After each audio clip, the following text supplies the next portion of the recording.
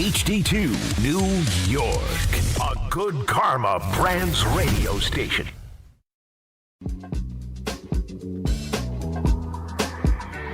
Got the number one pick in the NHL draft, but the men that can't seem to stump. Do something dumb, that's an observation. CLT make them need to run. That's Lawrence Taylor! Cut on every trash, CMT for short. Wonder if we best once you peep the score. Up at the crack of dawn, top stories of the morning. While you're yawning, grab your coffee, rise and shine with 8:80 a.m. This is Drop Time. We provide highlights from your favorite teams. Got Dave and Rick making plenty of picks. It's Rule 76.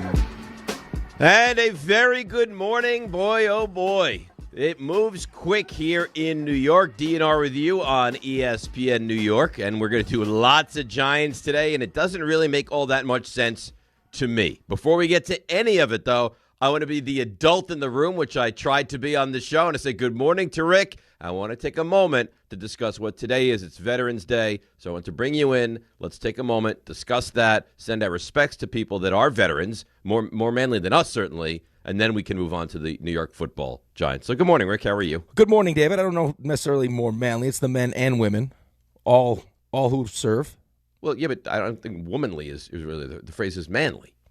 Well, yeah, but I don't know if it's necessarily a manly thing. It's just no, but I don't think manly is just men. I think manly is a phrase. Okay, whatever it is. Today's an important day. Yes, and we should take a minute today to make sure we recognize what it's all about and what it means, and to pay our respects and our gratitude. I mean, the list of words goes on and on for all the men and women that serve. Right, and it's been, not just this year, but years, and when we're at war and when we're not at war and when we're, being attacked in this country and not in this country. It's just, yes, you are the people that deserve the recognition and the admiration of us today and really every day. We don't do it every day. There's a couple days, right? Memorial Day is a big day to have this discussion.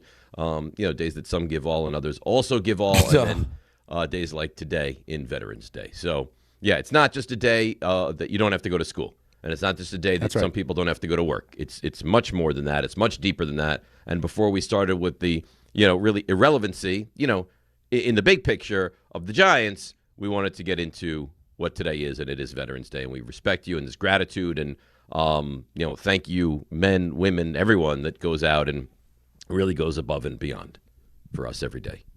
You think that Raymond would like to say a few things? I think we should probably keep him from doing that. Because I don't think it can get clunkier than what we just experienced over the last 2 minutes. So you guys handle it. You're good. I think we were great. Hey, spoken by the person that has one of the great sayings in the history of the show. Oh, it's the great. I think I may have just been one-upped. Maybe no. There's nothing going to be. Are that. you crazy? You ended the show with that. it. Well done. Bravo to you. The manly people out there. Hey, listen. No one said it's going to be perfect. All right, Raymond. You just shut your mouth, enjoy your stupid Eagles win. You should be disgusted with yourself. I'll be happy to sit here quietly and say nothing. By the way, how they won that game is beyond me. It's some interesting decisions late in that game. I mean, Nick Sirianni felt like he wanted the Packers to win that game.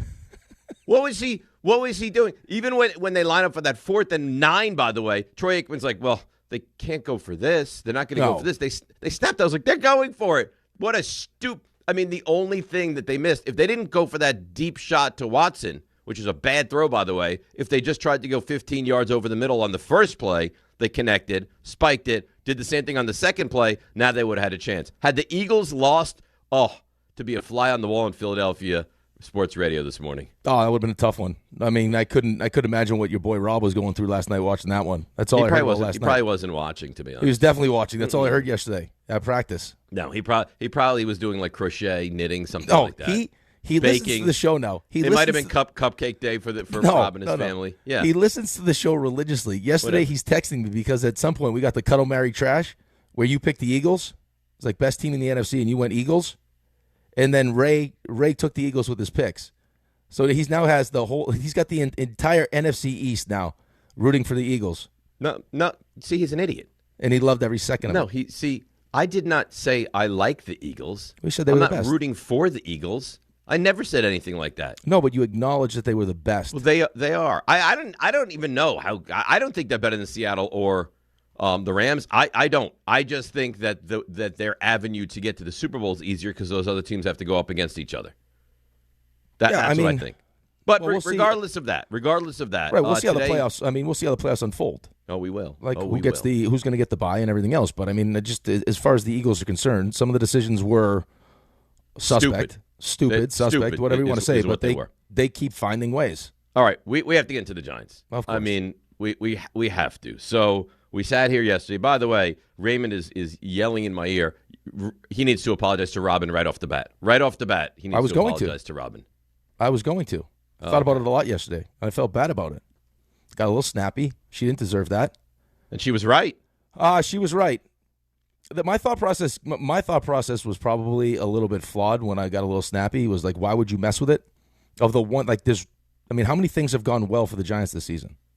Not a lot. Not a lot, right? I mean, it's the quarterback. So, I mean, I guess it's the scar tissue that's been built up as a Jets fan, like watching what happened to my team last year when they fired Saleh. And I don't think Saleh was a good coach either. But, I mean, the second Ulbrich took over, the wheels completely fell off on the defensive side of the ball. Defense was awful once Saleh got fired. And that's because Ulbrich was put in a position where he now had to be the head coach. And maybe he wanted to put some of his spin on the defense or whatever it was, but it didn't work out for them.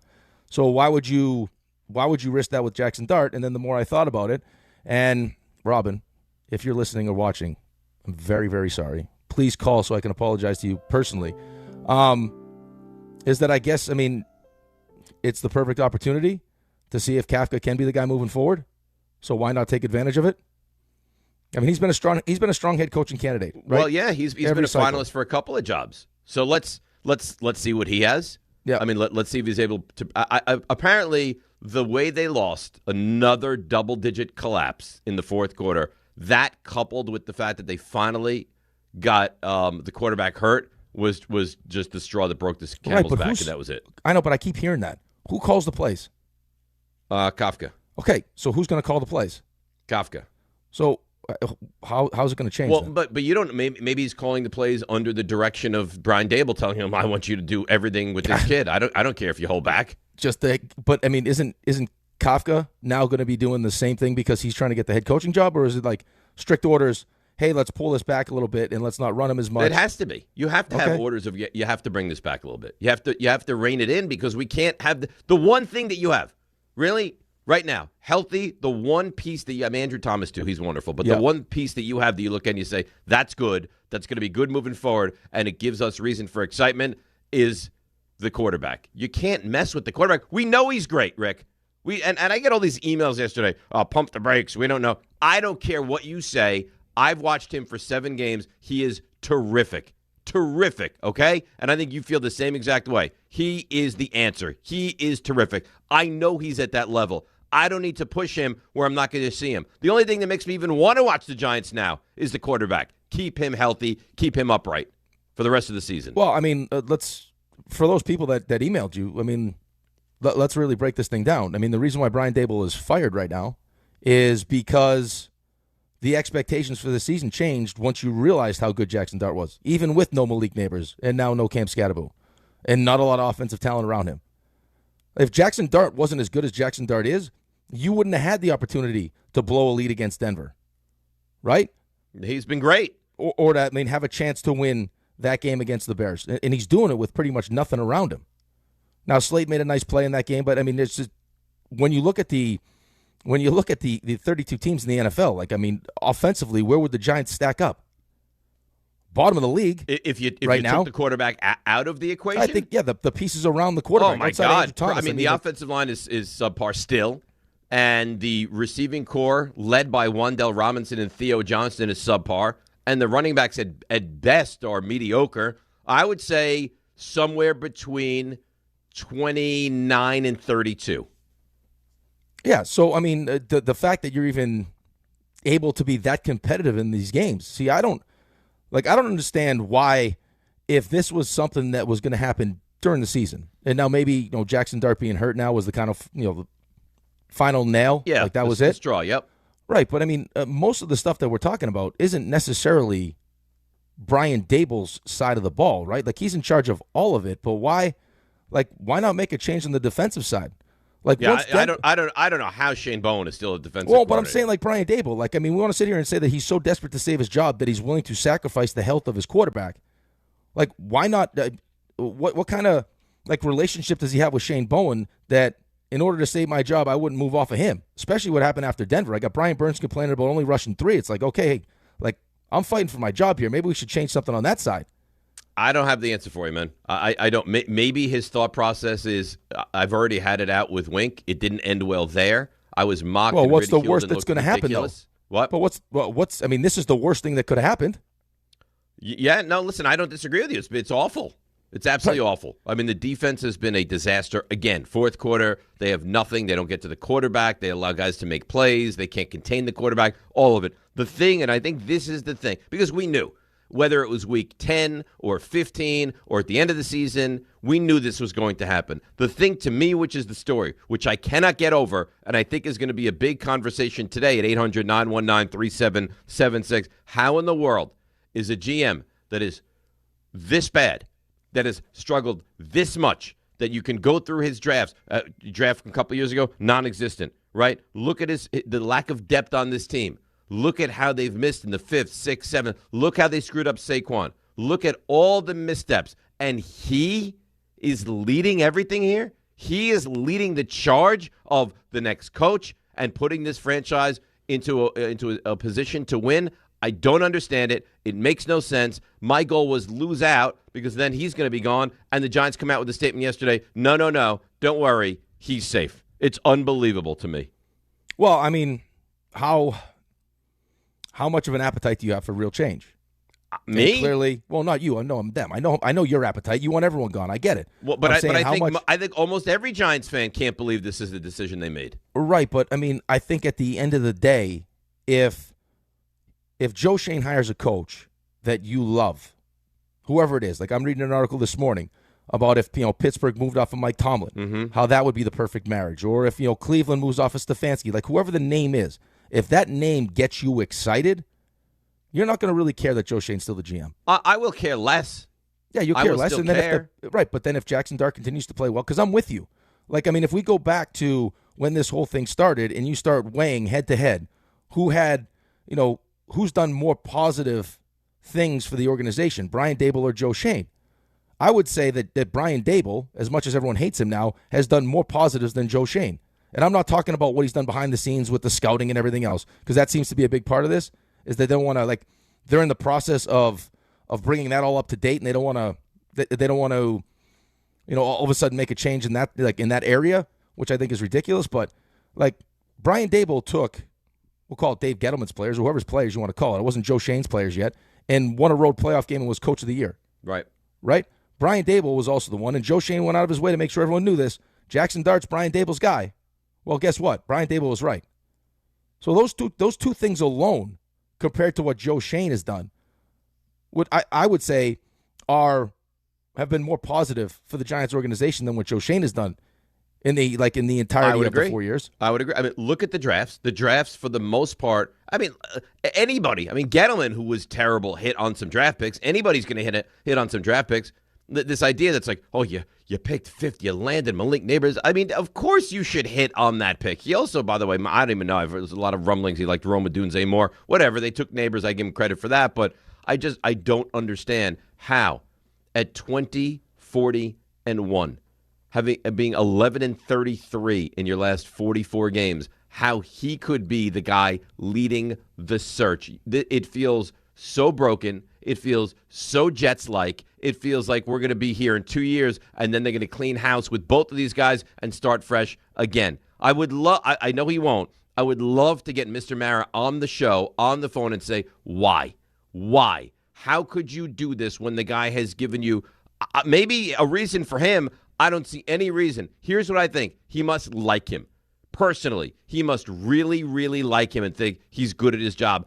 I just don't see it. And I would love for someone to explain it to me, how this guy deserves to run point on the next search. I think he must have him convinced that there's plenty of talent here to win. I mean, why else would you fire the head coach? But here's the thing. Losing Paulson Adebo should not send the season into a spiral. No. He's fine. He's fine. But you have no depth on this team. None. Well, that's what happens when you miss on Deonte Banks. Okay. But is that Brian Daboll's fault? No, I'm with you, man. Again, I'm fighting this battle for just to fight it, I guess, because I'm with you. I would have fired both of them at the end of last season. It has to be the stuff that's happening behind the scenes. It can't be. It can't be, his hit rate in the draft or the amount of depth that he's put on the field for the Giants. It can't be that. It has to be all the other stuff that we don't see that the ownership likes. And they're just the idea of like going through that again. Changing a coaching staff is not great, but it's much more doable than changing a whole front office. And they've been so behind the times with Dave Gettleman talking about, hey, we got a computer, we got computer folk. And all that. We're 4 years removed from being excited that we have a computer. Right. So, that's one of the things that he's done, and I guess that John Mara really really likes the process that they have and how they brought this thing all up to date, that he doesn't want to.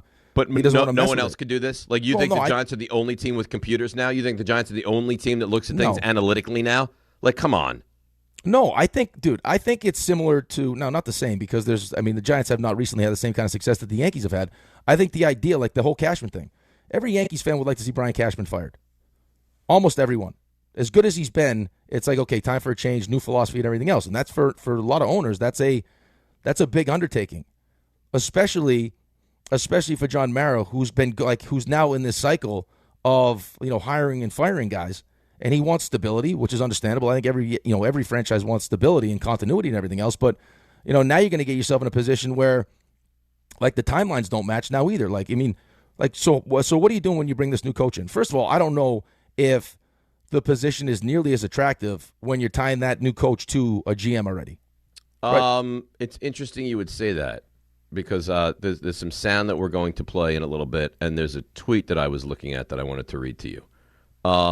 Connor, where is this now? Go ahead. You go ahead.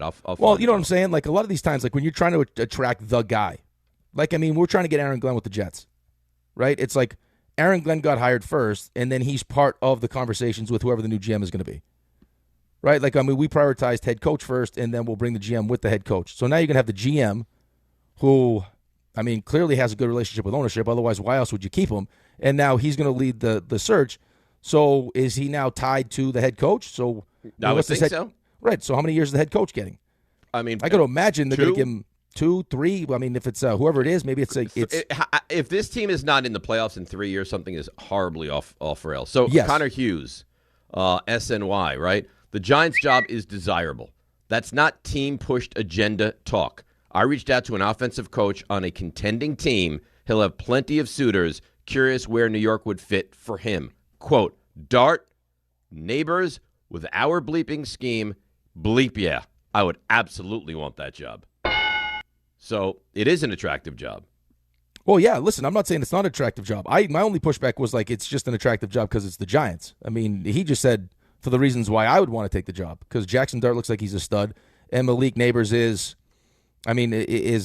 ridiculously talented. Is a stud. So, and I got Andrew Thomas at left tackle. So, those are all positive things. I'm just saying, usually, for a lot of these guys that you would like, the Jim Harbaughs of the world or someone like that, then I don't think that's available. We'll see what happens, at the end of the season, who gets fired and who stays. But, a lot of those guys want to have, they want to have some say as far as who the GM is going to be. Exactly right. But for them, for the Giants, it's, Joe Schoen, in the opinion of ownership, has done a good enough job to stay. Which, well, you know what? God bless him. Surprises me. I don't see, and I'm surprised that the final 7 games don't have any bearing on his job. But they come out with a big vote of confidence, and I guess he's going to be here and he's going to lead the search. And it makes no sense to me. It makes no sense to me. I had to go for a walk yesterday. It's freezing. It's raining. I took one of the dogs. I was like, let's go. I went for a walk. I needed to clear my thoughts. And as I was on this walk, it was before they announced that Shane was going to be back. And I'm listening to the K show, and he's like, Shane is going to be back. I'm like, what does he know? How does he know this? And then I saw the tweet that said, no, fully in on Joe Shane. He'll be back. And I couldn't believe it. I just couldn't believe it. It feels so, and I hate to say this because it's mean, so Jets-like, of you're making a decision based on what you're seeing and what no one else is really seeing. So here we go again. Well, I don't know how many times I have to tell you this, but you kind of are the Jets now. Mm-hmm. The scary part of this is that there's no track record now with your owner and making smart decisions at either spots, GM or coach. No. They couldn't get Tom Coughlin out of here quickly enough. They for years, not only when they finally moved on from him, from years before that. Oh, we got to move on from him. We got to get rid of him. We're winning only 8 games. We're 9-7. We deserve better. This is a talented team. You couldn't move on quickly enough from him. Since you got rid of him, you've been a train wreck of an organization. You've been to the playoffs once in 15 years, and that last Super Bowl feels like it's 40 years ago. You're in a very dark period. I'd say the darkest period, but we've lived through this before. The only thing that gives me any solace and any excitement right now is that I feel like they have the quarterback, which is a huge piece to the puzzle. But other than that, we're back to square one again. I mean, since you fired Tom Coughlin, you have the second worst record in the NFL. Yeah, I heard the number. It was like 54-103 or something? 53-104-1. Yeah, it's not good. It's incredible. Well, but see that, I mean, again, I'm with you. I've been with you since last year when we both thought they should have been fired, clean house and everything else. But, I mean, I said to you this a couple weeks ago. Silver lining in this, in the pain that you're going through right now, is that the coach who you wanted fired, who's now fired, did pound the table for Jackson Dart. Yeah. So you got that. His lasting moment is that he leaves you with the quarterback that you think is really, really good. Now they got to figure out how to use him more properly. But yes, you love him. What scares me, though, and you just said it, the reports at draft time when they drafted Malik Neighbors was that the GM liked Adunze and the head coach liked Malik Neighbors. Right. And they tried to trade up for Cam Ward, by the way. Right, but then you fast forward to this year's draft when you drafted Jackson Dart. It's like the GM couldn't help but tell everyone, "Hey, listen, I'm getting Brian Daboll's guy." Well, who was your guy then? You needed a quarterback, so who was your guy? I want to know who your guy was. They tried to move up, and the Titans were like, no way. So you benefited from that solely out of good fortune, solely out of the fact that the Titans were like, no, there is no way you are touching the number 1 pick. You can't do it. Could you imagine where they'd be right now? You'd have Cam Ward, who's I mean, maybe he'll be great. I don't know. At the moment, he's not Jackson Dart. I think we can agree with that. So you'd have Cam Ward. You wouldn't have Abdul Carter, who I know has not been statistically great, but it looks like he's going to be a pretty good player in this league. And you probably wouldn't have this coming season's number 1 draft pick. Right? Could you imagine that? No, I could not imagine that. I mean, the only reason why you have a smile on your face right now is because you have Jackson Dart. That's it. That's it. Sometimes you can't help, but to laugh at this whole thing. And that's kind of where I am right now. I guess my other big problem with this is we've come to a point now where it's so easy to fire, just to blame the coach for everything that goes wrong. And it's the easy thing to just fire the coach. Hey, new coach will fix it. It's like, yeah, I know the coach takes responsibility for, the results. At the end of the day, the losses are on Brian Daboll's record, right? Like he'll take the L's. But going back to some of these games and some of the leads that are blown, I know you're rushing 3 and dropping 8 and everything else, but at the end of the day, this Bears game, how many opportunities did you have to sack Caleb Williams? Probably 8. And you couldn't do it. There's once. just at some point you have to go out there and do what you're supposed to do. You have to go execute. Like the Broncos game. Hey, Drew Phillips, get your head around, man. Turn around, find the ball. There are so many, there are things that happen that it's okay, we'll just blame the coach. Well, the players also have to do their part in this too. Sure they do. But you can't get rid of the players. You can't get rid of all the players at one time. You can't. No, I know, but it's a lot of this has to be on the players. And you talked about the depth and maybe just not as much talent as as you should have after 4 years of the same regime. And it's well, that's Joe Schoen. Well, guess what? Joe Schoen's staying. That's right. And that's why, to me, I feel kind of half pregnant this morning. Yeah, I'm excited they moved on, but I knew they were going to move on from the coach. That wasn't the one that I was questioning. The one I was questioning, which is why I was rooting against them, was because I wanted the GM gone. And now the GM's going to stay. So now that effort is futile for the final 7 weeks of the season. So I don't know. I feel kind of despondent this morning. But I'm interested to hear how the Giants fans feel. 800-919-3776. We got CMT. We're reaching out. I know Raanan has been on a lot of other shows, but I'd like him on this show. So we're reaching out to Jordan. I texted with him a bunch yesterday. He gave me a list of names. Who are the names? Who are the guys? Does it have to be a guy that has experience? Does it have to be a guy that's an offensive mind? You tell me. 800-919-3776. We have a lot going on. It's DNR on a very busy, cold, by the way, Tuesday on ESPN New York. It's football season, and you should be out there enjoying every play, every tailgate, every moment. But if you're dealing with neck pain, back pain, joint pain, or sciatica, even getting off the couch can feel like a challenge. That's where Dr. Jay Shaw at Sandwell Pain comes in. He's one of New Jersey's top pain specialists, Ivy League trained, double board certified, and dedicated to getting you back in the game. Here's the difference. No surgery, no scars, no long recovery, no pain medication. Just precise, non-surgical, image-guided procedures that get real results. Dr. Shaw treats everything from neck pain, back pain, migraines, nerve pain, and chronic joint pain. And he builds a custom game plan that's right for you. Same day or next day appointments are available with offices in Woodbridge, Livingston, and Inglewood. And yes, most major insurances are accepted. So don't let pain keep you on the sidelines this season. Go to SandwellPain.com to call, text, or book online. Relief is closer than you think, and it starts today. Good Karma Brands is proud to be an equal opportunity employer, providing equal employment, development, and advancement opportunities to all teammates and applicants. To learn more about careers with us, please send an email to talentacquisition@goodkarmabrands.com. That's talentacquisition@goodkarmabrands.com. D'Agostino Law Bite Back. I'm injury attorney John Ryan D'Agostino, nicknamed The Closer, continuing D'Agostino and Associates' legacy of helping the injured for over 35 years. My father, John D'Agostino, built this injury firm to help accident victims. This is John D'Agostino, and this is a family firm. For us, it's about doing what's right and making sure somebody pays for your pain. Call us first at 1-800-BITE-BACK. That's 1-800-BITE-BACK. They call me The Closer because big or small, in court or out, I'm fighting to get the job done, to win, to get you every dollar you deserve. D'Agostino and Associates has offices throughout New York and New Jersey and will come to you. I've been there and I'll be there for you. Call us first at 1-800-BITE-BACK. 1-800-BITE-BACK. That's 1-800-248-3222.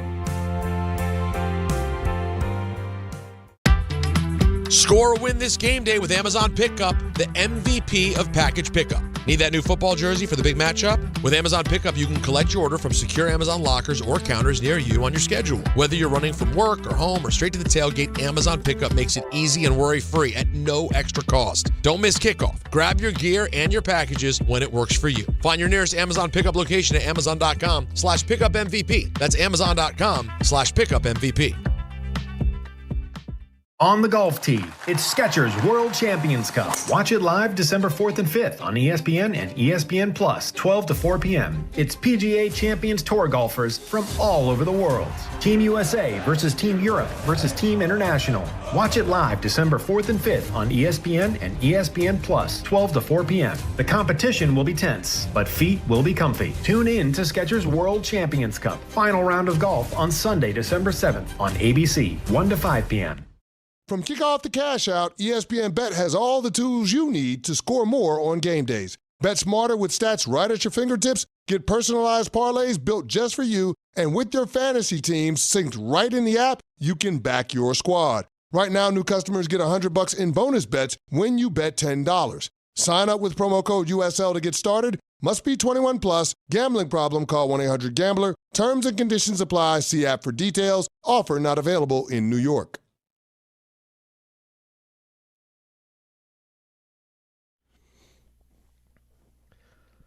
All right, bye-bye. I think most people are very excited that Brian Daboll is gone and don't really understand how Joe Schoen is still here. 800-919-3776. So you want to hear from the people or you want to hear from some sound? I think today's a day of the people, probably. Day of the people? I mean, Orlovsky says he doesn't understand why they did it now. Did you hear that? Oh, no. Yeah. I'd like to hear that before, because I'm sure Okay, so why don't we hear Orlovsky, and then we'll get to our friends on the phones, 800-919-3776. Here's Dan Orlovsky. Of course, we know him. He's here at ESPN. NFL analyst says, firing Daboll right now? That's a mistake. I'm of the belief this is a mistake by the New York Giants. It was clear that the quarterback and head coach had something going together, at least this production, performance, and hope. The fourth quarter leads are obviously something that you're sitting there and, killing yourself over. This team lost its best player. And then they lost probably their second or third best, certainly offensive weapon in Scadaboo. The fact that they had built these leads should warrant something. And the reality is this defense that's got a gajillion dollars or early draft picks had 10-point fourth quarter leads 4 different times this year, and they couldn't find ways to secure the lead either. And so as much as we want to sit there and say Daboll didn't get it done, a lot of the high-priced defensive talent didn't get it done as well. I think that Brian Daboll and Jackson Dart should have stayed together for at least another year. Oh, God. So he's of that mind? So I thought he just wanted them to stay together for the end of the year and then move on. He wanted to stay together? No, I don't understand that at all. Well, I mean, listen, he played quarterback in the NFL. Okay. So I think he recognizes what that relationship is. I think there's a lot of people on the other side of that think that Jackson Dart is so good that it's not going to matter, or that Brian Daboll wasn't good and Jackson Dart will benefit from someone that is. Like as good as Jackson Dart looks now, that maybe his ceiling will be higher with a different head coach. So, RJ, let me ask you a question. I'm actually not being a jerk, although you might think I am. The Steve Young sound says Daboll was not a gifted offensive mind? So he goes after Daboll? Is that accurate? It's not as vitriolic as you're making it sound, but yeah, if you listen to it, by the end, it'll catch your attention. Okay, so I just want to make sure that it was had the appropriate phraseology. So here's Steve Young saying Daboll was not a gifted offensive mind from the K Show. To me, when Brian Daboll came on, the Giants were a mess. They'd lost their way, I think, organizationally, who they were, their identity, the things that made the Giants, kept them have a sense of purpose and clarity. And I mean, the Giants were a mess.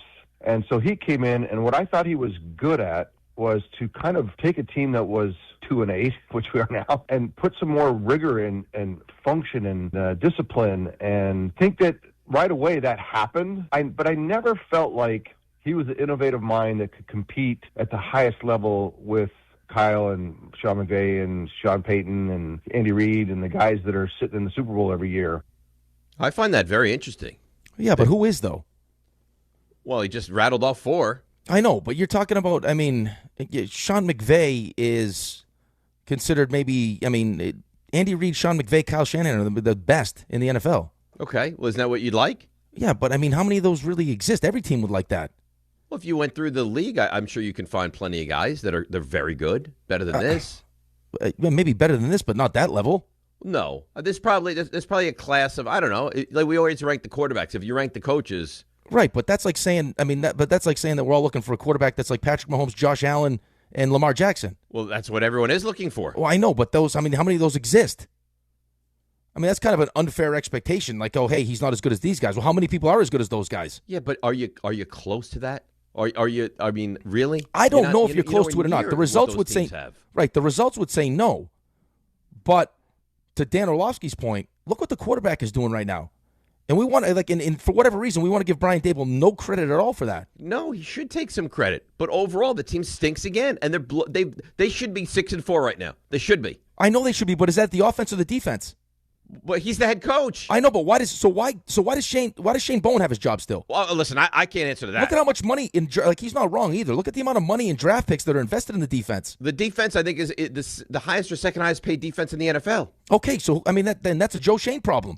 But I'm not arguing that. I can't believe Joe Schoen is back in to make this decision all over again. The only good thing you have going for you right now is the quarterback. That's right. I have a quarterback that I'm thrilled about. I have a left tackle that is awesome.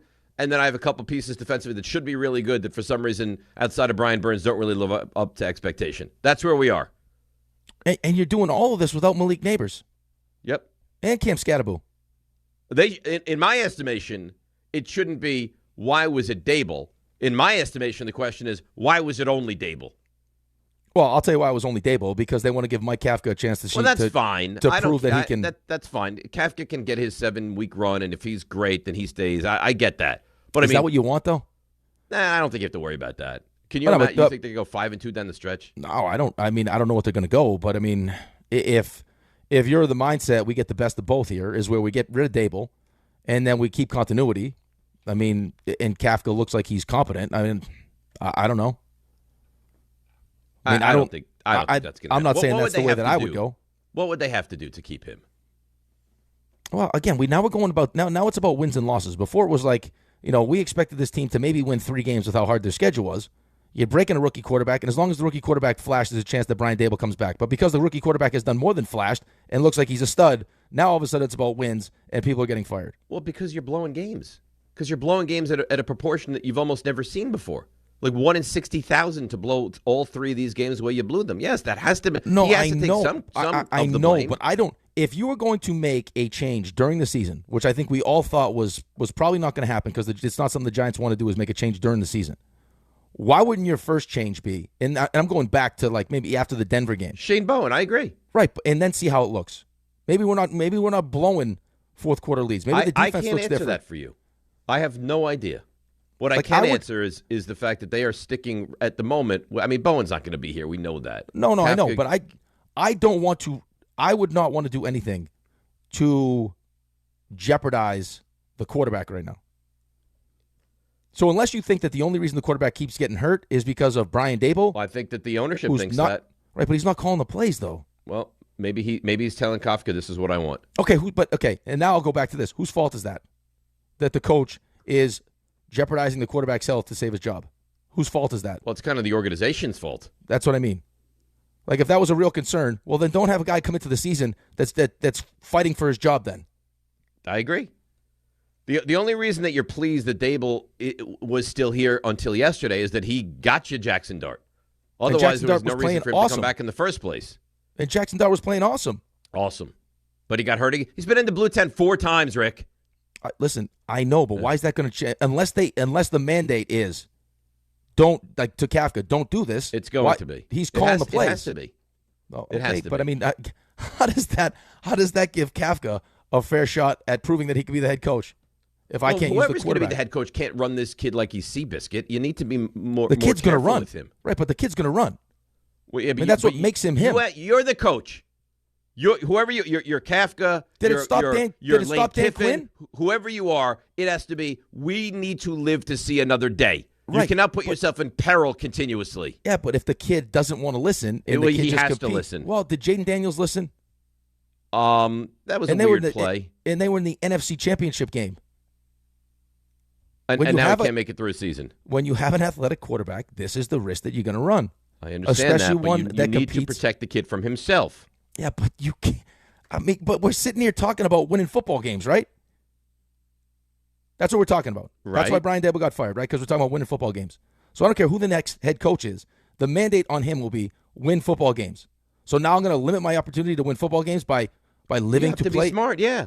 Yeah, if I it think means that that's you can't allow the unrealistic. kid to run like a crazy man, you're running out of bounds and you're at the sideline. No, you don't. You don't put your head into the defender. I think it's You run unrealistic. out of bounds. I think it's unrealistic. I think it's just I think there's a level like I don't think it's unrealistic. I think I a think it's good head unrealistic. I coach think can that- make him not do that. Do you think that Jim Harbaugh is a good head coach?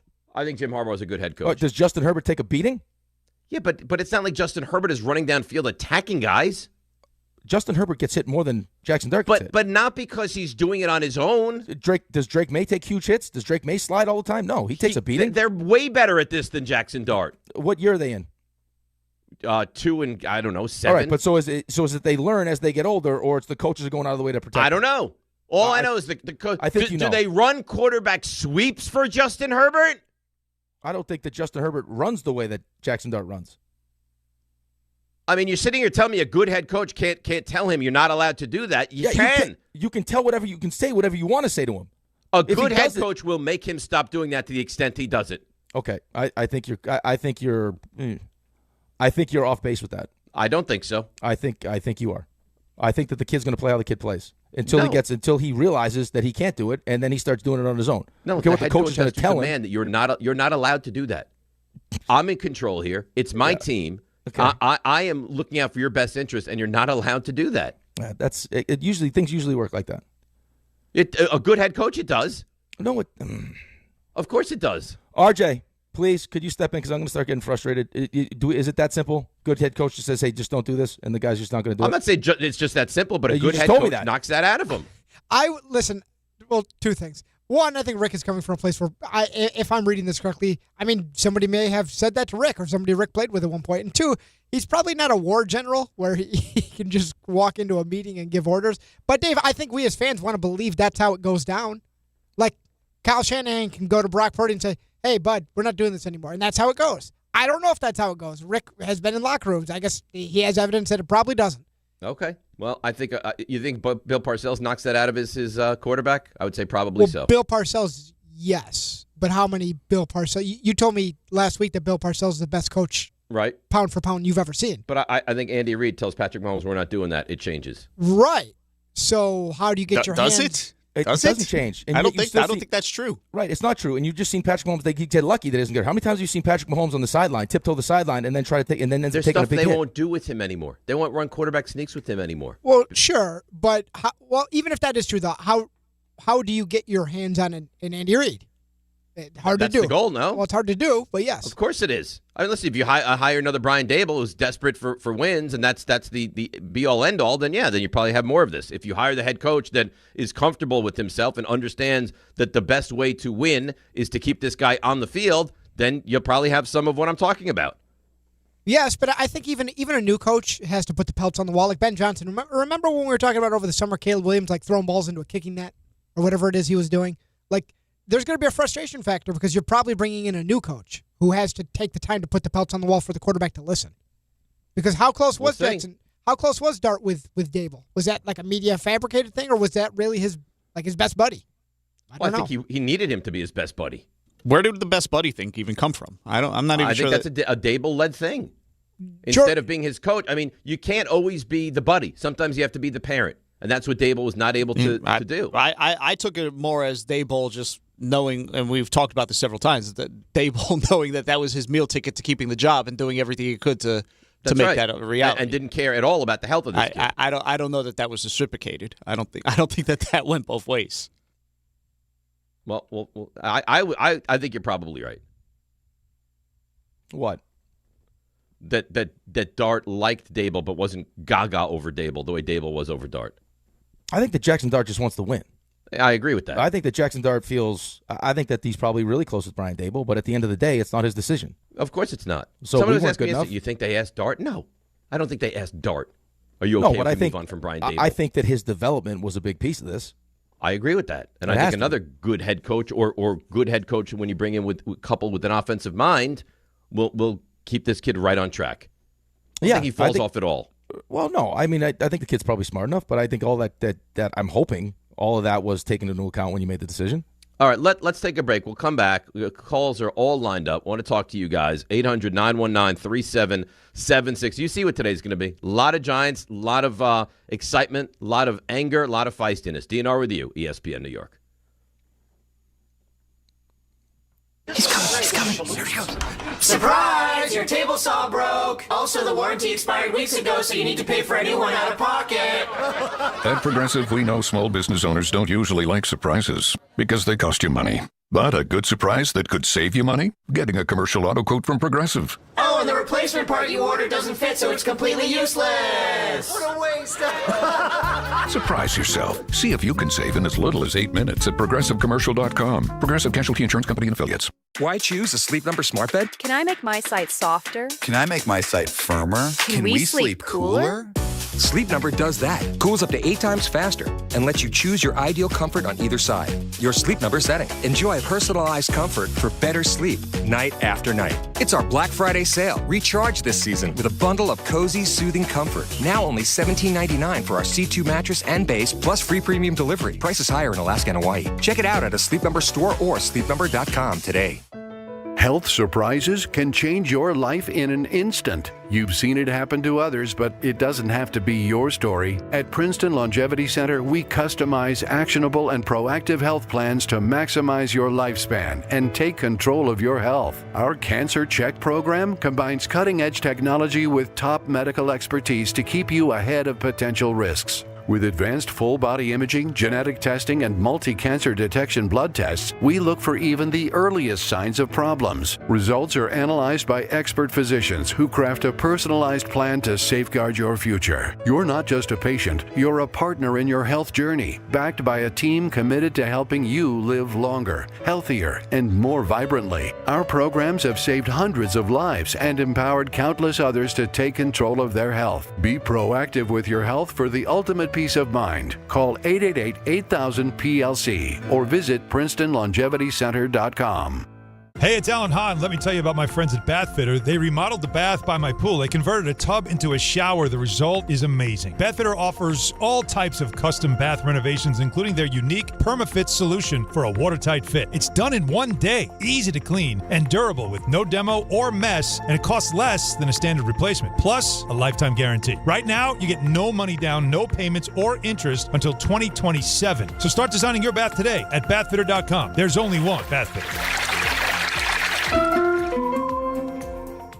Clinton Yates here. The holidays are upon us, and so are the savings at Total Wine & More. Discover thousands of wines, spirits, and beers like my favorite, IPAs, perfect for every celebration and every budget. From bold reds to sparklers, you'll find the perfect wines to raise a glass this season. With the lowest prices for over 30 years, you'll always find what you love and love what you find only at Total Wine & More. Curbside pickup and delivery available in most areas. See TotalWine.com for details. Spirits not sold in Virginia and North Carolina. Drink responsibly. Be 21. Your ambition just met its match with Robinhood. Trade stocks and ETFs, options, futures, and crypto all on one platform. Get started today at Robinhood.com/yourmoney. Your money, your move. All investments involve risk, including loss of principal. Options, futures, and crypto trading carry significant risk and may not suit all investors. Securities offered through Robinhood Financial LLC, member SIPC. Futures trading is offered by Robinhood Derivatives LLC, not FDIC or SIPC protected. Crypto offered through Robinhood Crypto LLC, NMLS ID 1702840, not FDIC or SIPC protected. Portfolio management offered by Robinhood Strategies, an SEC registered advisor. Hey, it's Reese Davis. Let's be honest, you can't keep an eye on everything unless you've got Blink Outdoor 4 cameras. While you're focused on the game, Blink's keeping an eye on your home. With up to 2-year battery life and with Sync Module XR, you can cover more space without constant maintenance. No wires, no worries. Blink helps keep an eye on what matters most. Get Blink today at the Home Depot. How doers get more done. This holiday season, Target has your back with irresistibly cool gifts for everyone on your list. For the trendsetter, start with affordable beauty kits and gift sets. Need something the whole fam will love?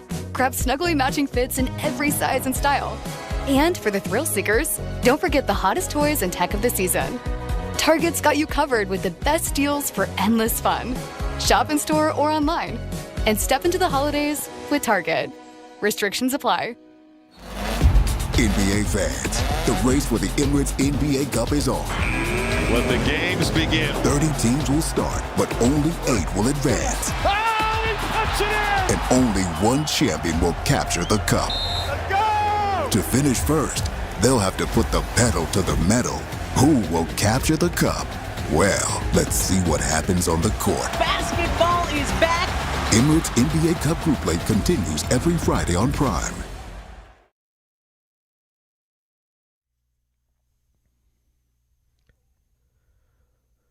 All right, DNR review, ESPN New York. So RJ's reached out to Raanan, no response back. I'm jumping in here. I'm going to text Jordan as well.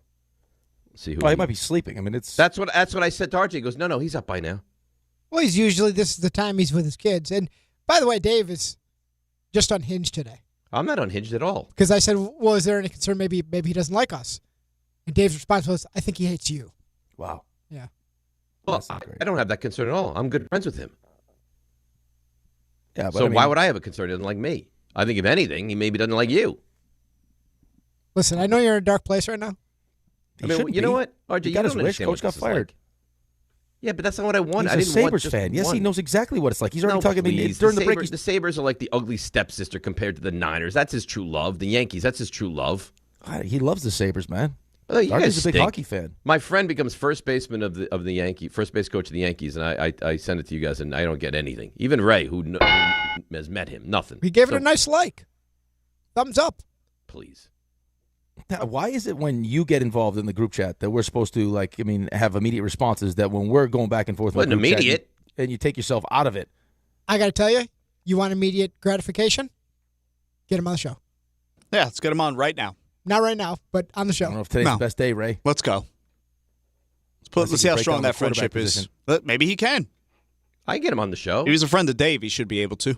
To what? Break down the quarterback position. Oh, he's a big Giants fan. Big Rangers fan, too. I don't need any Rangers fans on the show today. Why? Because Rangers scored some goals at home last night. Finally scored at home. Islanders with a nice win, too, last night. Yeah, it looked like we were going to blow it, but we got it done. Well, good for you. Can I tell you about something before we get to the calls? Only if it's Bathfitter. Well, you know what? You're in luck, my friend. I want to tell you about my friends at Bathfitter. Now, Bathfitter offers all types of custom bath renovations, including their unique PermaFit solution. That's a watertight fit. All right, that's for starters. There's no money down, so if you don't have money right now, you're fine. There's no payments, and there's no interest for 18 months. You have a baby. You have 2 babies in that time, right? So that is no interest until April of 2027, and you can check out Bathfitter's Permanent Fit solution. It's durable. It's easy to clean. There's no demolition. There's no mess. Take advantage of the biggest sale of the year. Right now, you can save up to a lot of money. $800 on a complete Bathfitter system. See their website or call for details, however you like to say it, on this Black Friday savings. You can trust the Bathfitter team just like I did. So here's what you do. You start designing your bath today at bathfitter.com. That's how we did it, because there's only one Bathfitter. And it's just that simple. All right, 800-919-3776. Let's go right down the line here. Start with our guy Marv in the Bronx. Marv, good morning. Lead us off on ESPN New York. Good morning, guys. Good morning, Dave, and good morning, Rick. You're the only guys I would wake up on Veterans Day this early. I did it for 26 years to speak to. And I would shout out to my fellow veterans and everybody that's ever served. But here's the thing. The firing of the Giants coach, wrong time. Should have waited to the end of the season. And I understand where you're coming from, Dave, because when I first saw Jackson Dart, I said, hey, I told my wife, this is the future right here. Yep. But there were also some incidents. I'm still getting over the Denver game. It took me. I'm still when he threw that interception and Denver started coming back, I started getting a dark feeling and a down feeling. I said, this is going to be another one of those seasons. But like you said, man, hey, let's see what's going to happen. I think they should have waited to the end of the season, and that's all I'm going to say. I'm going to wish you guys the best, and I love you guys, and just because you don't hear from me, you're the best out there. Well, thanks, Marvin. We certainly appreciate you every day, and even more so on Veterans Day. But so what? So you moved on from him now. Like, let's wait to the end of the season. What's the difference? If you want to see what Kafka's able to do, then you have to try to see what he's able to do now. He's not going to give him next season. Well, no, I think that's the biggest piece of this, and that's probably what I didn't take into account yesterday when I got a little snappy. Is that, they must believe that he's a real candidate, and they want to give him an opportunity. Well, he's a smart offensive mind, and he's been coveted around the league, right? Like he's going to be a head coach at some point. It feels like it, yeah. So, if there's the real thought that he has a chance to get this job, and you can continue with some level of continuity with Jackson Dart, right? Like he's the one calling the plays. He's the one in Jackson Dart's ear. So, if during the course of the season here, as we finish off, he shows enough to believe that he could be the guy, then, I guess then it'll make it worth it. But, at the very least, listen, Brian Daboll was going to be fired. So right. Whether it was yesterday or 3 weeks from now or at the end of the season, he was gone. Right. So if we got a guy in-house that we think has the ability to be a head coach, why not give him a chance now? Right, because otherwise you couldn't. Right, you're just a wasted opportunity. It'd be a wasted opportunity. All right, I'll let you take this one. Robin in Dobbs Ferry. Robin, good morning. How you doing? Good morning, guys. Good morning. Rick, I know you want to apologize, but honestly, it's not necessary. If you want to say it, I accept it. But really, it isn't necessary. We're a family. I love you guys, so it's not an issue, honestly. Robin, I don't only want to say sorry.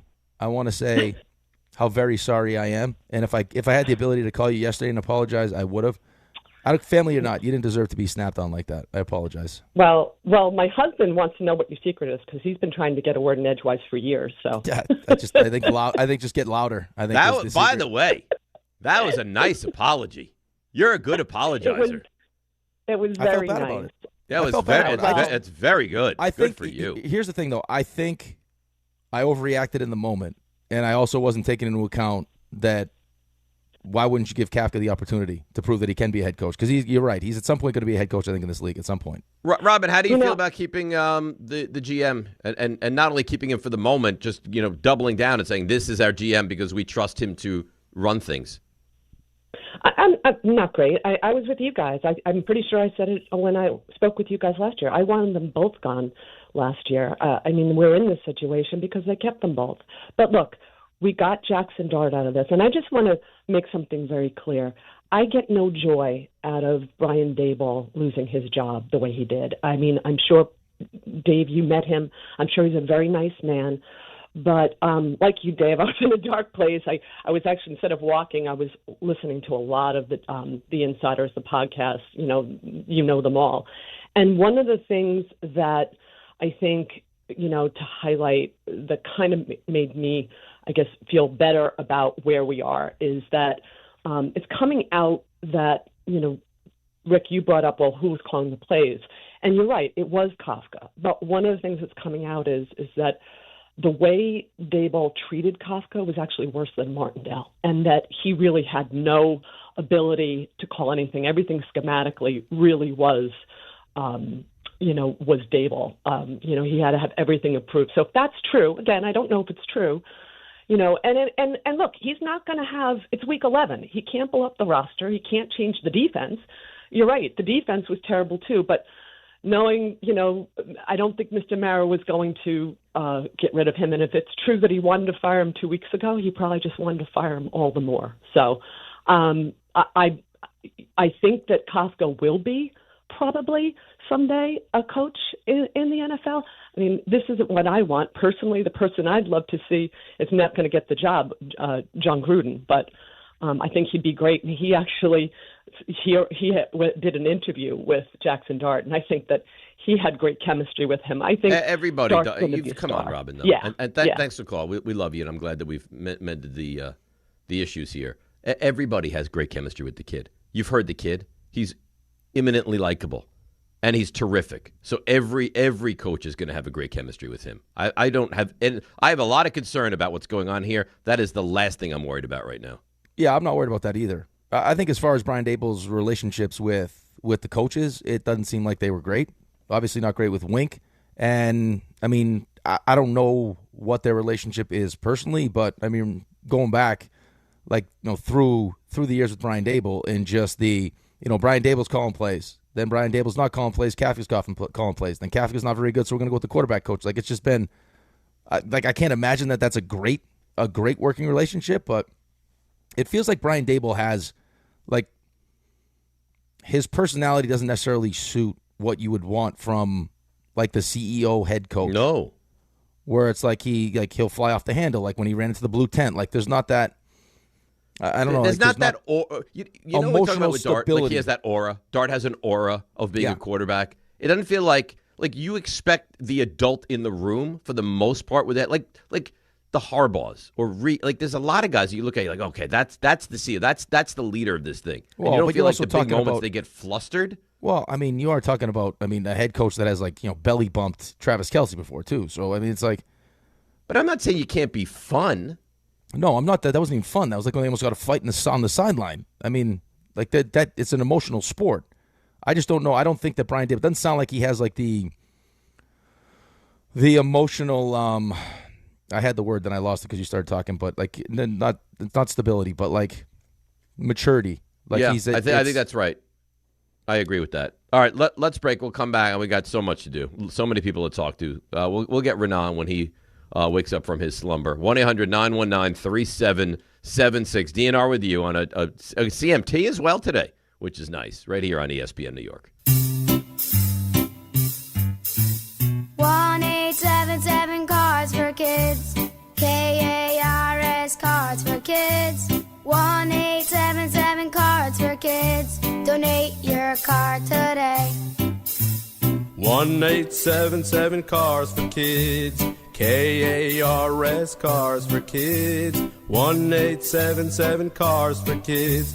Donate your car today. Ready to get rid of that old car? Donate it to Cars for Kids. Call 1-877-CARS-FOR-KIDS to reach a friendly live agent. Donation's super easy, and your car can be picked up as soon as tomorrow. Call us now, 1-877-CARS-FOR-KIDS. That's Cars with a K to donate your car today. 1-877-CARS-FOR-KIDS. Donate your car today. Did you know you can donate real estate too? Go to carsforkids.org. That's carsforkids.org.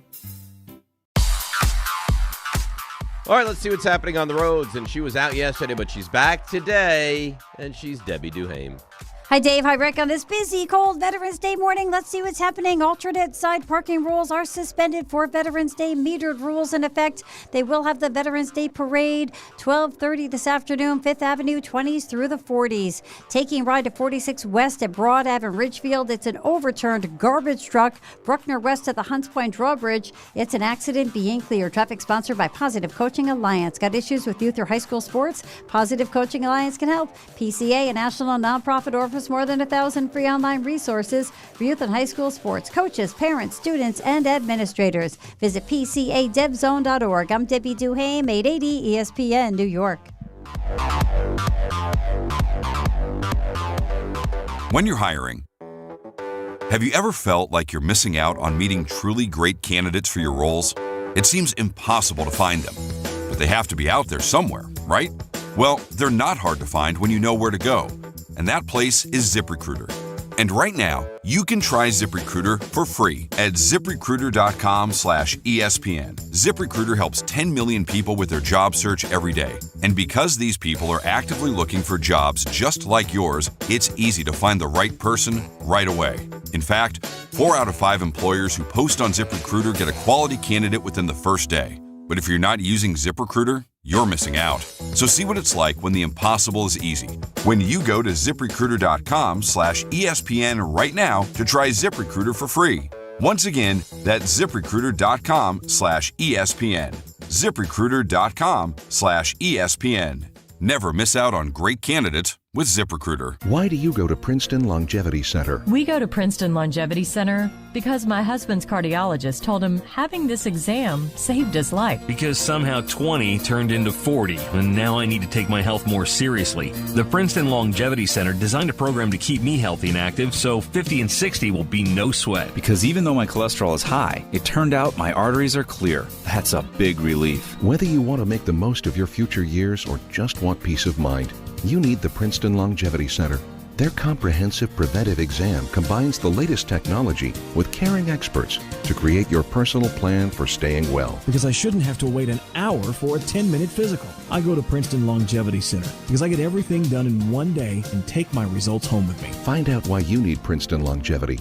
Call 888-8000-PLC or go to PrincetonLongevityCenter.com. Call 888-8000-PLC. That's 888-8000-PLC. There's nothing like when you get that part from eBay and it just fits.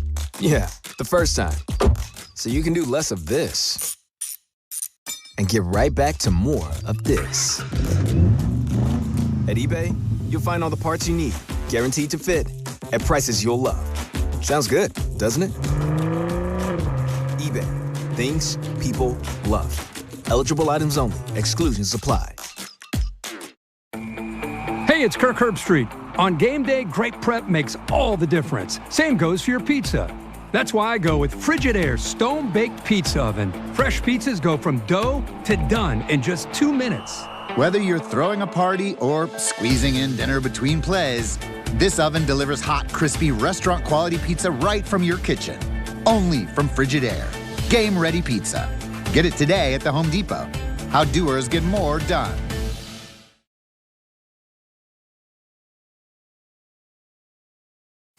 Hey, this is Mika Zibanejad. Hey, this is Adam Fox. Catch every Rangers game right here on 880 ESPN. WHSQ and WCBS-FM HD2, New York.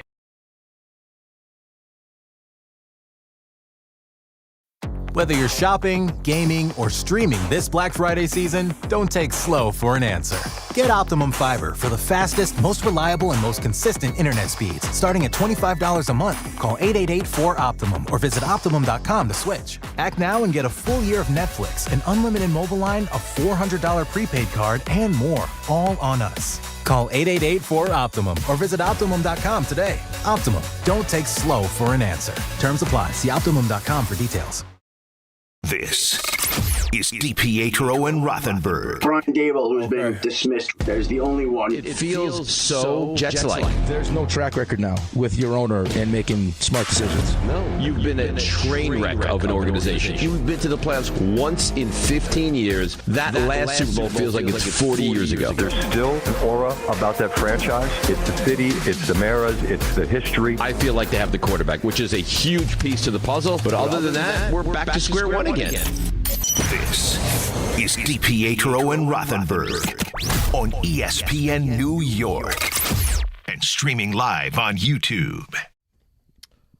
All right, the big 7 o'clock hour, CMT coming up in about 45 minutes. The thing that I just can't get over, and yeah, you're excited about moving on from the coach because you think that he stood in the way of wins this year. But do you think the GM did a good job? Like, what I don't understand is how could the decision makers, the Maras and the Tisches, look at this thing and say, you know what, he did a really good job, and he needs to come back, and he needs to lead the search for the next head coach. Explain that to me, please. I can't explain it to you. I mean, maybe if we get Jordan on, he can explain it. I think it has more to do with what's happening behind the scenes than it does with the actual talent on the field. I mean, look at the amount of money and draft picks that he's sunk into the defense. How's the defense look? Good? No, it looks terrible. Right. It was supposed to be a strength of the team. The later the game, the more it crumbles. Right. Which is, I mean, ultimately what costs Brian Daboll his job. Correct. I mean, I can't explain it. I'm telling you. I think it must be it's behind the scenes stuff, and it's just not having the appetite to go through a complete overhaul. I guess. You know how fickle this game is? That he's this close from getting a new contract. Giants beat the Cowboys, beat the Broncos, beat the Bears. You're 5-5 right now. Yeah. The way Jackson Dart has looked, you would be singing his praises, and we would be talking about Brian Daboll back for years with the Giants.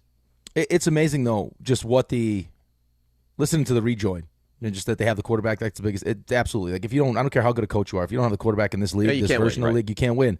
But it's like just how right he was with Jackson Dart, how he handled Jackson Dart. Now, I'm not going to be one of those people because it seems like now we're all just Brian Daboll stinks, so we're not going to give him credit for anything. But like the decision to start him when he started him, right? Like, I mean, a lot of people thought, hey, Jackson Dart, let's relax, right? Like, I mean, you got a plan in place. Let's wait. Let's not rush into this thing. And Brian Daboll is the one like, no, kid's ready. Mm-hmm. Guess what? He was right. The kid's ready. But because the kid has been so good, like we're sitting here talking about games that you lost that you should have won. When like we sat here before the season started and looking at the talent, I mean, it was the 31st ranked offense in the NFL last season, and all you changed was the quarterback and expected it to work. And against Dallas, it worked with Russell Wilson. You still lost that game. And lost the best receiver you have. And now, but now on top of that, you lost the best receiver you had. You lost Cam Scatterbo, who was your second best offensive weapon. And still, your quarterback is good enough that you put yourself in position to win these games. So expectations have now changed where we're going to hold Brian Daboll accountable for games he should have won. When before the season we were talking about, look at the schedule, man. I mean, this team's not very good. Yeah, but when you have 99% chance to win a game and you don't. No, right.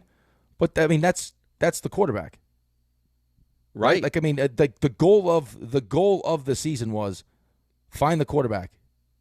Is Jackson Dart the guy? Jackson Dart is so much the guy that he completely changed the expectations for this team, put them in positions to win, and you blew those games, so now the coach is fired. That's right. Scott Van Pelt was on the K Show yesterday. He was asked the question, are the Giants still a desirable job? The one thing that you'll have on your side in New York that other organizations won't is there's still an aura about that franchise. It's the city, it's the Maras, it's the history. I think that they'll be able to attract someone great, but they need to kind of assess what direction they want to go entirely as an organization, and this is a chance to hit that button. So this is what I try to tell you guys. And you yell at me.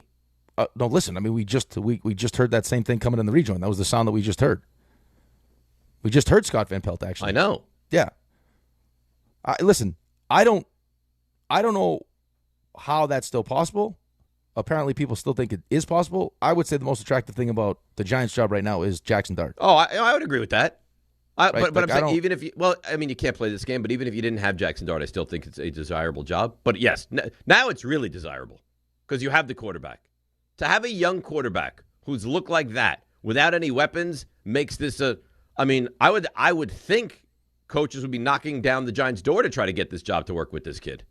Yeah, no, but I think I just don't know if you didn't have Jackson Dart, you had the GM coming back. Ugh. You're coming off of, I mean, I don't know how many wins you're going to have this season. Like, is it still that desirable? Like, if I had an option of a team that has the quarterback, would I be like, you know what, you keep that job. This is the Giants. I think it means something. I don't know that you have guys knocking down the door, but I still think it means something. Because, I mean, before you had the quarterback, it's not like you had a bunch of coaches knocking down your door to get the job anyway. Because you haven't had a good coach yet. And you know what I've heard a lot of, and I don't want any part of this, and I can't even believe this is a discussion we have to have? Bill Belichick. I heard the afternoon show talking about it yesterday, as if this is just some kind of think about that. Great idea. I mean, he's got the ties to the Giants. He's a circus right now. It's not been a great year for him. It could not have gone worse at Chapel Hill. It's a disaster. It feels like he's kind of figuring it out a little bit here. Because you beat Syracuse with a backup quarterback? They righted the ship a little bit. I mean, listen, they've gotten some wins, yes. But, I mean, that whole, whatever her name is, Jordan or whatever you call her, that's not playing well down in Chapel Hill. Could you imagine what would happen here in New York with that? No, that's not going to fly here. But I can understand why it would be a name that people brought up. Well, I understand the discussion. I just, if that's where they're going to turn, that seems like it would be a disaster. Right, but that also depends. I mean, Joe Shane's staying, right? So, I mean, the one thing that you would say about Bill Belichick, as good a coach as he is, that, you don't necessarily want him being the guy that's picking all the players, right? That hasn't been one of the things he's done. Nope. Done really well. And then who would he bring in to be the offensive coordinator? Right? I mean, that's an important piece of this also. A huge piece. I mean, if you don't have the good offensive coordinator with this next regime, you're not going to have anything. You need to develop this kid and keep coming along and make it look better than it's looked, because I think it can. Yeah, well, I mean, I think it naturally will once you get Malik Neighbors back and you have some more talent around the kid. It should look better. Exactly. The fact that he's doing it with what he has is pretty remarkable. Is the real with Theo Johnson and Bellinger and Little Jordan Humphrey wasn't even active, and Olszewski and Wan'Dale Robinson and a banged up Darius Slayton, that we're sitting here talking about how good he is. A testament to him and how good he is. Yeah, right. I mean, testament to him, testament to how he's been handled. Right? We keep just glancing over that part. Like that. Just, I mean, Jackson Dart was just going to naturally be this good. No, Daboll gets credit. Kafka gets credit. How many people thought that Jackson Dart was going to be this good? Nobody. Right. I mean, otherwise he wouldn't have been drafted where he was drafted. Nobody. Because if anybody thought he was going to be this good, he wouldn't have been drafted 25th. Exactly right. You don't think that the Jets right now are thinking, like, how in the world did we let this kid go right by us? Right by us. We would have screwed it up. I don't know. We would have found a way to screw it up. I don't know. He looks like he's pretty special. Yeah, he is special. But, I mean, how does Sam Darnold look now? Pretty good? Yes, but I don't think that they're the same. Oh, I don't think they're the same either. I just think that, I think there are certain quarterbacks. Now, maybe Jackson Dart is just one of those guys. Doesn't matter where you put him or who you put him with. That's what it kind of feels like to me. Well, maybe that's the case. Hopefully, for your sake, that's the case. But, and now the real work starts. Like, this was the easy part. Firing Brian Daboll was the easy part. Yeah, making a fire, anybody can do that. It's right. Hiring the right guy. And what are the names you've heard? You've heard, an interesting one I've heard is Marcus Freeman, head coach from Notre Dame. Yeah, I don't know if I want to go down the college coach route. Jesse Minter, I've heard. I've heard Minter. Kubiak, I've heard. I've heard Kubiak. I've heard Minter. I've heard. See, I think if Stefanski gets fired, that would be a name at the top of my list. If the Ravens don't wind up being a playoff team, is John Harbaugh open for business here? You think they might move on from him? I don't know. What about Sean McDermott? Who knows? I think that's interesting. That? Zach Taylor in Cincinnati. If they decide to move on, I don't want him. No, I'm just saying. I'm giving you names. Yeah, no, I understand. What's another name I heard? Cliff Kingsbury. Yeah, I think would that's be another an interesting one. That's it. Kingsbury, Kubiak, very interesting. Both of those guys. I mean, this is the hard part. How about because, Joe Brady? Because he's got the relationship via the Bills. Right, but now you're going again with another coordinator. Right. So do you need, would you, or not need, do you prefer a head coach that has coaching experience? Yeah, I would prefer that. I wouldn't let it stand in my way. I mean, if I go through the process and I feel like, Joe Brady, whoever the coordinator is, has what it takes, can be what Brian Daboll wasn't, which is kind of like the CEO of the franchise that can hold guys accountable, can have great working relationships with his other coaches, which it sounds like Brian Daboll didn't necessarily have. No. Which, ultimately leads to his downfall because Wink did a much better job than Shane Bowen did. Well, Shane Bowen was bad. Wink was really good. Wink has always been really good, and then Wink couldn't get out of here quickly enough. Yeah, I think that the probably the bigger question would be: Are you more likely to lean offensive instead of defensive, or does that matter? I don't know that it matters if you hire the right offensive coordinator. Because I've heard a lot of people going nuts about you have to hire an offensive-minded head coach, which I'm not opposed to, but I don't think that's the only thing that I would do. No, I don't think you narrow the search just because it's got to be one side of the ball. But I will say, I think the benefit of having an offensive-minded head coach, even if he's probably going to want to call the plays, but even if he's not calling the plays, at least his expertise is on that side of the ball. So if the offense does struggle, he can fix it. That he can get involved. Yeah, right. That's fair. But I mean, listen, again, we talk about you want to try to be what team now? Like you want to follow in the footsteps of New England. Well, New England hired Mike Vrabel, who's got experience but is not an offensive-minded coach, and they hired an offensive coordinator who's terrific. So I could get around something like that. No, I could absolutely. But then, you're also talking about, hell, I wanted him. But, that's a guy who's had success as a head coach. Right. John's chiming in. He says Lane Kiffin should be on the list. Lane Kiffin should be on the list. Yes. Yeah, I think Lane Kiffin was on the list. Yep. Absolutely. I think when we just went through it, we didn't. John Gruden's an interesting name, too. I don't know. With the whole, everything surrounding John Gruden, I agree. How interested John Mara would be in that. You're right. The Giants are typically not a team that's willing to, roll the dice on the aggressive side when guys have, issues. So I would say probably not, but I would do my due diligence with it. I will tell you this. John Gruden on TV, John Gruden on the stuff he's doing with Barstool, they did the YouTube golf. They did some type, what was it called? Some invitational they did, but John Gruden was on one of the teams. And one of the guys on the team slept through his tee time. So everyone on that team hated him because how the tournament worked was half, two teams, one entire team would be eliminated and not be able, and that was $1.7 million up for grabs. So that one team, all the players would be eliminated if they lost the first portion of the tournament. And their best player overslept a 9:30 a.m. tee time. 9:30? 9:30. So everyone on the team hated this guy. So they had John Gruden give this speech to bring the team back together. I got to tell you, man, it was good. If this is any taste of what you get from John Gruden in a locker room, it was like, oh, my God. This guy. Well, I think he's an ultra-intense guy, yes. I would run through a wall for this dude. All right. Another guy that Jordan keeps mentioning, I got an email on this, and he actually texted me this last night, Antonio Pierce.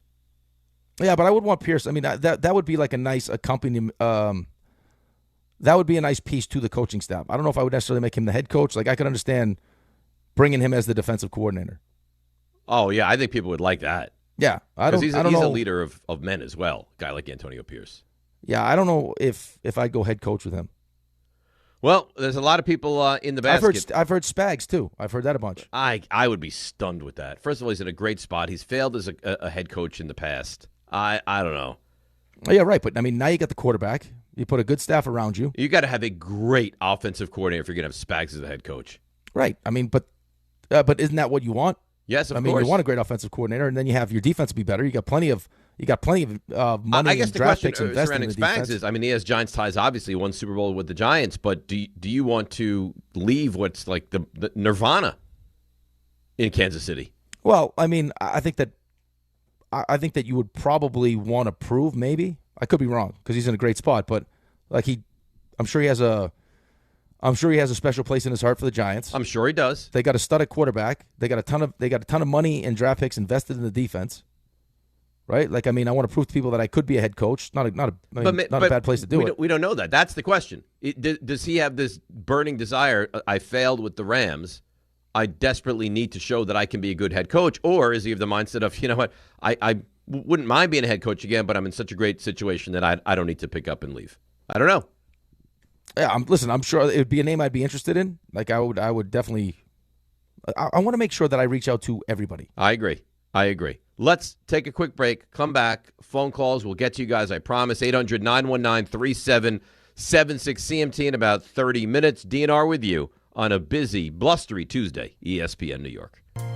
D'Agostino & Associates is a legacy firm, and I'm proud to be a part of that legacy. I'm Jenna D'Agostino, and like my father, I fight to get justice for the injured. The hustle and grit of these streets shaped me. I'm John D'Agostino, and from the concrete to the courtroom, I built this injury firm 35 years ago to get accident victims justice. So call my team first, 1-800-BITE-BACK. That's 1-800-248-3222. You want justice? Think Jenna D'Agostino. Think D'Agostino & Associates. Justice isn't just a word. For us, it's a way of life. It's having compassion for your struggle and getting you paid for your pain. Now that's justice. D'Agostino & Associates means being there for the injured.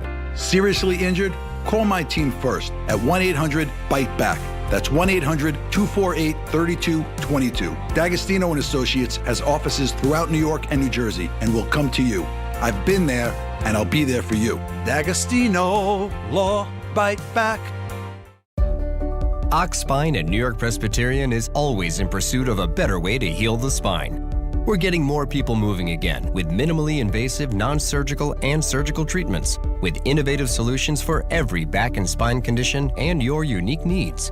Expert spine care is available now across New York City and Westchester. Find a doctor at nyp.org/oxspine. Stay amazing. New York Presbyterian. Serving contractors, builders, and homeowners in the tri-state area since 1987, Brooklyn Window & Door is New York City's largest stocking dealer of quality Andersen window and doors. The professionals at Brooklyn Window & Door will help solve any of your window replacement needs or applications. Visit Brooklyn Window & Door's award-winning showroom to see the complete Andersen product line, including the 400, 100, A&E series. Andersen, built, backed, and serviced like no other window. Visit Brooklyn Window & Door at 185 30th Street in Brooklyn or call 718-WINDOWS. For over 100 years, Slomin's has been your trusted partner in comfort. When it comes to home heating oil, we deliver more than just quality fuel. We deliver peace of mind. With price protection, automatic deliveries, 24/7 service, and up to 30 days to pay your invoice. Our dedicated team is just a call away, ensuring you stay warm and comfortable all winter long. Slomin's, New York and New Jersey's largest heating oil provider, proudly serving our community for generations. Give us a call today at 866-GET-HEAT or visit oil.slomins.com. Tire care shouldn't come with extra costs or surprise fees. It should be simple, straightforward, and stress-free. So at Midas, they're rolling out the limited lifetime tire guarantee, included with every tire purchase with paid installation. You'll pay nothing for flat repairs, nada for flat replacements, zilch for tire rotations every 5,000 miles, and zero for other preventative maintenance. So with this limited lifetime tire guarantee, you'll pay a whole lot of nothing compared to what the other guys charge for tire care. That's the limited lifetime tire guarantee, only at Midas. Who knew caffeine could taste this good? With 5-Hour Energy Shots, caffeine just got a serious flavor upgrade. We're talking big flavor, from watermelon to strawberry, banana to sour apple, packed into a tiny 2-ounce bottle. You'll get as much caffeine as a 12-ounce premium cup of coffee with 0 sugar and 0 crash. And with 17 bold flavors to choose from, there's a shot for every mood. Find your favorite flavor in-store today or grab a variety pack online at 5hourenergy.com or on Amazon and give your caffeine a flavor upgrade. Coach Saban here, and let me tell you, every second matters. Preparation is everything, and that's why I trust Kidde Smoke Alarms. And as North America's #1 home fire safety brand, they're built to respond over 25% faster to smoke detection. Kidde helps protect what matters the most. Find it at the Home Depot. How doers get more done. #1 claim based on total household installations as of December 2023. 29% faster average smoke detection based on internal testing of smoldering wood fires for Kidde 9th edition versus leading competitor 8th edition products. Hey, I'm Mike Slater. My dad passed away at the age of 63. It's out of nowhere. Had a stroke. Super hard, obviously, for the whole family, but my dad had life insurance. This is why I have life insurance for my family, for my wife and 4 kids. And the best place to get life insurance is ethos.com, because you can do it in 10 minutes. And there's no medical exam and no blood test, just a few health questions. Get life insurance in 10 minutes so your family is protected. Ethos, ETHOS, ethos.com/play.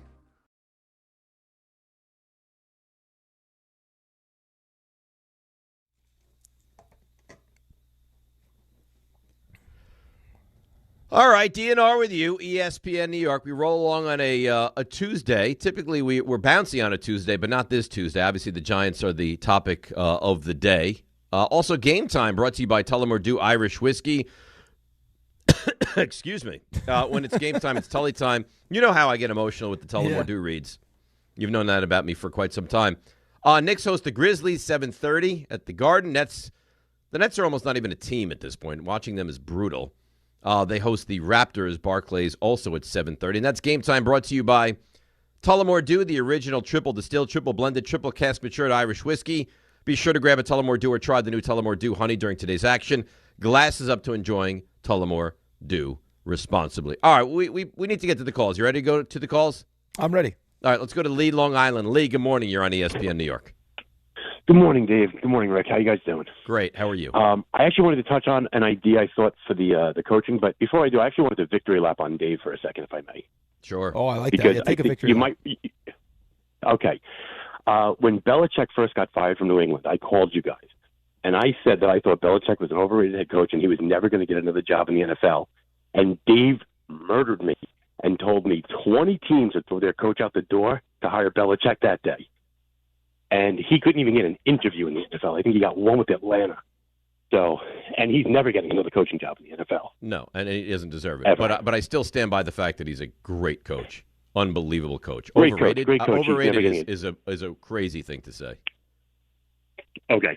The other thing I was going to suggest is that I understand you guys are look. You're talking about all the available guys, but what if there is a precedent in the NFL? You can trade for a coach, and when a guy like John Harbaugh in Baltimore might be falling out, giving up a draft pick or two isn't crazy to get an established coach who has a track record that isn't just some Cliff Kingsbury, another retreaded offensive coordinator or something like that.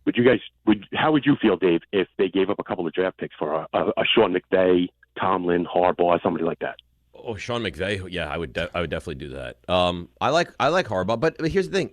The only way you could possibly get Harbaugh is if things go south the rest of the way. They would never part with him if they wound up winning the division, going to the playoffs, and doing something in the postseason. No. So if they fall apart, they'll move on from him anyway. Sean McVay, well, I mean, if you're the Rams and you move on from Sean McVay, then you have to have your head examined. That would be insanity. But Yeah, no, no, I mean, if listen, it's the right you coach, mentioned- I'm not opposed to trading for it. I just think there's enough decent coaches on the open market that I don't think you have to do that. Right, but you're not looking for decent. Right? You're not looking for decent. So if that means, I'm not opposed to it. I mean, if that's something through back channels that you could make happen, I would make it happen. Yeah, I'm not opposed to it either. No. But I wouldn't go in that route to start the No, search. but you mentioned, we just mentioned Tomlin and we mentioned Harbaugh. Right? I mean, those names have been mentioned. Like, Of who course. knows? Like, I mean, the Steelers have gone all in this season. Right? I mean, they've done things that they normally don't do. Right? They trade for DK Metcalf. They pay him $30 million. They bring in Aaron Rodgers. They're willing to wait for Aaron Rodgers. Mhm. The pieces that they added on the defense. Like, I mean, there's got to be some. To make the moves that they just made this offseason, there has to be some pressure there. Okay, so listen, then let them move on from that coach, and then the Giants can swoop in and hire him. If you're the Steelers and you intend to keep him, and the Giants offer you at a 2 and a 5, you can be like, oh well, here's a 2 and a 5, we'll take that. No, either you're done with him or you're going to keep him. You're not going to be swayed by a couple of draft picks.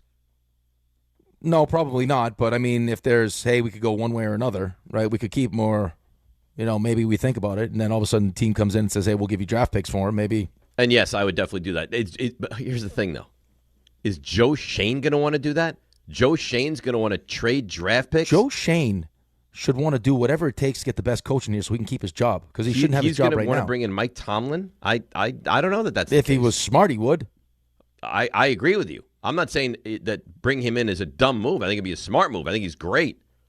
I mean, I would love to have the mediocrity that the Steelers have had over the last 15 years. I'd love to have it. Like Joe Schoen would be out of his mind if he would want to do something like that, especially with his history drafting players right now. Oh, it's brutal. John in Brooklyn. John, good morning. You're on ESPN New York.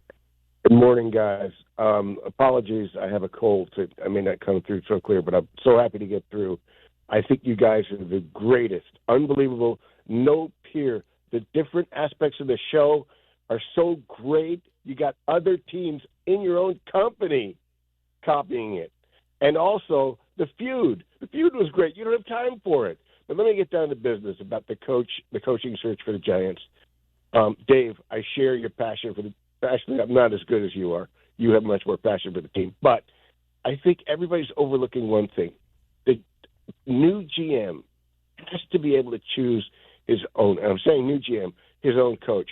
The dichotomy between ramming Schoen down a new coach's throat is going to chase away the best candidates. I don't know that that's true. I don't know that. Well, I mean, John, where do you get that from? Is that just your own opinion, or are you hearing that somewhere? Who has Schoen brought in? Let's look at the facts. When did Daboll have success? And I'm not like, I hate Daboll too. Year one. When did Daboll have success? Year one. A new team. Schoen had very little impact on that roster. Schoen couldn't make the right decision on so many players that he had in-house. McKinney, Saquon, etc. And the truth is, who was the Giants, one of the Giants' best GMs that took them out of the wilderness in the 80s? George Young, you talking about?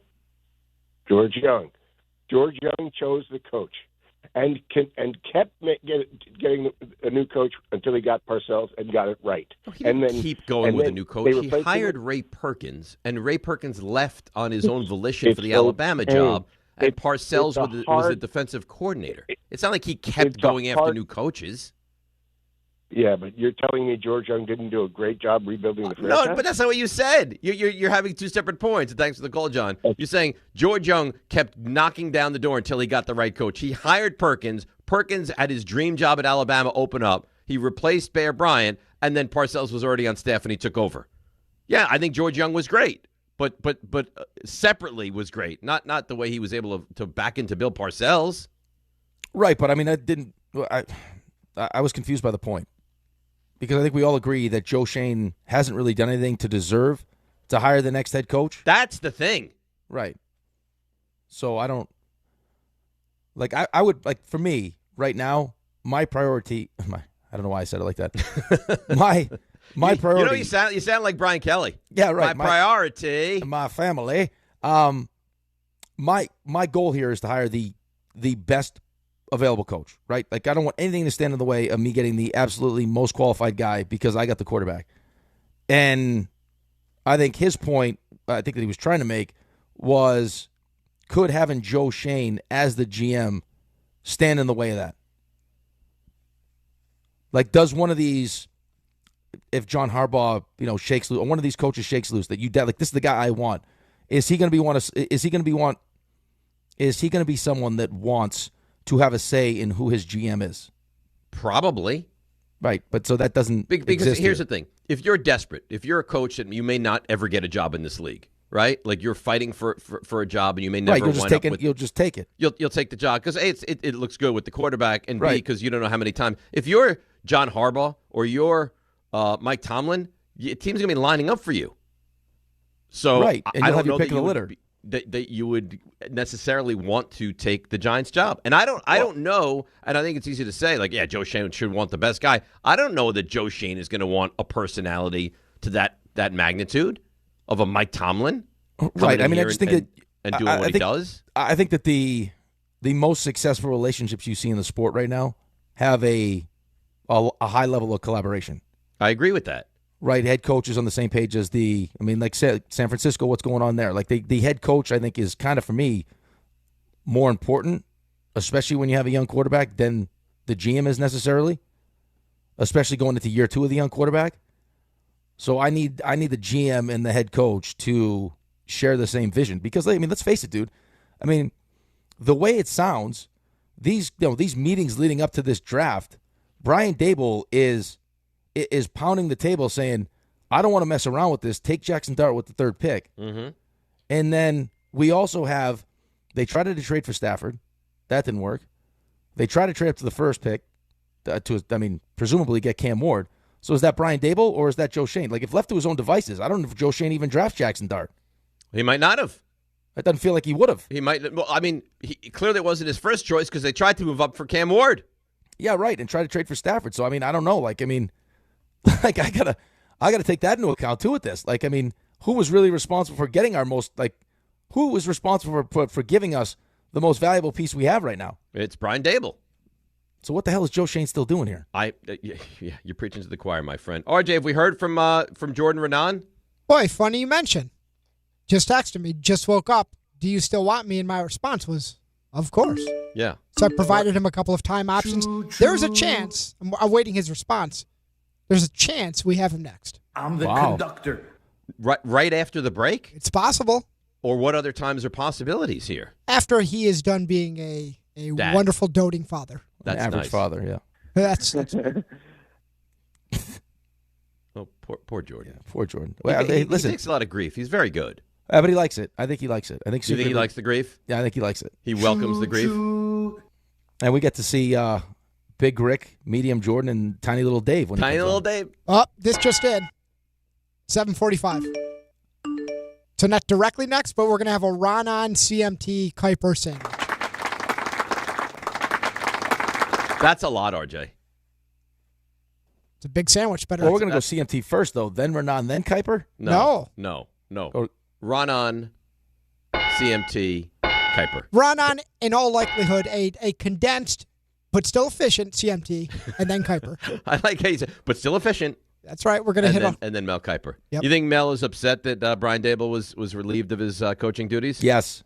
I think Mel's So the plan's gone. Mel's probably just more upset about, false starts that weren't called yesterday or things. Mel's going to be shot out of a cannon with this thing. I'm telling you. Mel right is now. always shot out of a cannon. All right, so time is of the essence. So let's take a break. We'll come back.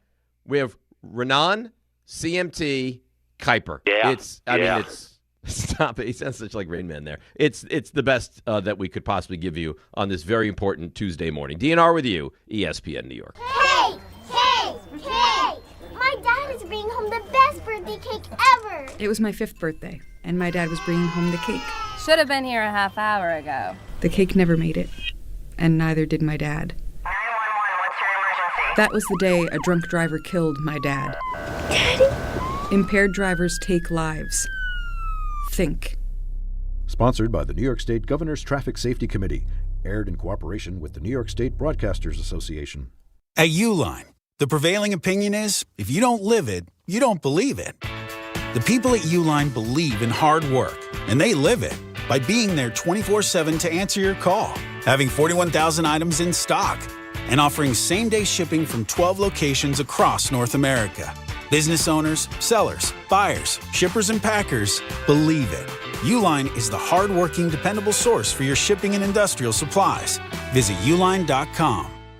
Friends, it's football season, the best time of the year. You should be out there tailgating, cheering on your team, and enjoying every Sunday. But if you're dealing with neck pain, back pain, sciatica, or nerve pain, even getting off the couch can feel like a challenge. You don't have to live like that. There's help. Dr. Jay Shaw at Sandwell Pain is New Jersey's top pain specialist. He's Ivy League trained, double board certified, and is dedicated to helping you get back in the game. Here's what makes the difference. No surgery, no scars, no long recovery, no pain medication. Just precise, non-surgical image-guided procedures that deliver real results. Dr. Shaw treats neck pain, back pain, joint pain, migraines, nerve pain, and sciatica with a plan that's customized for you. Same-day and next-day appointments are available, and with offices in Woodbridge, Livingston, and Inglewood, relief is always close. So don't let pain keep you on the sidelines this season. Visit SandwellPain.com to call, text, or book online. Most major insurances are accepted. That's SandwellPain.com. Relief is closer than you think, and it starts today. Hey, it's Desmond Howard. You want to win the weekend? It all starts with the tailgate. And for me, that means Kingsford Charcoal. They've been bringing the flavor, the smoke, and the heat since 1920. No wonder they're still the gold standard of grilling. So fire it up, feed your crew, and let the smoke do the talking. Kingsford, the king of the tailgate. Get it today at the Home Depot. How doers get more done. Progressive knows sports brings people together, but you gotta feel bad for people who don't even get it. Some people will never know what it's like to see their favorite team's hopes decided by a ping pong ball to draft the next superstar. Or not. I mean, sure, it's silly for your happiness to hinge on the success of a 20-year-old entry-level employee, but you just can't help yourself. The stress is exhilarating. Progressive can't bring people together like the draft, but we can bring your home and auto insurance together with a bundle. So switch and see if you could save hundreds. Progressive Casualty Insurance Company affiliates and other insurers not available in all states or situations. You ever wake up with a sore throat, feeling a little off, and you know you're getting sick? Well, getting sick and going on the IL isn't an option, especially for me when I'm traveling for work. You can try to see a doctor, well, good luck there, or go sit for hours in an urgent care. Nope. That's why you need a medical emergency kit. This isn't some cheap first aid kit, okay? Your medical emergency kit comes packed with doctor-prescribed meds. It's like having an urgent care and a pharmacy right there in your home. If you're coming down with the flu, bam, here's your Z-Pack. You've got gastrointestinal issues, here's your Bactrim. From Z-Pack to ivermectin, amoxicillin, and doxycycline to treat strep, pneumonia, sinus infections, UTIs, COVID, and more. It's all right there in your kit. Just match your symptoms to the guide or talk with their telehealth doc. No doctor waiting rooms, no pharmacy lines. Order online in minutes and get $50 off with code SPORTS at urgentcarekit.com/sports. Get yours now at urgentcarekit.com/sports, promo code SPORTS. In the city that never sleeps and never stops talking sports, ESPN New York is always on. Now you can live and breathe everything New York sports wherever you are. On your radio dial, on the ESPN New York app, and streaming live on YouTube. However you watch or listen, ESPN New York is always on for you. Hear us, stream us, watch us. This is ESPN New York. For over 100 years, Slomin's has been your trusted partner in comfort. When it comes to home heating oil, we deliver more than just quality fuel. We deliver peace of mind. With price protection, automatic deliveries, 24/7 service, and up to 30 days to pay your invoice. Our dedicated team is just a call away, ensuring you stay warm and comfortable all winter long. Slomin's, New York and New Jersey's largest heating oil provider, proudly serving our community for generations. Give us a call today at 866-GET-HEAT or visit oil.slomans.com. If you've been injured in an accident that wasn't your fault, then you need a lawyer who knows New York's unique personal injury and workers' compensation laws. At the Parisman Firm, they have decades of experience handling all types of accident cases and a proven track record of delivering huge results. Their team has already recovered nearly $1 billion for injured New Yorkers. From construction to car accidents and slips and falls, they've got you covered. Call the Parisman Firm now at 718-WORKERS, where your case is their cause. Get the justice you deserve today.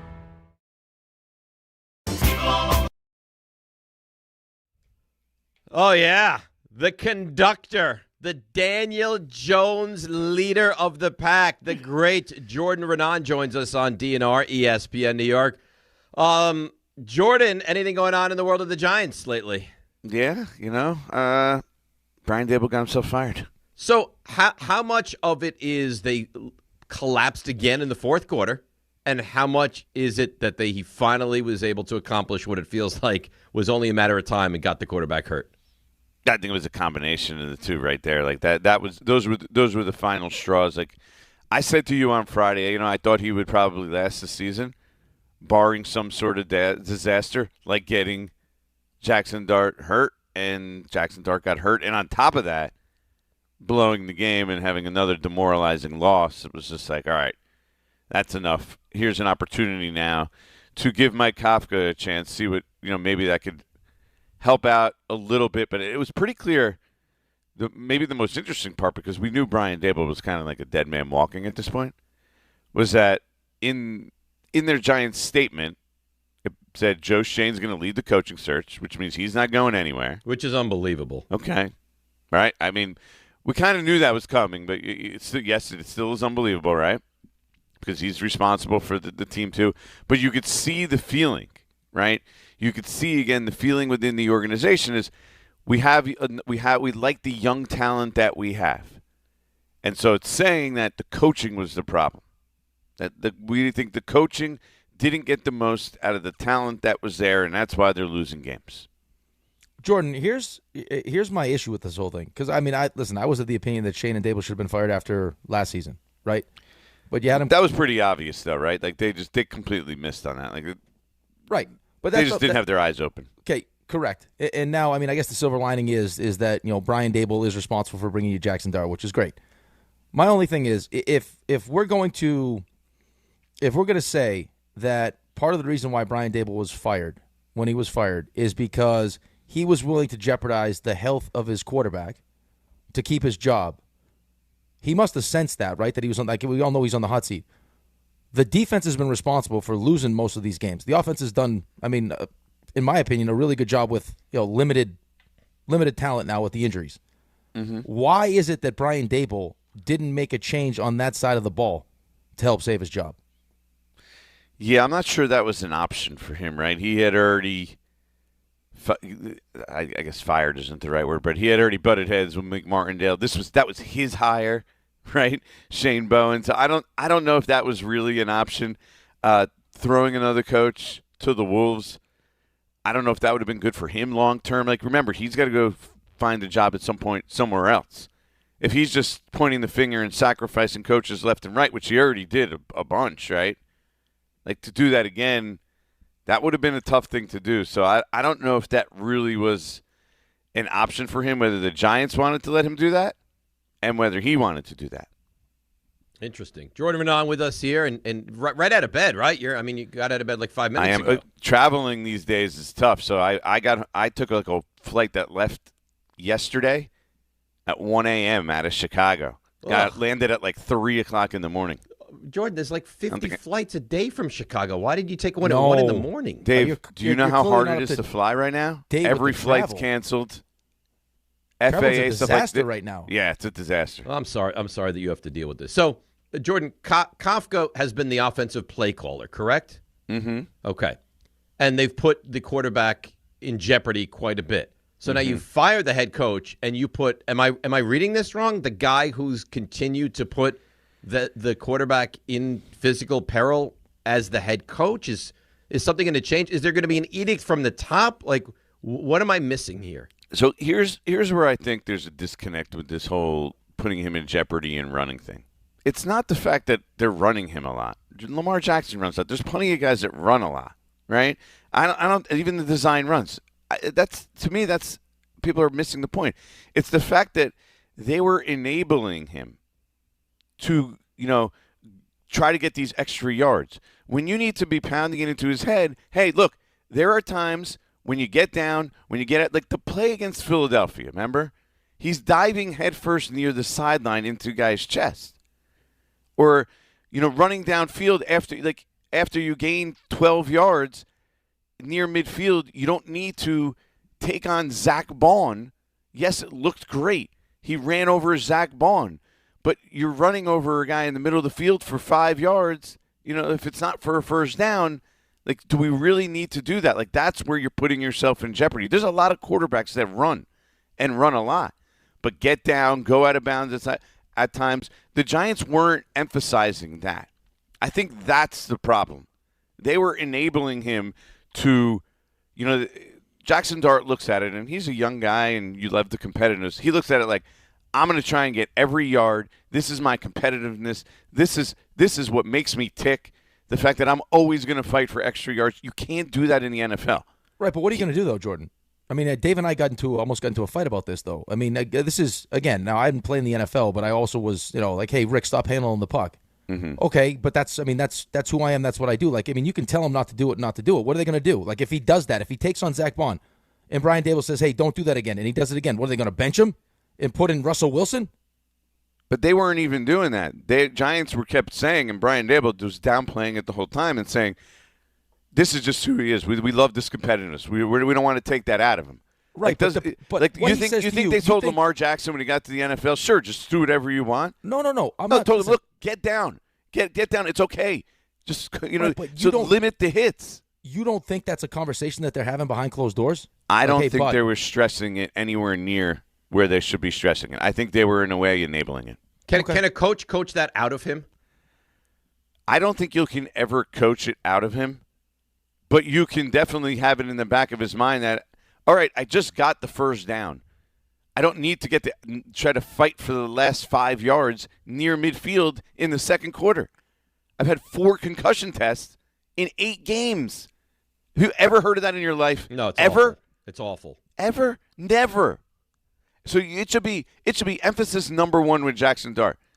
We don't need to take extra hits. You cannot do it in the league. You're not running over a college SEC cornerback. You will get hurt. That's why it was so inevitable. We knew it. Like, everyone with eyes knew it, right? By the way, a player in the locker room after the game the other day said to me, what do you have, like voodoo? Like, you knew this was going to happen? It's like, no. Like, if your eyes are open, you knew this was going to happen, right? I don't think it's voodoo that would make you know this is going to happen. I think it's more of like an ESP. Yeah. What he was saying is a voodoo, like I got Jackson Dart hurt, essentially. Oh, like you had a Jackson Dart doll. Yeah. I'm surprised Dave doesn't have a Jackson Dart doll at this point. How do you know I don't?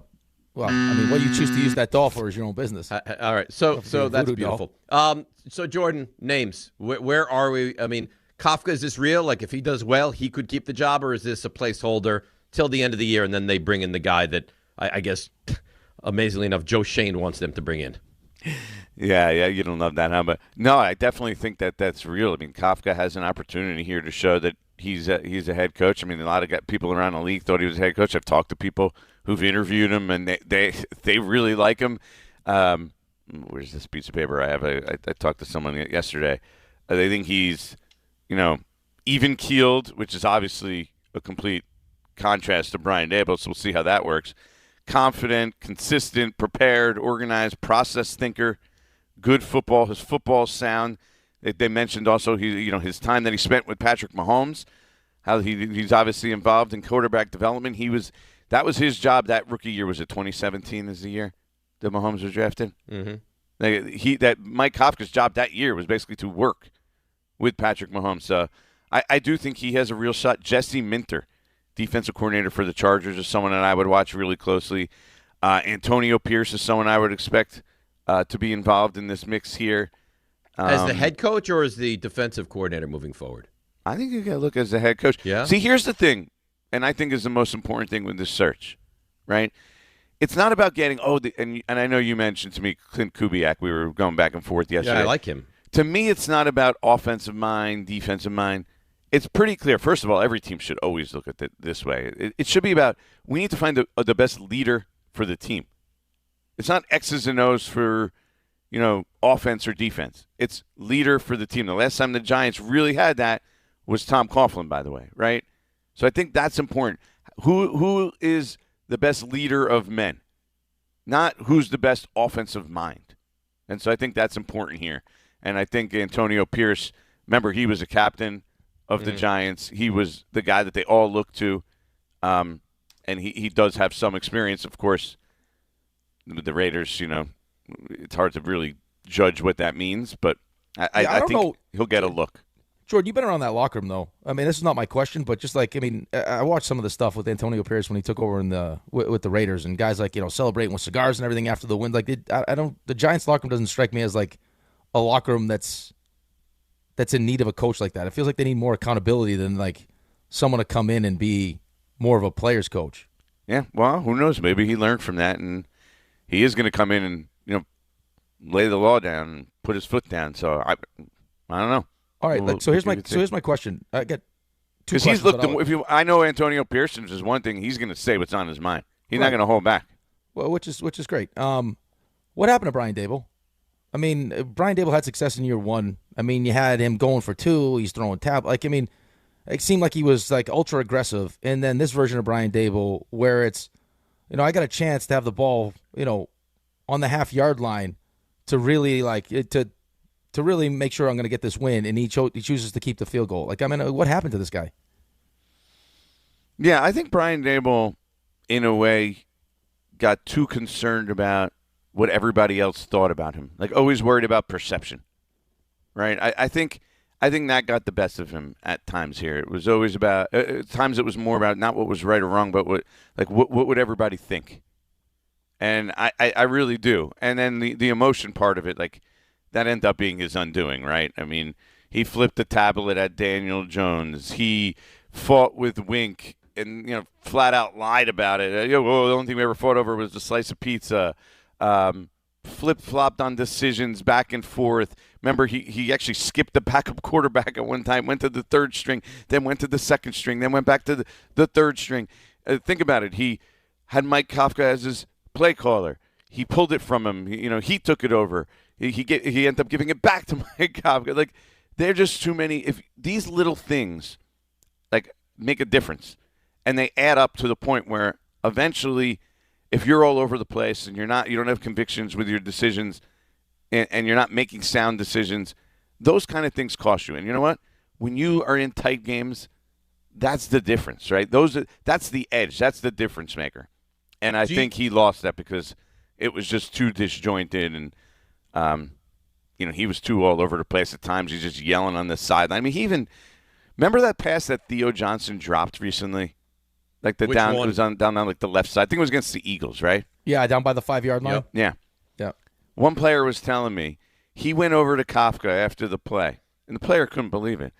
And he went ballistic on him, right? Yelling at him, I'm going to take play calling from you. Just yelling inconceivable things, basically. The dude dropped the ball. Jordan, is that because he doesn't want, he's less inclined to be confrontational with the players, and that's why he goes so crazy on the coaches? I think that's probably a fair theory. I don't know. I can't get fully inside his brain and know why he does it. But yeah, I mean, he wants to. He's really tight with especially the top players, right? He does a really good job of putting his arm around the top guys. Jackson Daugherty has a really good relationship with Malik Neighbors. In a way, he's enabling them to kind of do whatever they want. But he's really good at making sure that those relationships are good. But yet, this is why it's so head scratching. He was so hard on his coaches and yelling at his coaches. It was, I mean, I've heard it from so many guys. Like the headset thing that Wink said, I've heard it from a bunch of guys. It's just like the yelling on the headset was that they were like it was really something else. Like you can't even. And Wink's thing was I couldn't even concentrate because it was the yelling was just too much on the headset. I couldn't even concentrate on calling plays half the time. That's great. It makes you feel so confident in this whole thing. Should we have any concern that a new regime, coaching staff-wise, would be in the way of Jackson Dart's development? Because Rick is big in the mindset of, Daboll has gotten him to a really good place, and he sought him out, he got him, he's led him to where he is. Can the next coach do that, or is there concern that he'll miss Brian Daboll? Well, I think Mike Kafka at least was there, so I think that right now that's not. But I don't mean now. Concern. I mean next season. Yeah, I'm filibustering, Dave, as I think here. So you're buying time, is what you're doing. That's what it means. Yes, I guess it is a concern. I mean, Brian Daboll did a good job bringing up Josh Allen. That's what he did, right? That's what his resume was. Jackson Dart looked good so far, so I guess it is a concern. Let's say you bring in Jesse Minter, all right, defensive coordinator for the Chargers. Now, who's the offensive coordinator who brings in? You better come with a good plan. Is it the right offense? Are you going to be running an offense that basically is conducive to what Jackson Dart does well, like an Ole Miss type offense, and running the zone reads and those kind of things as a major part of the offense? Yeah, it absolutely should be a concern, and it has to be a big part of the interview process. Jordan, last one for me, because I know we're on a time crunch here and you got stuff to do. Why is Russell Wilson still the backup quarterback? I don't understand it. Yeah, well, why is Jalen Hyatt on the roster? Why is Evan Neal on the roster? He's not even active on game days. These are the kind of questions that kind of you're sitting there and you're scratching your head and you're like, what? Why? And there was an investment made in Russell Wilson. There was a evaluation made in Russell Wilson that he could still play. His leadership was valuable to the team, which maybe could still be true. But when he gets on the field, certainly Brian Daboll looked like he had no trust in him. He can't play, though. I don't know if anybody really does. I would be surprised if Jackson Dart can't play this week, which is, by the way, I think a possibility, that we don't see Jameis Winston as a starter. You have to. You have to. Imagine putting Russell Wilson out there in this game, the reaction for the fans. How about from the players? They have to know that Jameis Winston gives them a better chance to win games at this point. Yeah. So I think we'll find that out this week, and it'll be an easy first quick move for Mike Kafka if Jackson Dart's not able to play. Jordan, we love you. You know that, right? Mm-hmm. All right. That's all I wanted to say. Oh, I thought there was going to be a but. No buts at all. We love you. Thank you for hopping out of bed and joining us. Can I throw one more name to you, Dave? Oh, please. That I didn't get to, but I actually have written down. This is just someone that came to my mind. I'm not sure how serious it would be, but what about Marcus Freeman, the Notre Dame head coach? Yeah. What if he they reached out to him? I think that would be an interesting name for this job. Do we want to do that? Is there any insight into that, or is that just your sitting here spitballing opinion? All right. Oh, there's insight. How about guesstimating? Yeah. I think you want a leader, right? And I think that he's a leader. I think that should be what the job is about. Look at what the Philadelphia Eagles have done, and they've done a really good job of hiring coaches over the years. They don't prioritize offensive mind, defensive mind. They prioritize leadership. All right, I just got a text, which is somewhat jarring, but I appreciate you. We appreciate you. You're just going to leave that there? That's it. Well, I don't know that I can go on air with it right now, but it's very jarring. So thank you, Jordan, and we'll talk to you Is on it Friday in Giants our normal related? spot. We'll get to ask you who's going to win the game on Sunday. Ooh, great. What a missed opportunity, too. The guy, Jordan, gets you Brian Daboll's phone number, and you don't even use it one time. Well, I can use it now. Thanks for nothing, Send him a pal. message. Sorry it didn't work out, Dave. Yeah, a goodbye message. Yeah. All right. Good luck. Bye-bye. Thanks, Jordan. We appreciate you. And that, of course, is Jordan's the best. Yeah, the best. Because you know what it is? He plays our game. Well, no, listen. He's first of all, he's really good. So he's Second of all, dialed in. He's fun. He's not one of these like beat reporters who's bland and boring. Yeah. He's got it. He's got it all. Here's my only concern with this, and I guess you can't really worry about it because it's just, it's the nature of the business. Or you can. Well, no, I don't even know. Like this wouldn't be a concern now. I mean, I think down the road, he brings up the Eagles, which is great because I think we would all want to be. I mean, with Howie Roseman and what he's doing, they're poised to potentially get back to another Super Bowl. It's like we're all striving to be that. They hired a head coach who initially was like, "Oh God, this guy might be terrible." But even last night, I think makes decisions which are highly questionable. Right, but the thing that they're dealing with now, and these good teams deal with consistently, is is Nick Sirianni a good leader of men? Yes, I guess he is. It seems like all the guys like him and respond to him, but it's like, how many offensive coordinators have they had to go through? Right, and then it's like every offensive coordinator is like, oh, is this going to work with Jalen Hurts? Like, how much of an adjustment period will this be for Jalen Hurts and how they want to run their offense? Like even this year, even the start of this year was like there was some questions as to whether or not it was as good as it was under Kellen Moore. You know what I mean? Like they're not they can't get Saquon going. AJ Brown's upset again. It's just like how does that affect the quarterback now as he's consistently having to find he's got new people in his ear every couple of years. Yeah, you're right. And also, what do they have there? Like I'm not even convinced. I guess Sirianni's fine. Maybe even good. But to me, it runs with Howie Roseman. He's the GM. Right. And you win there by a mile because the Giants GM is very unimpressive. I think the takeaway for me is, outside of the stuff that we don't see with, the scouting and all the different things that, Joe Schoen has apparently done, is he must have ownership believing that there's plenty of talent and it's just not being developed and used the right way. And that's why they're not winning. I guess that's what they must think. By the way, you're listening to DNR on WHSQ, WCBS FM HD2 in New York. Raymond, RJ, it is now time for RJ to lead us through CMT. To cuddle.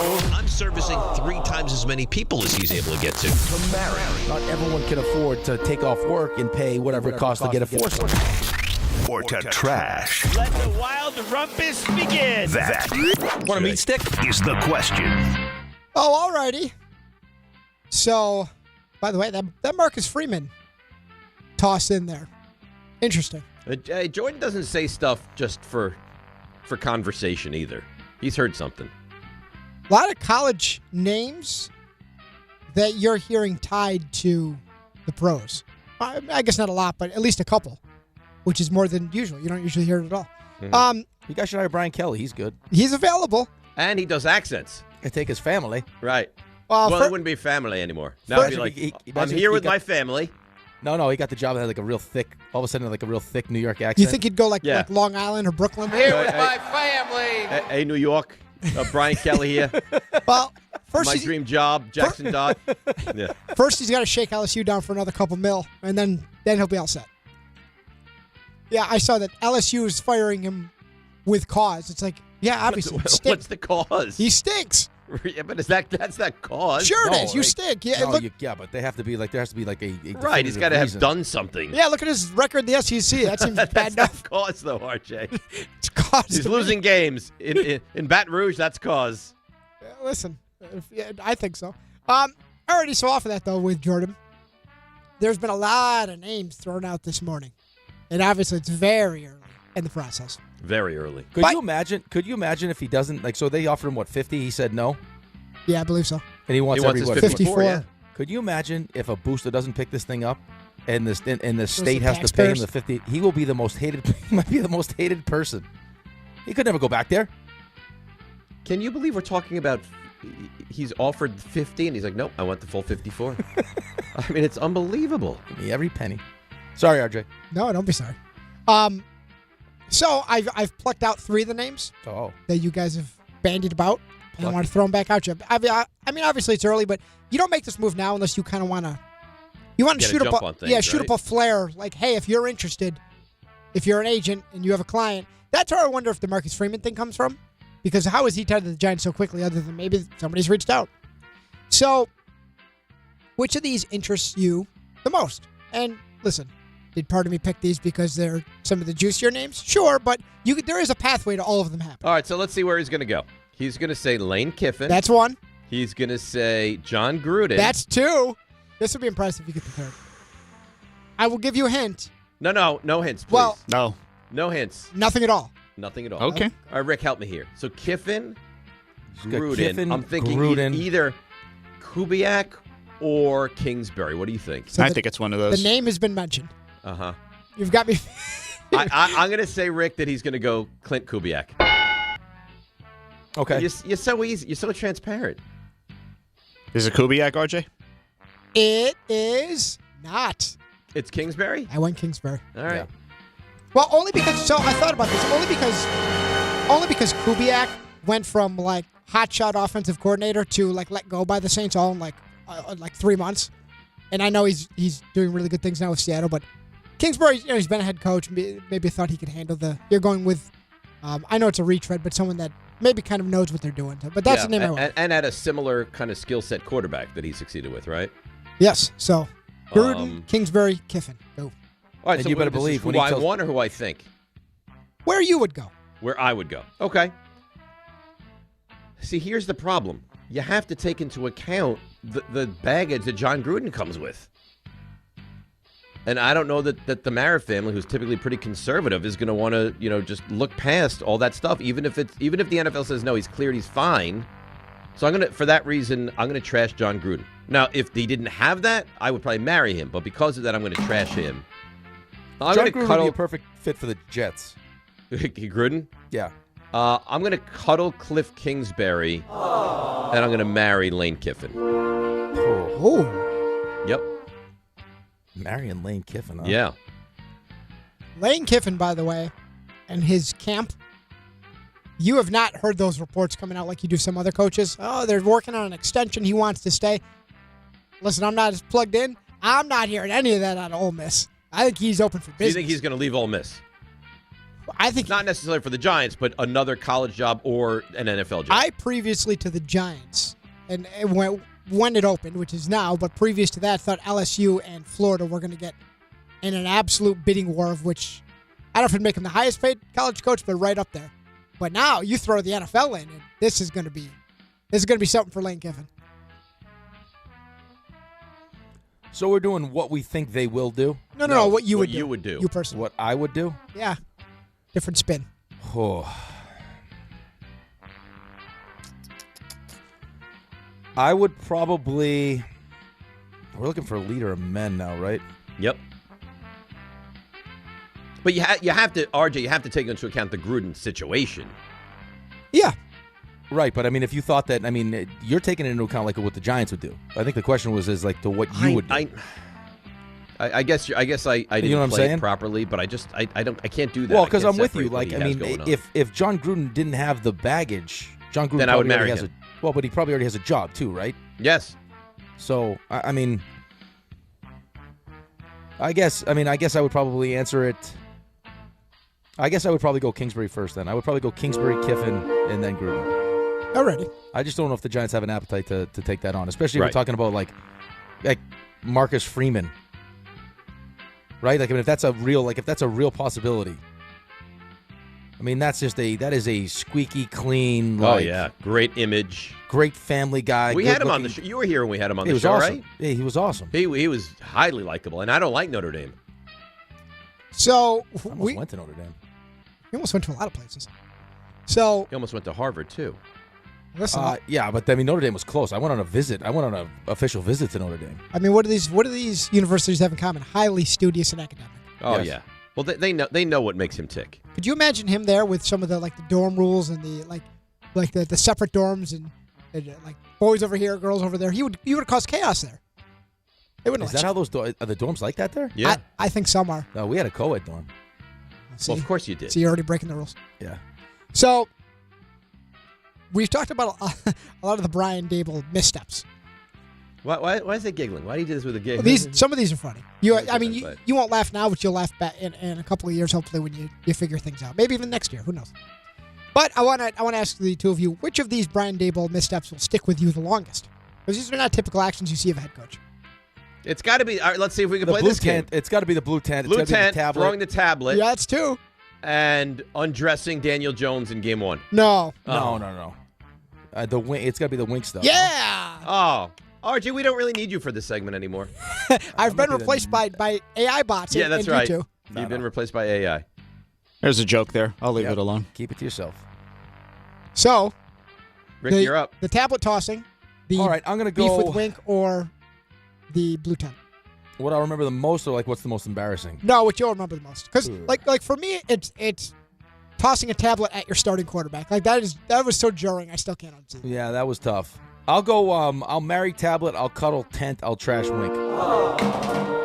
All right, I'm going to go in a little different direction. I'm going to marry the tent. The tent was, maybe it's recency bias. It was so jarring. It was so amateurish. It was, I thought, highly embarrassing that he's peeking into the blue tent. As that You didn't think throwing the tablet was all of those things? Oh, Scadaboo also went into the blue tent. Well, yeah, but Scadaboo I'd expect it from. I don't expect the head coach to be peering into the blue tent. Scadaboo probably didn't actually know better. Scadaboo was probably looking for the bathroom. Have you guys seen Russell Wilson play? I think you should I start taking timeout? You can't take back-to-back timeouts. I'll take it anyway. Give me penalties. I'm surprised he didn't fake. I'm surprised he didn't fake like a stroke or something on the sideline. Right. I'm down. I'm going to marry the blue tent. I'm going to cuddle the tablet. I'm going to trash wink. Alrighty, so we know that. I will say though, RJ. Sure. In fairness to your question, because that seemed like it was a little bit easy for both of us. I think if we had some inside conversations those two were having together, that could easily be at the top of the list. Because I'm sure those were serious. Can you imagine some of those fights, those two going after each other? Wink? Yeah, Wink and Bryant. Oh, that would be unbelievable. Was it last year Wink was asked about the struggles with the Giants when he was at Michigan? He's like, oh yeah, that's too bad. Yeah, I'm sure he's heartbroken over it. Alrighty, so we know MVP is a quarterback stat, so I'm not going to include Jonathan Taylor in this. Which is absurd, but go. But you would agree? I agree, and I think it's ridiculous. So, tell me so far, and this is not who has it right now, who you project forward if you had to place a bet right now on who will win MVP. I'm giving you the top three, or the three quarterbacks with the shortest odds. Stafford, May, and Mahomes. Was Allen. Allen dropped way out. Yeah. Dave, you're up. All right. So I'm going to marry Matthew Stafford. Oh, plus 300. Nice odds. I just think you look at the numbers, they're dynamic. I know that the schedule is probably tougher than the other two, but God, he's so good. And he's got such weapons. So I'm going to marry Stafford. You know what? This may be not liked on this show, but I'm going to cuddle Mahomes. I just think he gets that boost because he is Patrick Mahomes, and I think that he's there, and I know he's the odds-on favorite. If Drake May in year 2 wins the MVP, that would be remarkable. I will trash him in this scenario. I'm going to marry Stafford.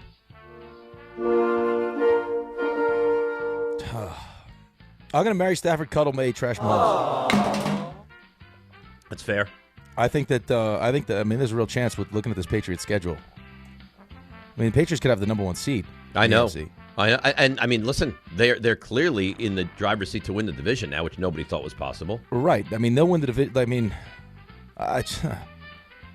they'll have 2 big games to finish it. I mean, he'll have after the bye week, he'll have Buffalo and he'll have Baltimore. Oh. They're going to win the next 3 games. They're going to get to 11 before the bye. So they'd be 11-2. 11-2, and then they got the Jets and the Dolphins to finish the season. So that's 13 there, and then whatever happens against Buffalo and Baltimore.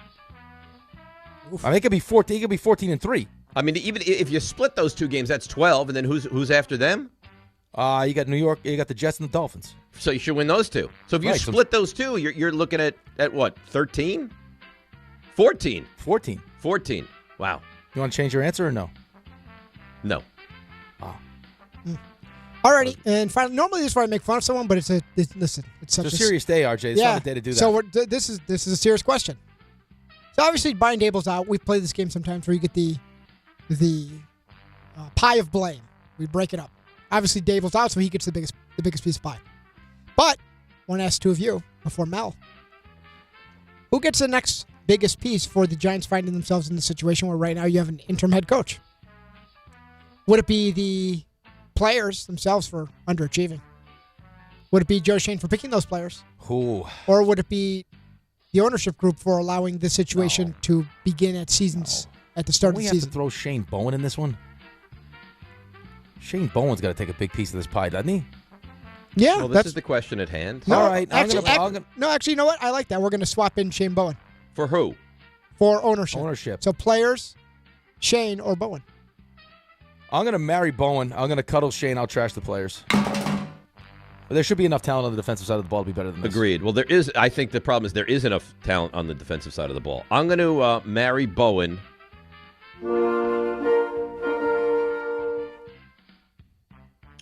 What did you do? I'm going to cuddle the players. I married Bowen, cuddled Shane, trash the players. Yeah, I'm going to cuddle the players. I'm going to trash Shane. But I think Shane is highly responsible. I'm surprised you just I'm surprised you just cuddled. I'm surprised you trashed Shane. Excuse me.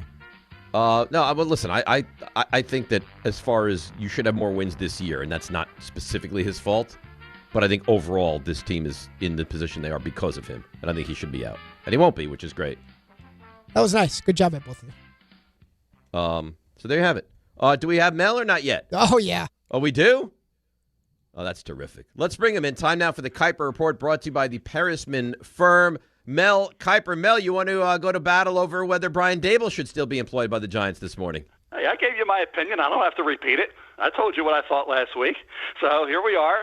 They made a decision based on obviously another game that found a way to lose, and that's something I guess they had said. Okay, enough's enough. After what happened against the Chicago Bears in a game where you should have won another one. So they left so many points on the field, decisions that were made. I guess they just had enough. Had they won that game, continued on, we would have had a different conversation today. So, again, it got to the point where that breaking point where it just never ends. It just never, I guess, ceases to amaze you how this team keeps inventing new ways to win, to lose every week when there's wins out there and they're not getting it done, and then the quarterback gets hurt again and all the things that happen. Just one thing after another. It's almost like, talk about being snake bit. They are.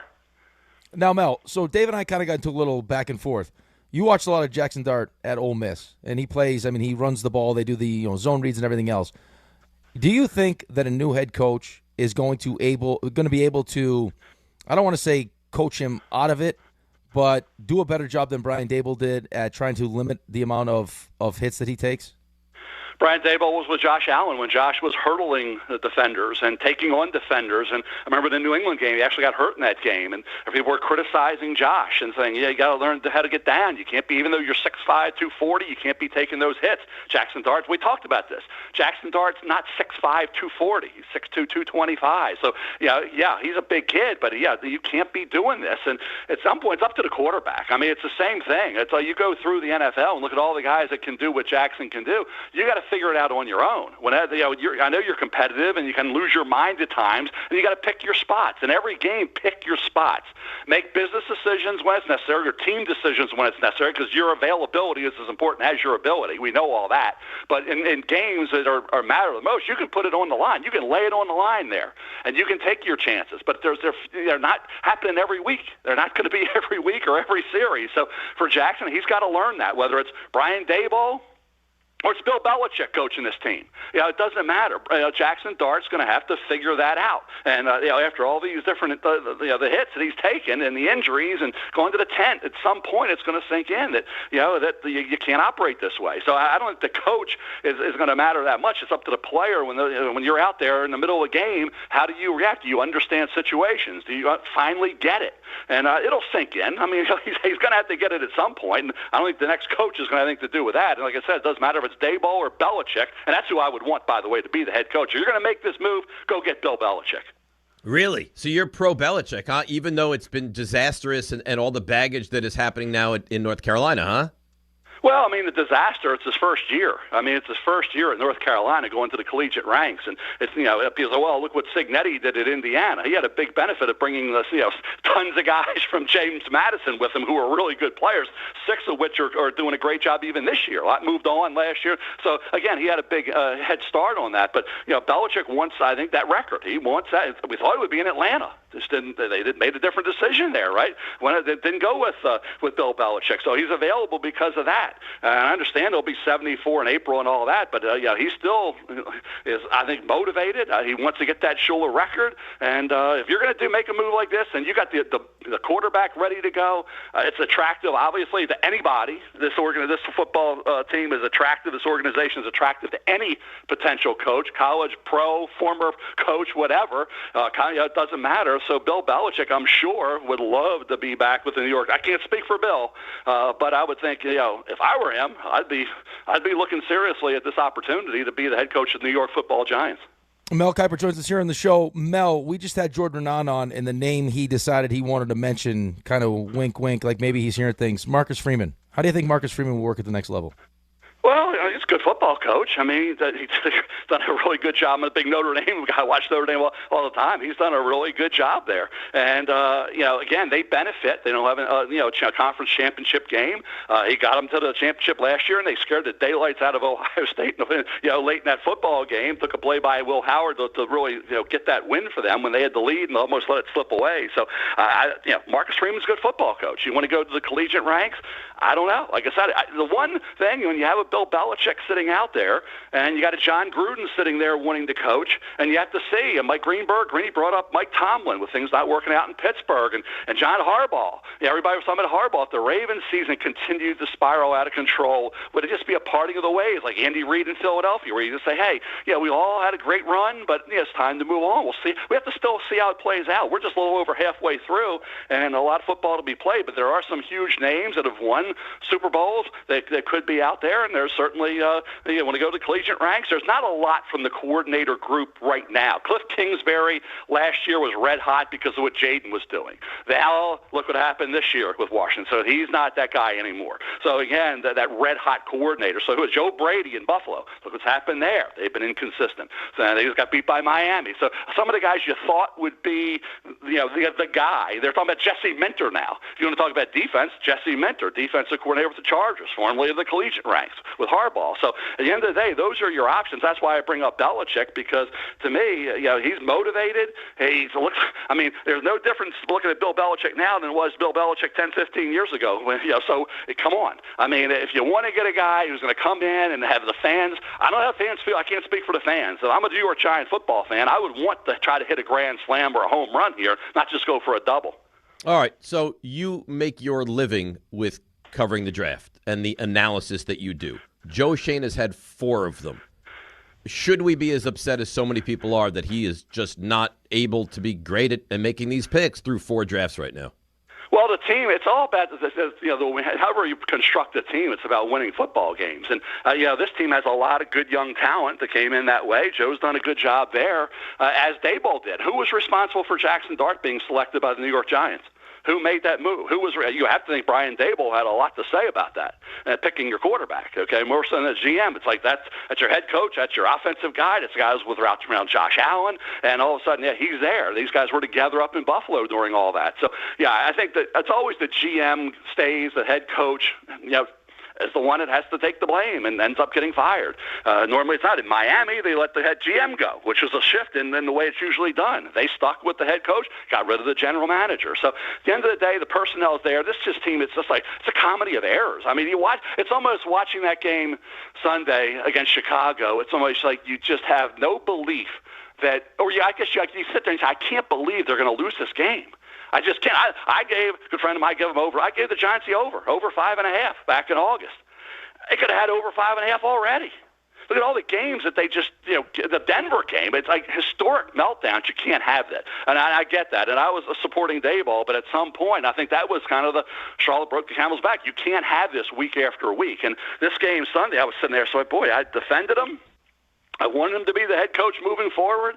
But again, it's like, do we just need to make a change for the sake of making a change? Something's not right here. The missed I mean, just the defense in general. I mean, come on. I understand the decision down to go, hey, kick the field goal, go for hey, but you got a team. You got it right there. You got that team where you want them, and your defense can't make a stop. And then the special teams. I mean, are you kidding? Everything that could break down. And the head coach, ultimately, if your defense can't get it done, your special teams is just a nightmare, disaster, then the head coach has to take responsibility for that. It's and so I get it. I'm not going to sit here and defend Brian Daboll after the Chicago Bears performance, because I was sitting there thinking, oh, they're going to win this game, and they're going to get on a nice little run here. They're going to win some games here. And no, it just happened again. It just one thing after another just keeps on happening. And if you're the head coach at some point, and this was the game, even for me, and I was a big Brian Daboll defender, even for me after that Chicago game, I'm thinking, boy, we just got to go a different direction now. This just isn't working. And the Dart injury and all that, and putting him in harm's way. And also, and I said this yesterday during our podcast with Field Yates and Mike Greenberg, I would almost have given an assurance to Daboll at some point early on and say, you're going to be back, because then it affects how you coach that team. It affects everybody's mindset. Said, hey, we never know, he's coaching for his job. He's got to win games. Well, that's not something you want. You want to, if you're going to bring him back in 2026, assure him of that, assure the team, let them all know that he'll be back, and everything is a little bit different. That never happened, and you saw what the result was. So at the end of the day, Bill Belichick would. Hey, I'm not Adam Schefter, but if I'm the New York Giants, I'm ownership. I'm in a conference where you have unknown Bryce Young. We do not know what kind of quarterback he'll be. Tyler Shock, Michael Penix Jr., Arizona with Kyler Murray. What's going to happen there? J.J. McCarthy. A lot of to be determined, unknowns.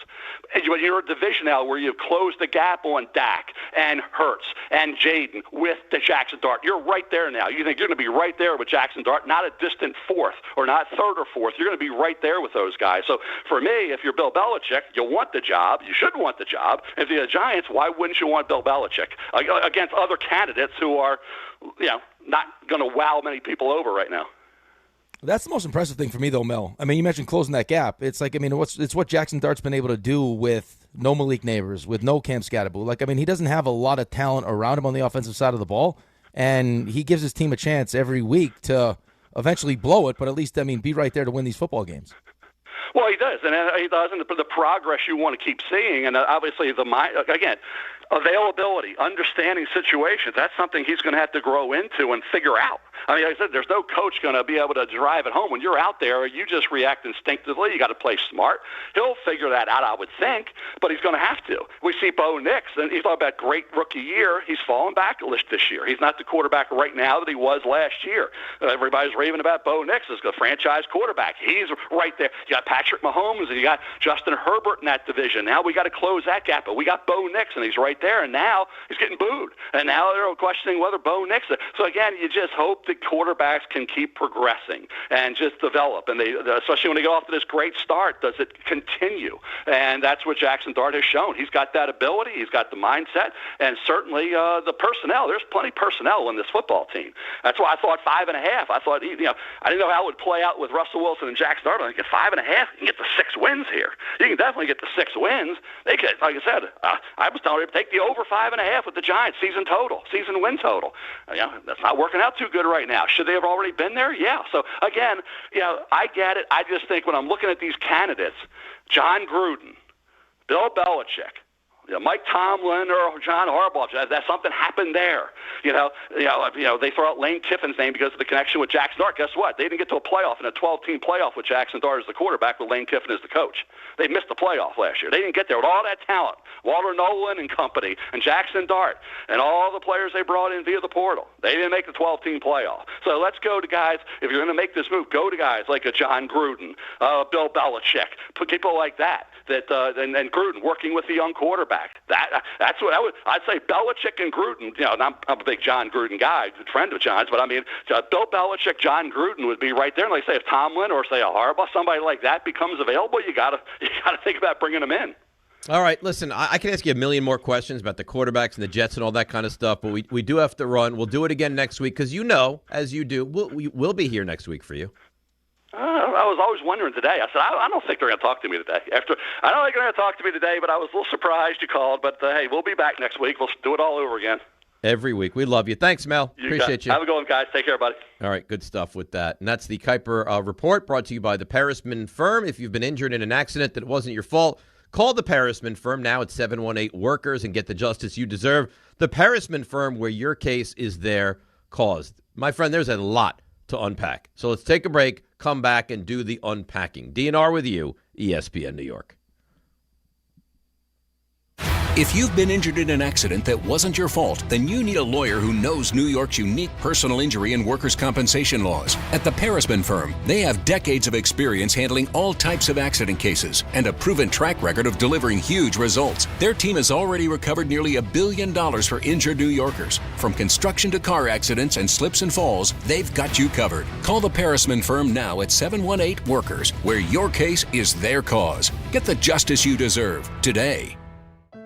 Health surprises can change your life in an instant. You've seen it happen to others, but it doesn't have to be your story. At Princeton Longevity Center, we customize actionable and proactive health plans to maximize your lifespan and take control of your health. Our Cancer Check program combines cutting-edge technology with top medical expertise to keep you ahead of potential risks. With advanced full-body imaging, genetic testing, and multi-cancer detection blood tests, we look for even the earliest signs of problems. Results are analyzed by expert physicians who craft a personalized plan to safeguard your future. You're not just a patient, you're a partner in your health journey, backed by a team committed to helping you live longer, healthier, and more vibrantly. Our programs have saved hundreds of lives and empowered countless others to take control of their health. Be proactive with your health for the ultimate peace of mind. Call 888-8000-PLC or visit PrincetonLongevityCenter.com. Bet 36.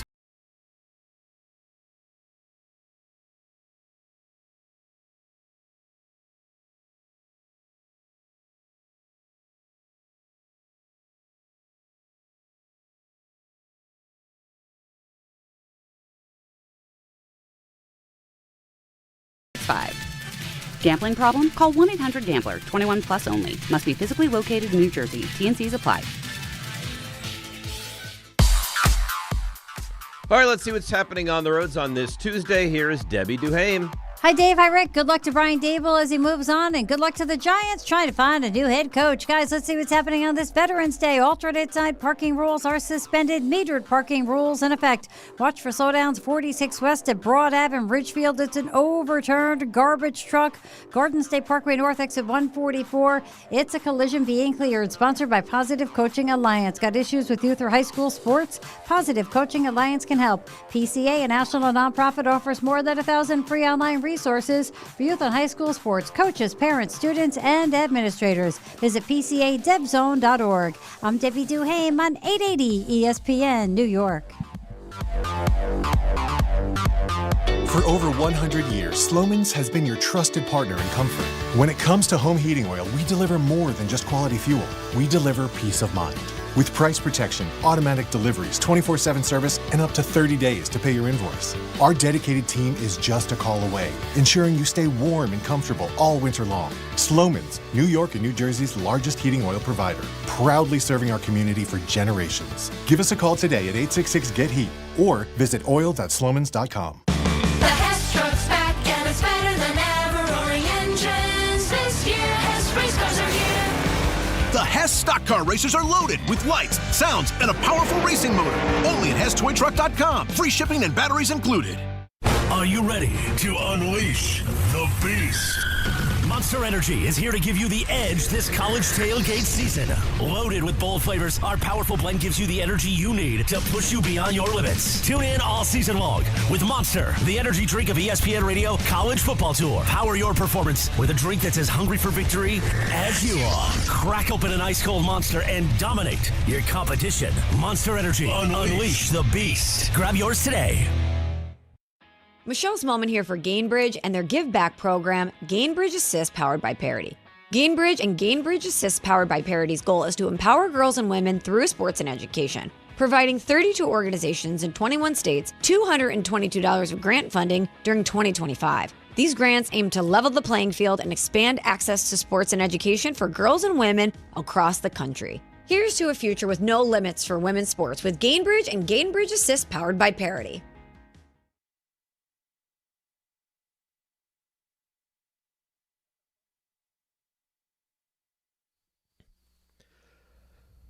All right, DNR with you.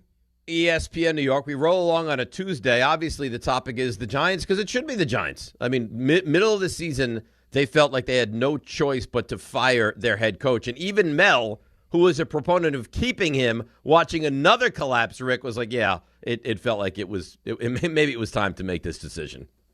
Right. I mean, listen, I think that the reason why you probably do it now is, I would assume, is because you have someone in-house that you want to take a look at.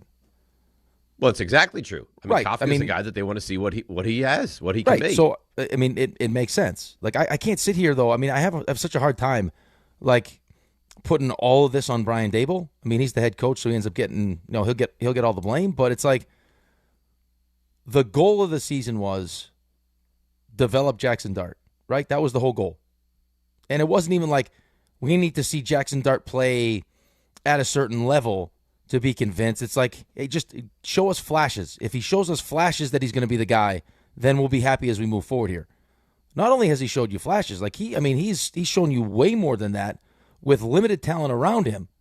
Like putting you in situations in games that you had no chance, you thought you had no chance to win going into the game, the ability to actually blow the game.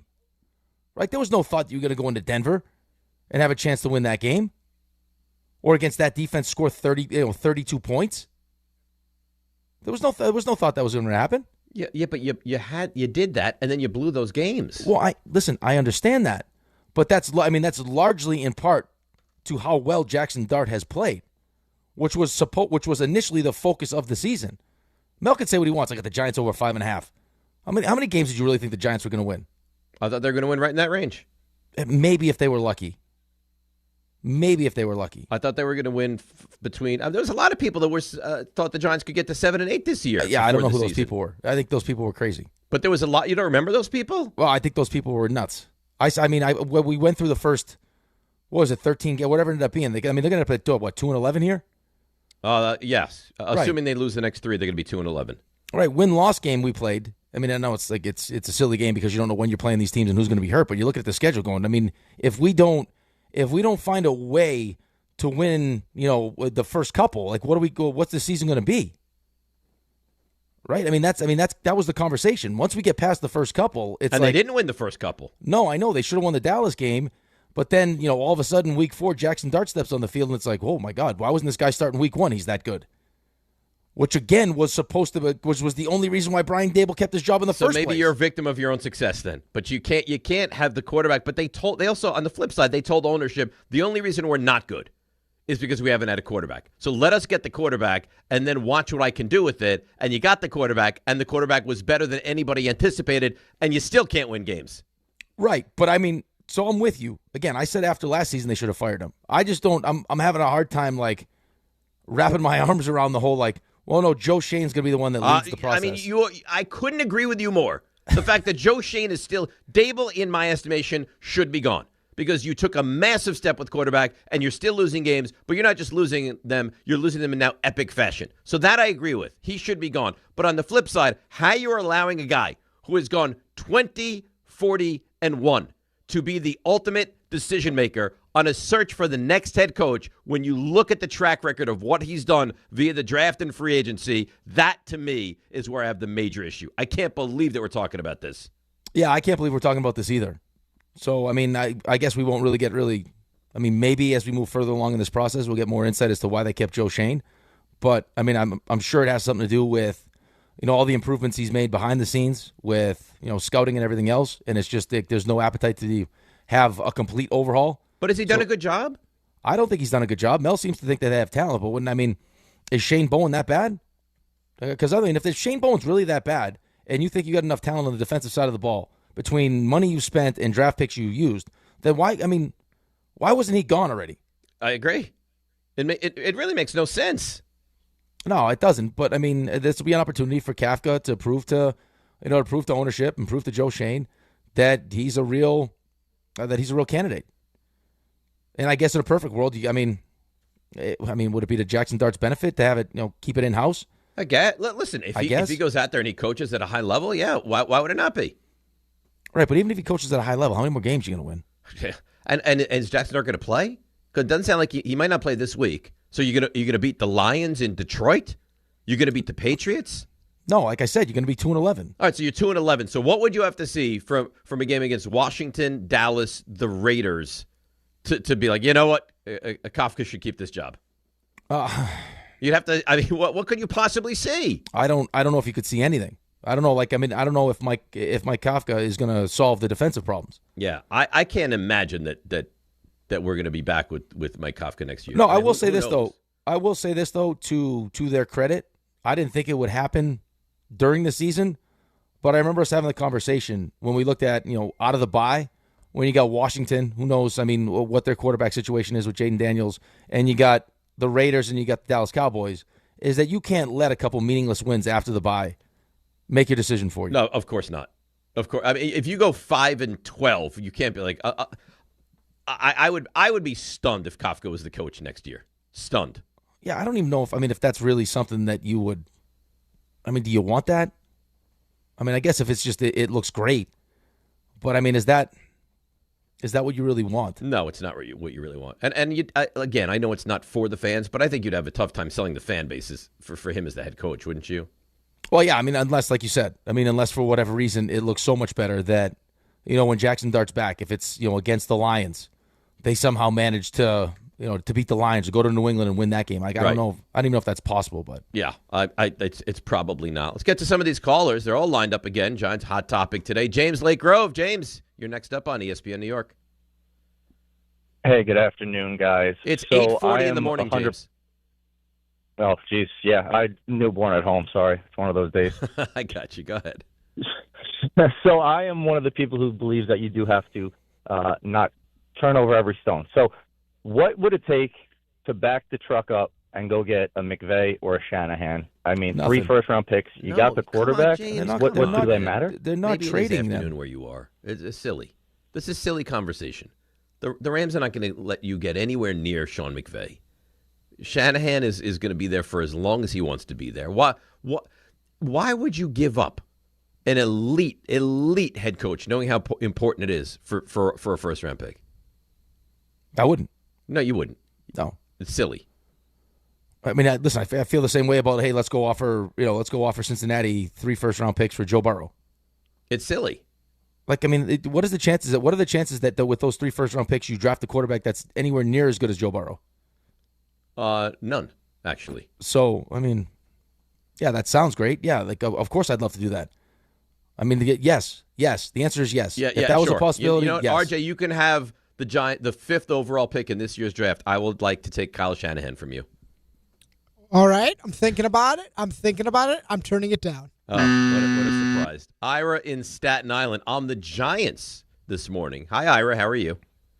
Hey, good morning, Dave. So, I got my own problems with my team and Rick is there. But Ira, I we won. have to comment on this. Ira, we won, though. What's We got that? a winning streak. Ira.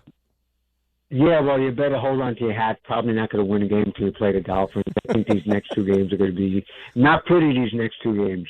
But, with the Giants situation, I just got to get my 2 cents in here.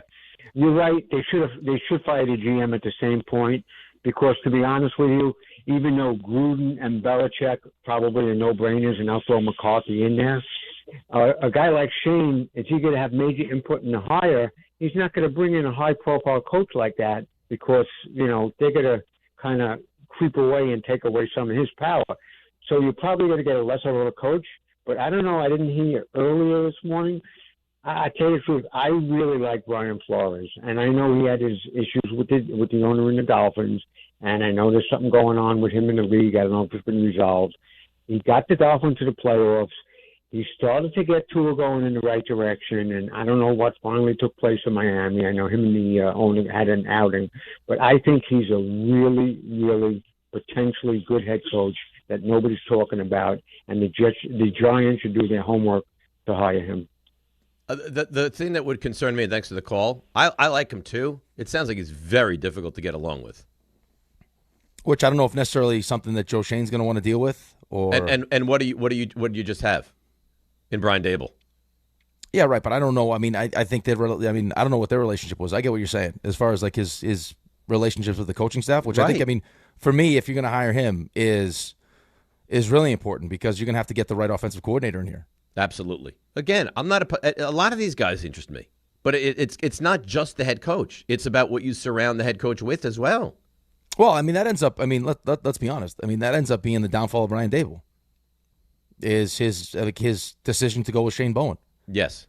Crushed right? him. I mean, if the defense was playing at a certain level, you're probably not giving up 33 points in the fourth quarter to Denver. If the defense played a good brand of defense for 60 minutes, then Brian Daboll, we're not even having this conversation right now.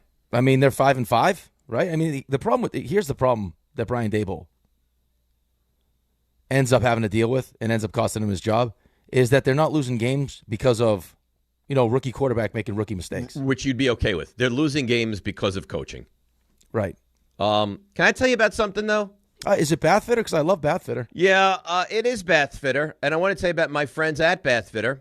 They have all types of custom bath renovations, including the unique PermaFit solution for a watertight fit. That, my friend, is very important, the watertight fit. There's no money down. There's no payments. There's no interest for 18 months. That's a year and a half to you and I. 1.5 years. All right? There's no interest until April of 27. You can check out Bathfitter's Permanent Fit Solution. It's durable and easy to clean with no demolition. Take advantage of Bathfitter's biggest sale of the year, and it's going on right now. Save up to $800 on a complete Bathfitter system. See their website or call for details on this Black Friday savings. You can trust the Bathfitter team just like we did at my home. So here's what I suggest. Start designing your bath today like we did at bathfitter.com because there's only one Bathfitter.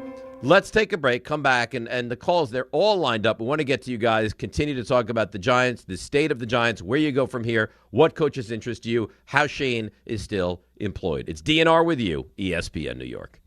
You make sure his toys don't have any sharp edges. You taught her what to do when the smoke alarm goes off and to wear a helmet when she rides her bicycle. You do so much to keep your child safe. But are you using the right car seat for your child?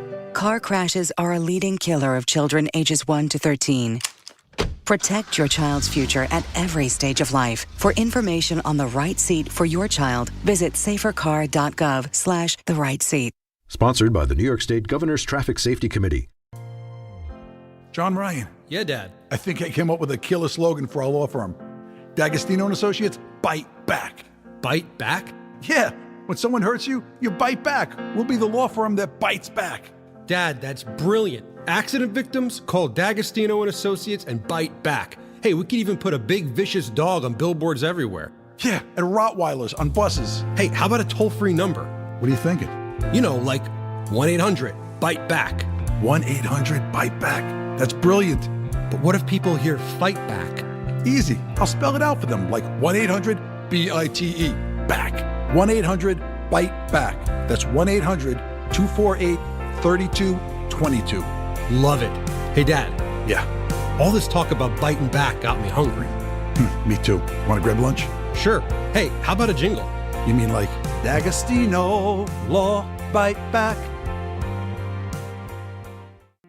This fall, don't sit on the sideline because of pain. If you're tired of waking up stiff, fighting neck, back, or joint pain, and missing out on the things you love, it's time to take action. Call Dr. Jay Shaw at Sandwell Pain, New Jersey's top pain specialist. Dr. Shaw is an Ivy League trained, double board certified, and laser focused on one thing: getting you back in the game. Living pain-free, no surgery, no cuts, no downtime. Just precise image-guided treatments that deliver real results. Whether it's sciatica, nerve pain, migraine, or chronic joint pain, Dr. Shaw will personalize a non-surgical game plan just for you without pain medication. Same-day and next-day appointments are available with offices in Woodbridge, Livingston, and Inglewood. Most major insurances are accepted, so what are you waiting for? Don't let pain keep you out of the action this season. Visit Sandwell Pain to text, call, or book online. You'll wish you met Dr. Jay Shaw a lot sooner. Relief starts today, and victory over pain is closer than you think.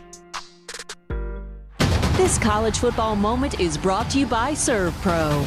College football teams have moments they recovered from and made it like it never even happened. Like on September 24, 2016, when Tulsa found themselves down 31-0 to Fresno State with 10 minutes left in the second quarter. Tulsa fought back to tie the game at 41.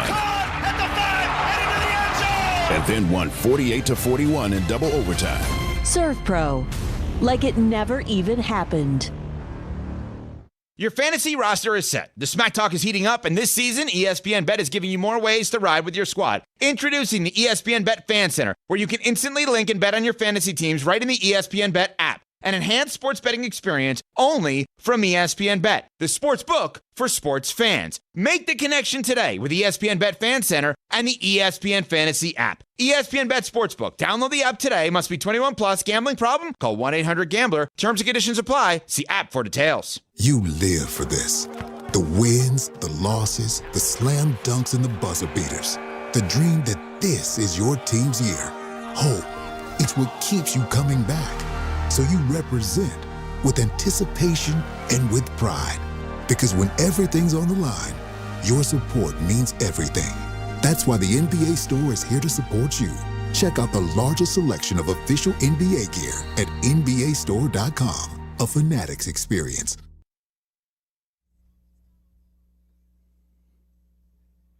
That's right. That's right.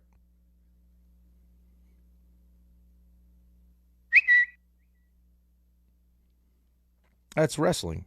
Stephanie Vaquer, it's the women's world champion. Come on, Dave. You should know. This is a big deal, like as you said yourself. You think he's got time with all the docs he's watching and the TV series he's watching to pay attention to wrestling right now? Terrible. Mm-hmm. Well, I don't think you need to be fully invested and interested to maybe know. Yeah. Yeah, listen, I'm not watching wrestling, all the time, but I occasionally check into it. Okay. Well, felt like he was a little disappointed that we didn't. I was a humongous wrestling fan growing up. Who is? I was a huge wrestling fan. I was too when I was a kid. I go back to my mother's house. I have all you name it, like all the figurines and everything else. The ring. I went to WrestleMania 3. That's a big deal, actually. That is a big deal. Mm-hmm. I got a beautiful picture with me and John Cena. Yeah. See, nice. Cena is not my era. I'm more of a Hulk Andre era of wrestling. Superfly, Macho Man, Ultimate Warrior. That's my era. I think Cena's a Grand Slam champion as of last night. JYD, Coco Beware. I love Coco Beware. Junkyard Dog. Yep, that's JYD. I'm just going to mention all the 80s guys now. British Bulldogs. That's right. Rick the Model. That's my. This is. Hacksaw Jim Duggan. That's my wheelhouse. Big Boss Man guys, are you? Oh yeah. How could you not be, right? Come on. That's my wheelhouse. Ricky the Dragon Steamboat. I love Ricky the Dragon Steamboat. He was the Intercontinental Champion of the world, Ricky the Dragon Steamboat. I loved him. That's my wheelhouse. But this lady, I didn't know who she was. I'm sorry. That's a shame. Play some music about it, would you? Yeah, play some sad music that he doesn't know. That'd be nice. That'd be a nice little touch for him. I'm sorry. That's the Macho Man. His brother also was a wrestler. I almost paralyzed Ron Hainsey wrestling. Yeah, we've heard this, I think. What did you do? Try to put him in some kind of a move? No, he asked me to do it. He loves wrestling. Loves wrestling. Really? He's like, hey, why don't we go back in the backyard on that trampoline and you can suplex me. Put me in the tombstone. I was like, I don't think that's a great idea, Ron. No, do it. Let's try it. You know what RJ just says in my ear? He's such a bad guy. Tom PJ. Quote, as riveting as this all is. And then he just stops talking. What a bad guy he is. Yeah. We can't take one little break, RJ. You're talking about the Giants for 2 hours and 51 minutes. You spent 90 seconds to talk about something we're reflecting on, and now all of a sudden. In fairness, this is the typical. This is like the movie segments with Dan Grasso. It's Listen, you can't be trusted. You throw it out there, and you just spend 3 minutes mentioning nothing but guys from the 80s. I know what you want, RJ. Let's get back to the calls. Let's go to Brian in Manhattan, Rick's buddy. Good morning, Brian. How are you? No wrestling talk. Hey, guys. I wanted to bring up Pedro Morales and Bruno Sammartino. No, not now. But I won't. I Look, I never like to see people lose their jobs. Obviously, NFL head coaches or sports head coaches have so much money that they're given on the way out. It's hard to feel too sorry. But think about it in New York. We got Laviolette, we got Thibodeau, now we got Daboll. We can't keep any coaches, and it's because we're not hiring the right coach. I mean, maybe Thibodeau was the right guy at the time, but there seems to be a problem. And why can't we find a guy like Shane Steichen? How come other teams find good young coaches who are actually good? I mean, I was watching the Rams and the Niners Sunday. Yeah, but Brian, and the Colts Rams are much better. Brian, the Colts are kind of a mess last year, no? Yeah, but I mean, yes, but he's obviously. I mean, don't you think he's a good coach, Rick? I mean, he's got a great mind. He's animated on the sideline without being like a doofus like Daboll. I don't know. I like him a lot. It looks like Philadelphia generates a lot of, like, they're the new sort of assistant coach farm team. I don't know. Like, hiring is the most important thing of any job, right? Whether it's a corporation or a sports team. And the Giants, and maybe it's Mara, and I know he's sick, so you can't jump on the pile there, but we just don't seem to have that gift for hiring. You're not wrong, Brian. And thanks for the phone call. I mean, you look at what they've been through. Joe Judge, Pat Shurmur, Ben McAdoo. Now it's been bad. Right, it's been real bad. I mean, I gave you the record since they fired Tom Coughlin. Listen, I like Shane Steichen also. I mean, they also drafted Anthony Richardson. They have a lot more talent than the Giants have, right? I mean, their offensive line isn't an issue like it has been with the Giants. The amount of talent they have compared to the talent the Giants have is worlds apart. Right. So, I mean, is it, I mean, I would probably argue it's the combination of the both. I don't think it's just they can't hire the right head coach. I don't think they're hiring the right GM also. Well, they don't have the players, firstly. They don't have the depth on this team. Paulson Adebo goes out, and all of a sudden your season falls apart. That should not happen. No, I mean, look at their offense. I mean, they should be better defensively. I would probably lean towards blaming more coaching on the defensive side of the ball, but I mean, agree. Look what they have offensively. It's nowhere close to what Indianapolis has offensively. Oh, come on. They have the best running back in football right now. I mean, Pierce is really good. Tyler Pittman's Warren. really good. Warren is a star. So, I mean, what are we talking about? Pittman, yeah, I mean, it's just, I think it's a combination of both, which is why I'm shocked that they're going to let Joe Schoen hire the next coach. I feel the same way. And that to me is of all of Daboll, Shane, Bowen, next coach, like all the different avenues to discuss, the one that has me the most bothered and to me is the biggest story is you're doing it all over again. You're having the same guy make the decision of who's the next coach and run the franchise. Here's the other thing, though, too, and why I guess, I mean, I push back sometimes and I just get frustrated. I mean, was it Laviolette or was it the players? Right? I mean, how much different does it look with Sully? Not very different. Right. So, I mean, was it Tibbs or was it the players they brought in and gave Tibbs? We'll find out. Also, Tibbs had some massive success. Right. But I'm saying, like, I mean, they didn't think that Tibbs was going to be the one that took him over the hump, right? Like, he could get you to a certain point. Right, and then Bridges doesn't want to play for him. Cat doesn't really want to play for him. So We'll see. Like, I mean, if Mike Brown goes out there and they get to the NBA Finals and they have a better season, then yeah, it was Tibbs. But if they don't, and it's more of the same, then I mean, at a certain point, the players do have to take some blame for it. Absolutely, they do. All right, let's break. Come back, and maybe we get deeper into the wrestling. I don't know. What I do know is we'll be back in just a moment. DNR with you, ESPN New York. 1-877 Cards for Kids. KARS Cards for Kids. 1-877 Cards for Kids. Donate your card today. 1-877 Cars for Kids. KARS Cars for Kids. 1-877 Cars for Kids.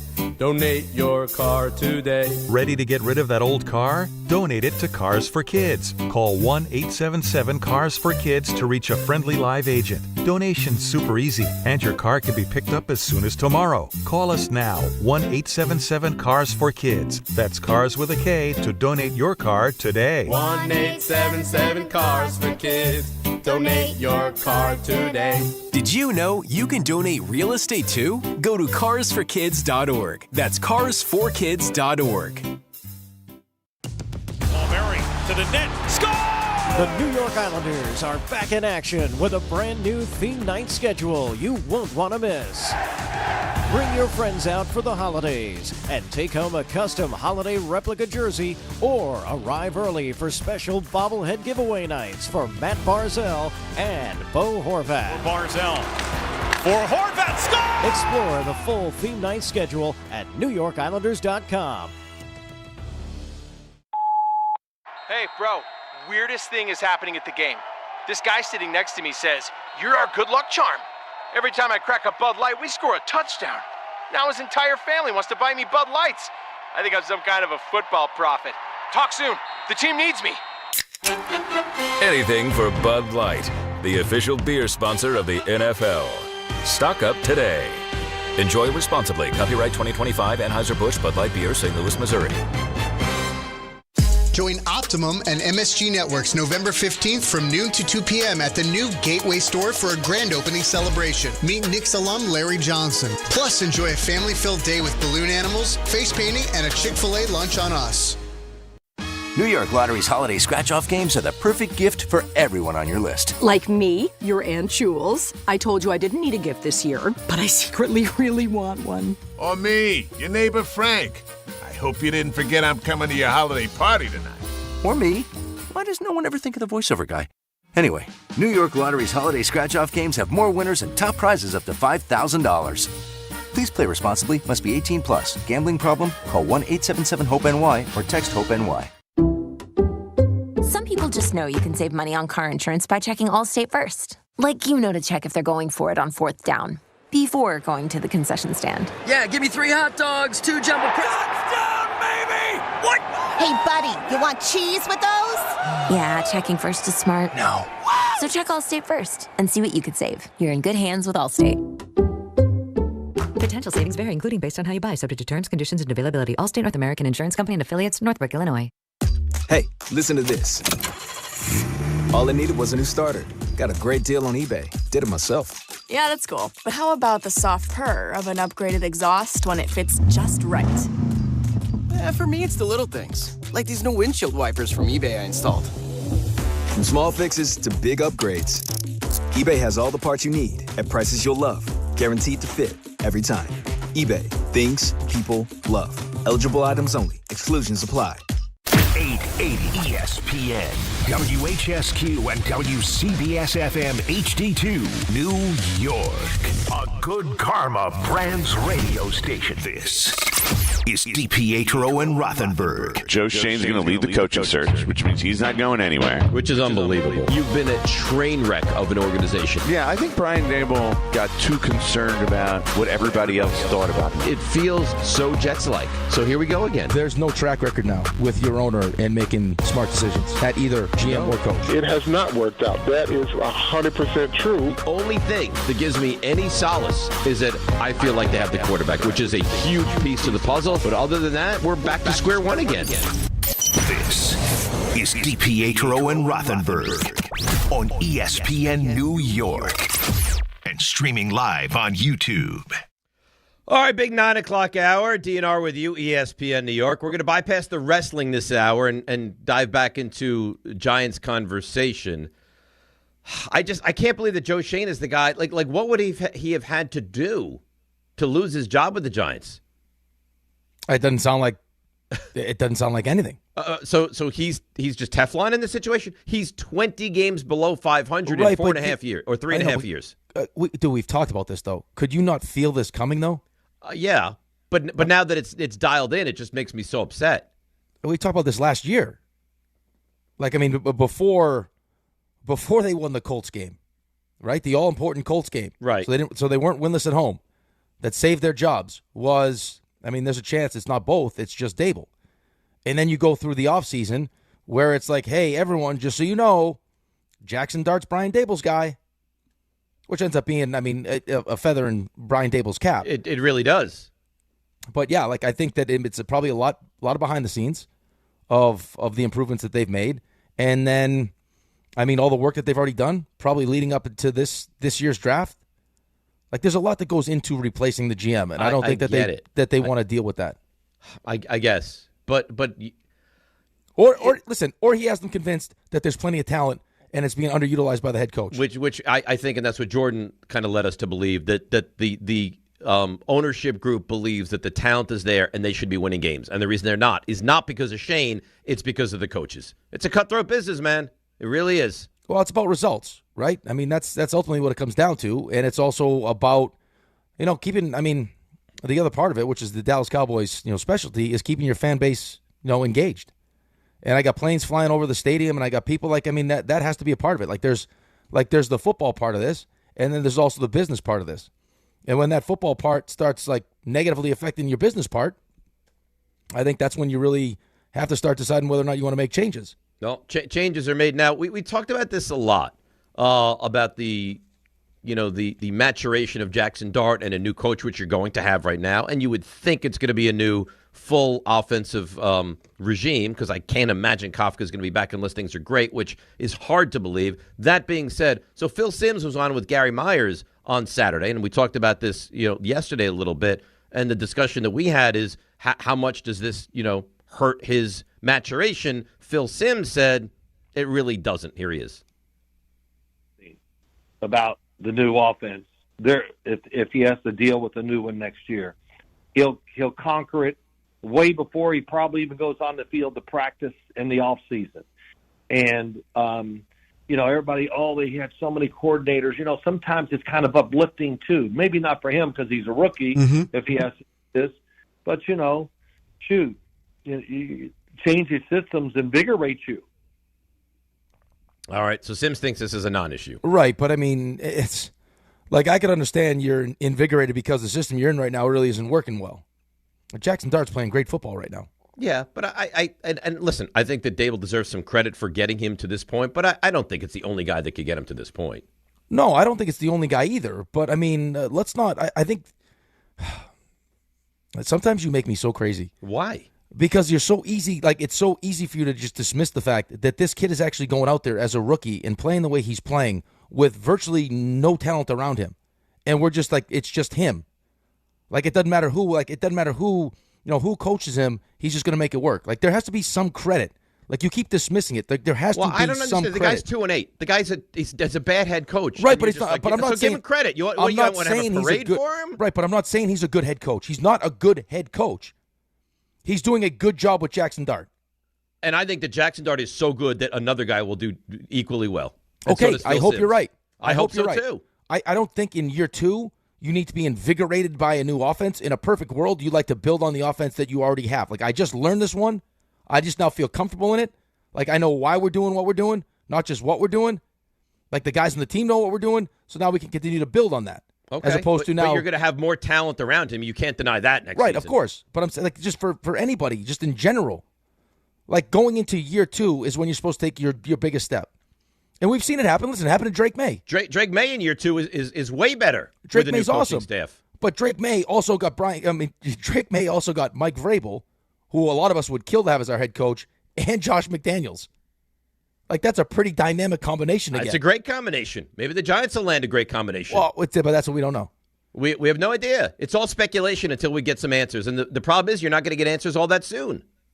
No, you won't. You'll get your answer on Kafka, I would imagine. That's why you make the move when you make the move, right? See if he's a legitimate candidate. Why just take his word for it when I can actually see it in That's in right. practice? You know what? You want to test? Here, take the test. Here we'll it is. See if you can pass it. Now, I think you're asking for him to do a lot in the final 7 games. But that was why I got crazy yesterday. It's just Jackson Dart is playing really well. Jackson Dart's having the amount of time he spent with Brian Daboll and Kafka's doing his is focused on his one thing. Now all of a sudden you're taking Kafka out of that and he's got to focus on doing everything. How much does that affect? You know what I mean? That's the time management. Like Ulbrich, he couldn't handle it.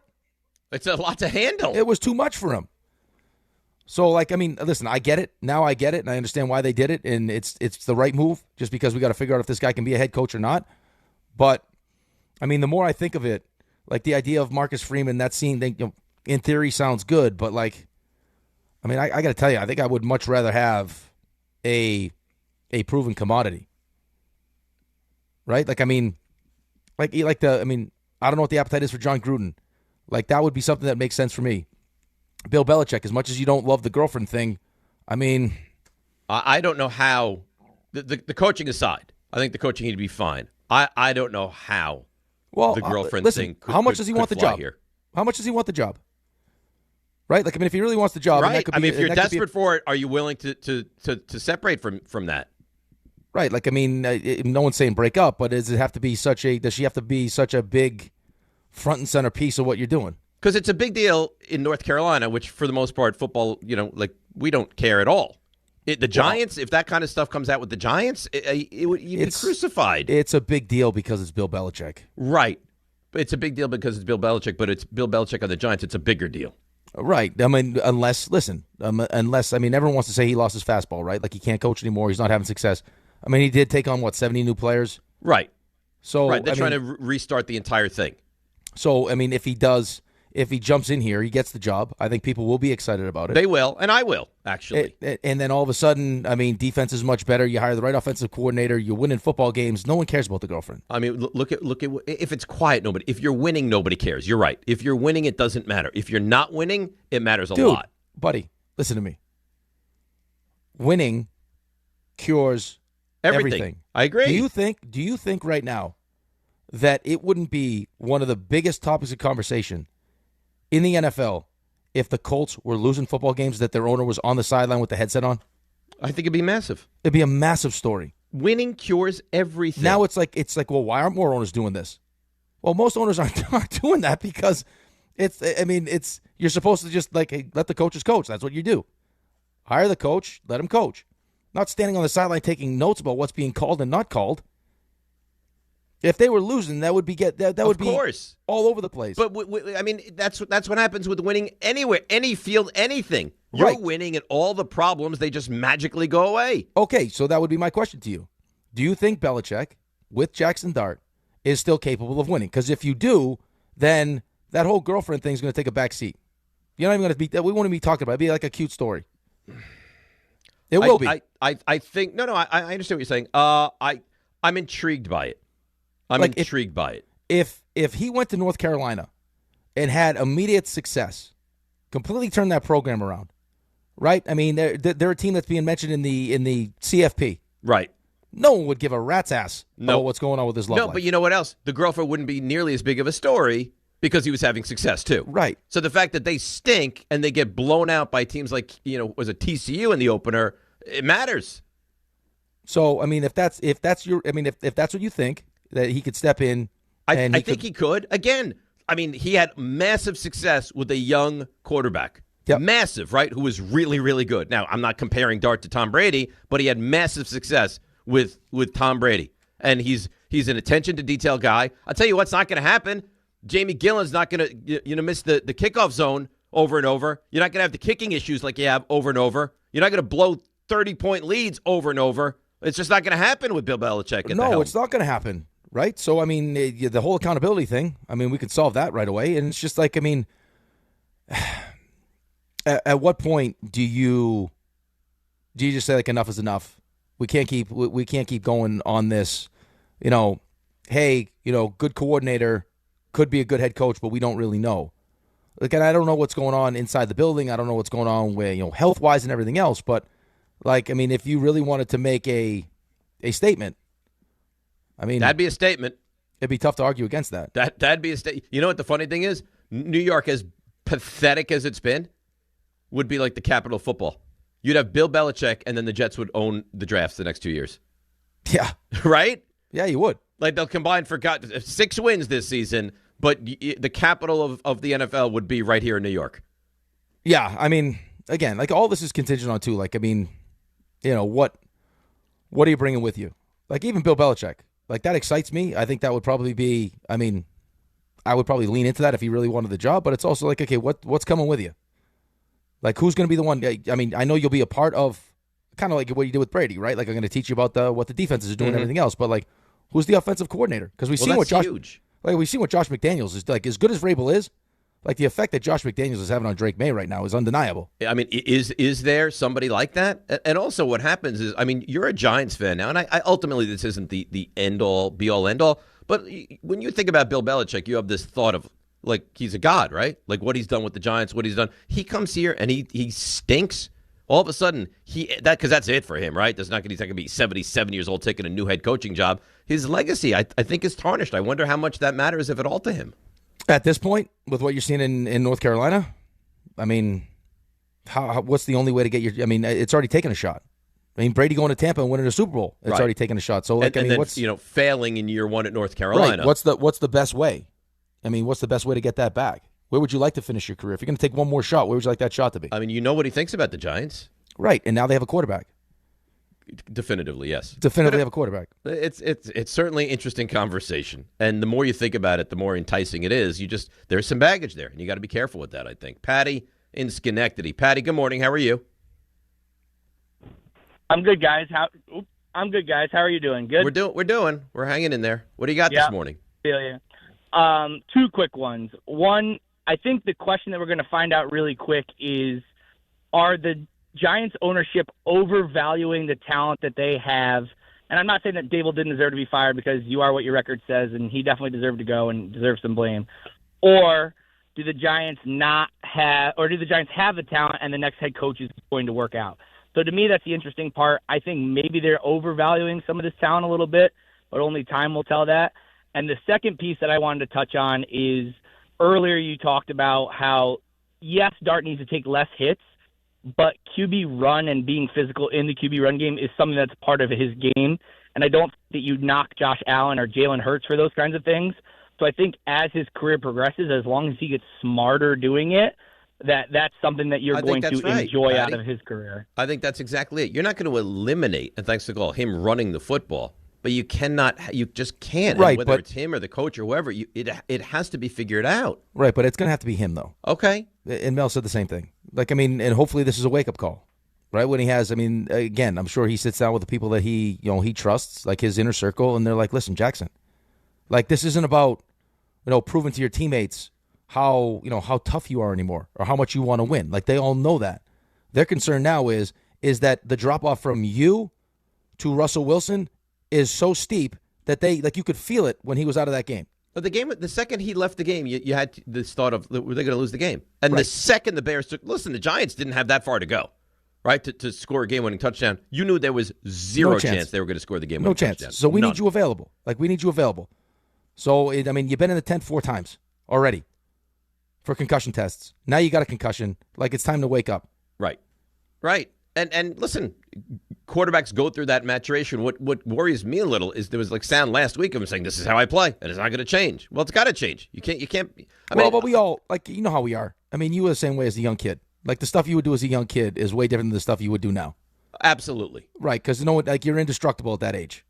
Right, yeah, but, I can but now play you this realize late. you're not. And guys, I'm sure, are telling you cannot continue to play football like that. 100%. And it's not worth it. Well, no, I mean, listen, in his mind, it's worth it. That's the thing. You can tell him it's not worth it. In his mind, it's worth it.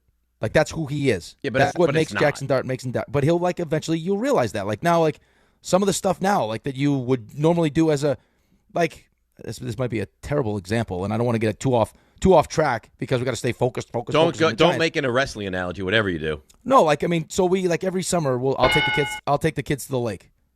And there's this big giant rock that people jump off of. So they'll be 16, 17, 18-year-old kids. They get up on the rock, they'll dive, they'll do a backflip, whatever it is. Like, back when I was a younger kid, I'd be trying to do a backflip off the rock. Yep. Now, as a 40-year-old man, I'm like, what benefit is it for me to try to do a back? I could do it. It's not worth it, right? Yeah, but do I need to get hurt? Do I need to get hurt doing a backflip off a freaking rock at 40 years? No, that's just dumb. It's just not worth it. So I agree. he'll figure it out. I mean, all right. I think and if he does, listen, if it's part of a maturation process, then that's fine. He suffered, a lot of concussion tests, a lot of time in the blue tent. Obviously, it's an issue. If he learns and he's a better version of himself moving forward, then that's probably worth it. It's probably a good thing to have learned that lesson. Well, let's go upstate. Let's go to Thomas. Thomas, you're on ESPN New York. Hey, gents. Good morning. How you doing? Good. What's going on, buddy? Yeah, just want to reiterate, you guys, I don't want to beat a dead horse, but the Giants needed to wait until the end of the season and clean house immediately. I feel like they just delayed the inevitable by but they're not they're not going to though. They're not. Yeah, it's too late. They're not cleaning house though. Yeah. But let's they're look gonna at Shane's track record. They're going to let Joe Shane take him on this little coaching search journey. Shane has hit on some players, obviously, but when you look down the list of McKinney, Daniel Jones, what he's done with Banks, giving Slayton more money than he offered Saquon. What happened on Saquon on Hard Knocks with Saquon? It was just a complete disaster. I think the Giants are now more like the Jets than the Jets. Well, we say that all the time. The Giants are the Jets. They're right there. They're right there together. Like, how many players has he really hit on, though? He's hit on some. But I mean, some on picks that you and I could have made. I mean, some, like, he hit on Malik Neighbors, but if it was up to him, would he hit? I mean, it sounds like it was Daboll that wanted Malik Neighbors. And what are we going to have, a party because the guy hit on the 5th pick in the draft? No, we shouldn't. I mean, we shouldn't have to. Oh, my God, hit on the 5th pick in the entire NFL draft. I mean, the ones he deserved, like Scadaboo, that's a good pick. Scadaboo's a good pick. Yeah, Scadaboo's definitely a good pick. If you look at the Eagles and you look at what they're doing in the 4th, 5th, 6th, 7th rounds, that's how you win in this league. Well, Dave, I mean, you got a whole draft pretty much. I mean, the 2023 draft was a disaster, right? I mean, you got a 24th overall pick that you don't even really want to play, right? I mean, is John Michael Schmitz very good? No. Right. I mean, Jalen Hyatt doesn't play. I mean, that whole draft. I mean, you might as well just erase a whole draft. Right. So it's Banks, who's awful, Schmitz, who's not very good. It's Hyatt, who you traded up for, by the way. Eric Gray, who I don't even know if he's in the NFL now. Trey Hawkins, who everyone was ecstatic about, is gone. Jordan Riley and Javarius Owens. So you have nobody from that draft that makes any impact on this team. That's from 3 years ago. Right. So how are you supposed to win in this league like that? It's tough, man. It's really tough. RJ? Hi. RJ? Hey. How you doing? Good. Good. You going to run point on around the league or stuff you missed or whatever it is you do at this point? I could do around the league. That would be fun. You want to do that? How about this guy? How about Olaf Penny? Okay. He says, I just deleted the app. You guys are terrible. Talking about the Giants for this amount of time. See, RJ, this is your fault. That's right. Had Olaf Olaf been listening to some of the wrestling conversation, RJ, he'd be back in. Is Olaf the snowman? Yes. Oh, man, we lost snowman. You lost the snowman. Right, with winter coming, too. Right. No, but Olaf didn't like the winter. He wanted the sun. Well, give us more give us more rock stories then. You know what? This stuff you missed better be so Giants-centric. Do you want to build a snowman? Go ahead, RJ. I don't want to stand in your way. I could sing right now, but I don't want to get yelled at. Go ahead. There's greatness. Let's hear it. Walk-up three-pointer. He got it! See ya! Score! Put it in the box! The you missed. We're clearly going to pick apart every mistake that I will inevitably make. Yeah, we will. But so, I will start by attempting to butter one of you up. Because last night, Ilya Sorokin tied someone we know for the third most wins in Islanders franchise history. Would you consider this buttering him up? Yes, it's buttering. 130 career wins. It's not enough. Yeah, that was what. Now you just depressed me, RJ. This is not. That didn't work. Well, Matt Barzal scored an overtime. Islanders win, and you beat. Been working with this guy too long. I knew how he would react. You knew he wasn't going to react well to that. I had a feeling. Me. Yeah. Talk about The Rock, RJ. The Rock will. The Devils. Sure, you don't want to talk about Sergeant Slaughter? The Devils play at The Rock, and they More lost. in your generation. So, Artemi Panarin scored a couple of goals. Rangers ended a franchise-worst 7-game home losing skid. They take down the Predators 6-3. Scored goals last night. Benny Trocheck's back and we could score. Yes. Yep. Congratulations. Benny Trocheck's a huge piece of your team. Yes, Huge he is. piece. Yes, he is. Do we even know what the injury was, Ray? The upper body. That's how hockey goes. I get that, but we have no idea what it was. Why would you ask UBI, a question? Dave. It was a UBI, okay? Why would you ask the question you know the answer to? Well, I don't know the answer. You do know the answer. It's an upper body, and that's upper all. Body. And that's all. Upper body. Great. Speaking of bodies, how did your mole check go yesterday? Good? Oh, good. Yeah. Everything's good. I actually thought about that. That was one of the first things I thought of this morning. I'm not even kidding. But I forgot to ask you about it. So Well, you didn't care. I do care. Yeah, we do. We care about you. I don't want you to get any melanomas or anything. Everything looks good. I made an appointment. I love it when I'm checking out yesterday at the dermatologist's office. They're like, all right, so we'll see you in a year. You want to make that appointment? I'm like, oh, okay. So now I have an appointment for November the 13th of 2026. Nice. All right. Yeah. So I've only ever gone one time. I would yell at myself here for going on a tangent. But the sounds that the dermatologist makes while examining, it makes you think everything's wrong. Ooh. Oh, interesting. I don't know what kind of dermatologist you're going to. I didn't have that at all. Very unapproving. Like an ooh. Yeah. Well, but then I asked, I was like, what's like wrong? Tony Romo? Yeah, but then I asked, I was like, what's wrong? And he was like, oh, nothing. I don't like the shape of this one. Yeah. Defensive battle last night. Interesting decisions made at the end of the game. All favors our friend Raymond because he walks away winner. So do the Eagles. It's grotesque. They beat the Packers Whatever. 10-7 because I'm not doing well You took right them now in the picks. Super Bowl. Yeah, right. But that's I'm And not. sat there and went, "Cuckoo, cuckoo." I'm not a Cowboys fan. I don't root for the Cowboys or the Giants. Logic has to prevail sometimes. It made no sense. They won that game. How they can were awful. They were awful last night. Serious question: how can anyone believe in the Packers right now? How can anyone? That's my logic behind it. No, it doesn't excuse your behavior.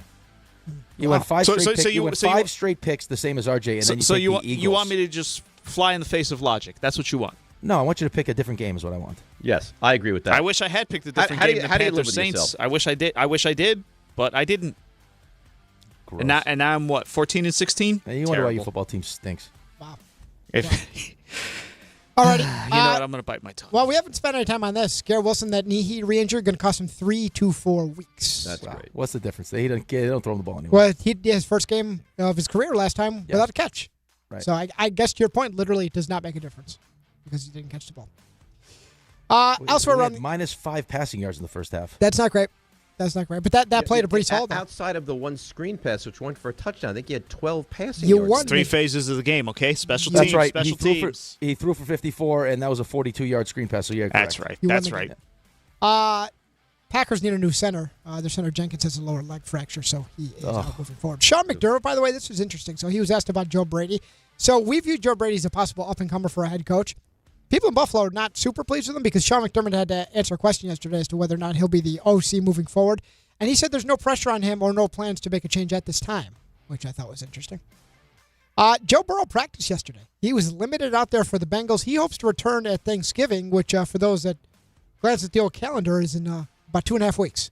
2 weeks from Thursday. Yep. So I'm already getting anxiety. About Thanksgiving? Yeah. You cooking? Yeah, I'm he always cooking. cooks, yeah. I thought maybe you might take a year off. I'll be eating on Thanksgiving. We know you will. We know you will. Rob Gronkowski says he plans to retire a Patriot, and Dan Quinn has taken over the defensive coordinator duties, essentially calling the defense. That should help. When the team falls apart, head coach gets more involved. I'll tell you what, I like Dan Campbell taking the menu-style laminated sheet. It's like, you know what? Give me this thing. I'm calling the plays now. Attaches that thing right to his pants. I like it. Eagles-Lions this week, by the way. Ooh. That's a good one. Massive game. That's a good one. Also of note, because we kind of lose track of this, so Nick Kurtz and Drake Baldwin are the Rookies of the Year. Neither of us took them in our MLB Picks Showdown, which we made back in March. But there's still some stuff on the line. There's some Otanis out there for MVP. There's a Tarek Skubal out there for Cy Young. By the way, as of right now, you know who leads? Buster Olney. No Buster way. Olney's leading right now? Right. I mean, he took the Reds to win the division. Well, I don't think he's going to get any postseason award, so he could lose it. But right now he leads. Well, where is Buster? He's gone AWOL. He's enjoying the offseason. That's what he is. He's gone AWOL. Bruce Bochy has returned to the San Francisco Giants in a special advisor role. Kyle Hendricks retiring after 12 seasons. And bail for Luis Ortiz, the Guardians pitcher, with the pitch rigging case, $500,000. Cool. Sounds like sportsbooks, by the way, are going to, which I didn't even know you could bet on, pitch selection and velocity. I can't even believe that's an option. It sounds like they're going to put a cap on that for $200 where they're moving. But by the way, did you hear how long jail time could be for these guys? It's like 60 years. Decades, yeah. Yeah, 60 years. You want to make an example Imagine of somebody? that, though.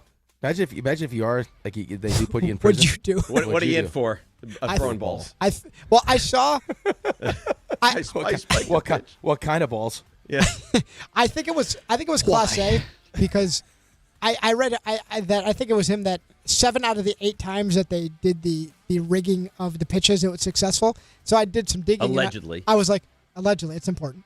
So I was like, I wonder what happened on the one. He spiked a curveball like 4 feet in front of the plate, and the guy swung at it. Really? He's like, you got to be kidding me. When the guy swung, he's like, what are you doing? Idiot. Around the NBA last night, Cade Cunningham scored 46, took 45 shots. Pistons beat the Wizards in overtime. The Heat stole a win over the Cavs. Nice buzzer-beating play. Alley-oop at the rim to win. And last night was a good one for Cooper Flagg. Had a career-high 26 points. But all the fans wanted to do was chant "Fire Nico." So things are not going. Because Luka's not off to a good start. You see, Nico has like removable seats so he can get out easy. What do you mean removable? He can pick up his chair and take it with him.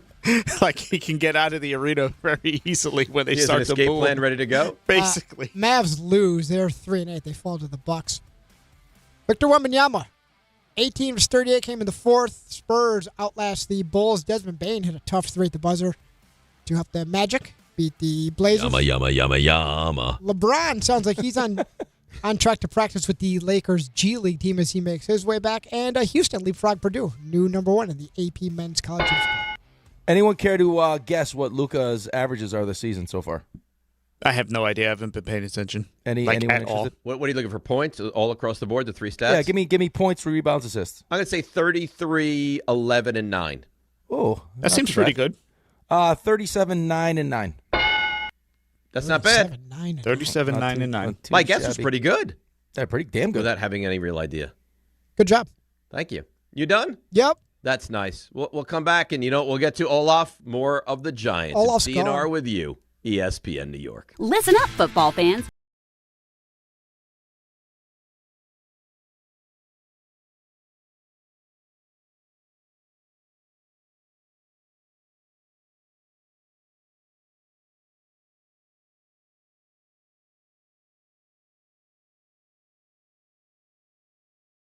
At Bet365. Gambling problem? Call 1-800-GAMBLER. 21 plus only. Must be physically located in New Jersey. T&Cs apply. In-app only.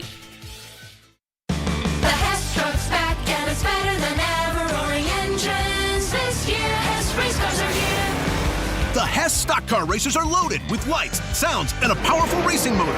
Only at HessToyTruck.com. Free shipping and batteries included. 1-877 Cars for Kids. KARS Cars for Kids. 1-877 Cars for Kids. Donate your car today. 1-877 Cars for Kids. KARS Cars for Kids.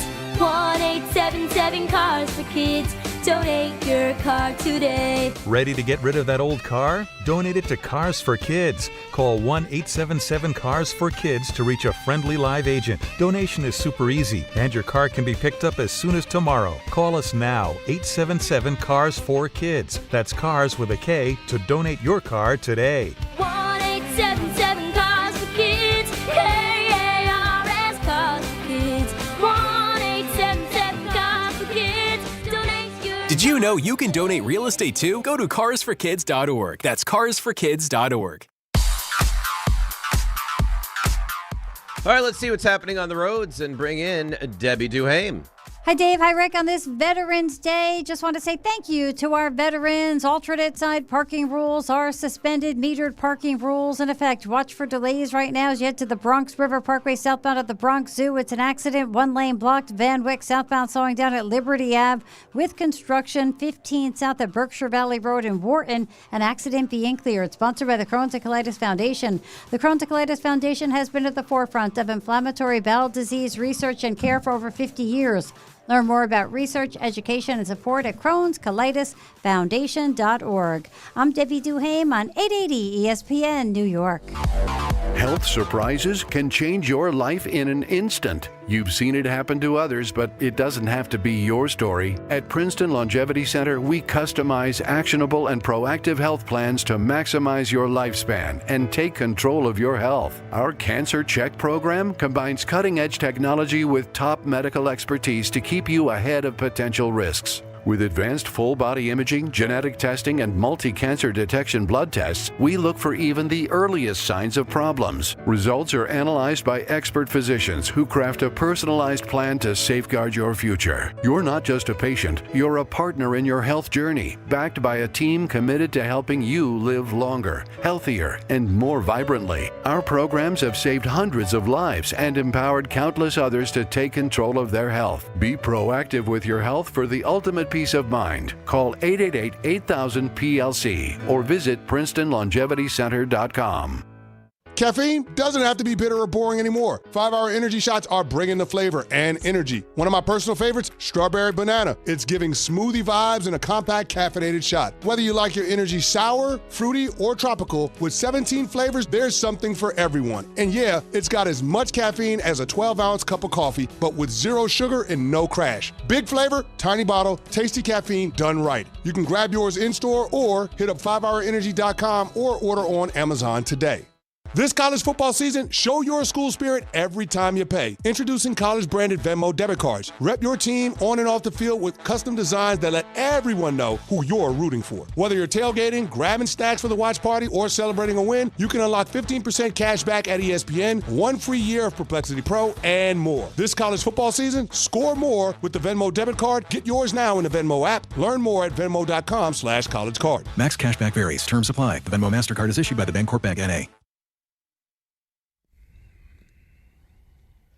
All right, DNR with you, ESPN New York. Bart Carlin. Carlin was here early today. He was here like in the 7 o'clock hour during our show. Right. He breezed right in, no traffic. Yeah. I mean, those guys are ready to roll today. Ready to roll. Can you imagine how long their meeting was today? Oof.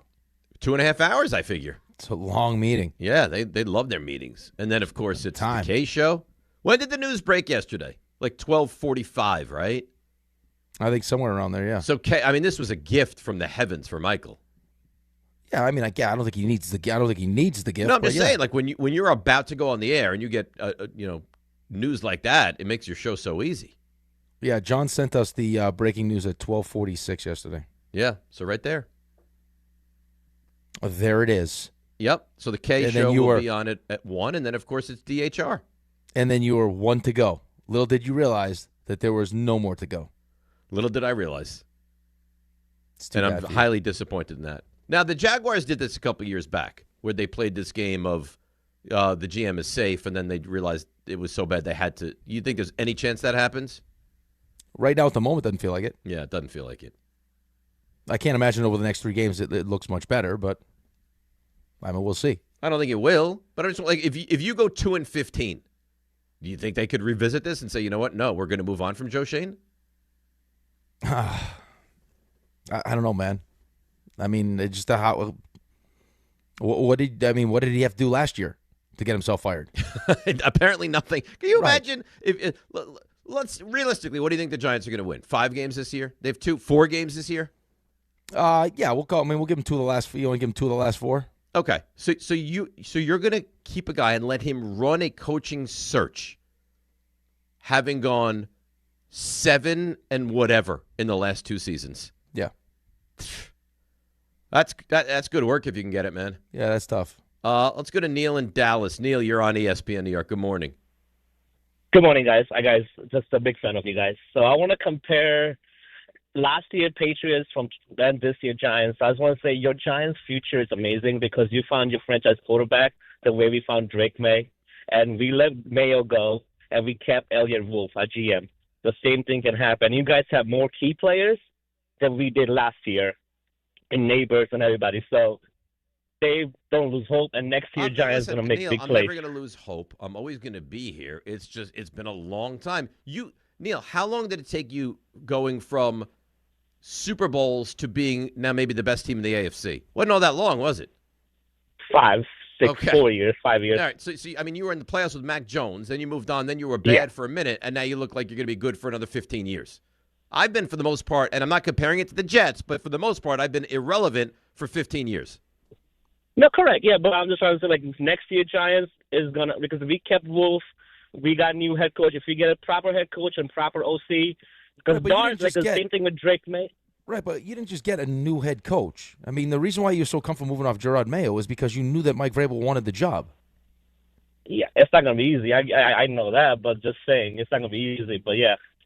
You got to trim. I mean, you got a slam dunk head coach. Thanks for the call. Right, and it's you got not. you got the head coach. Right, you got the head coach, and you got Josh McDaniels. I mean, there's no look what's happening in Denver right now.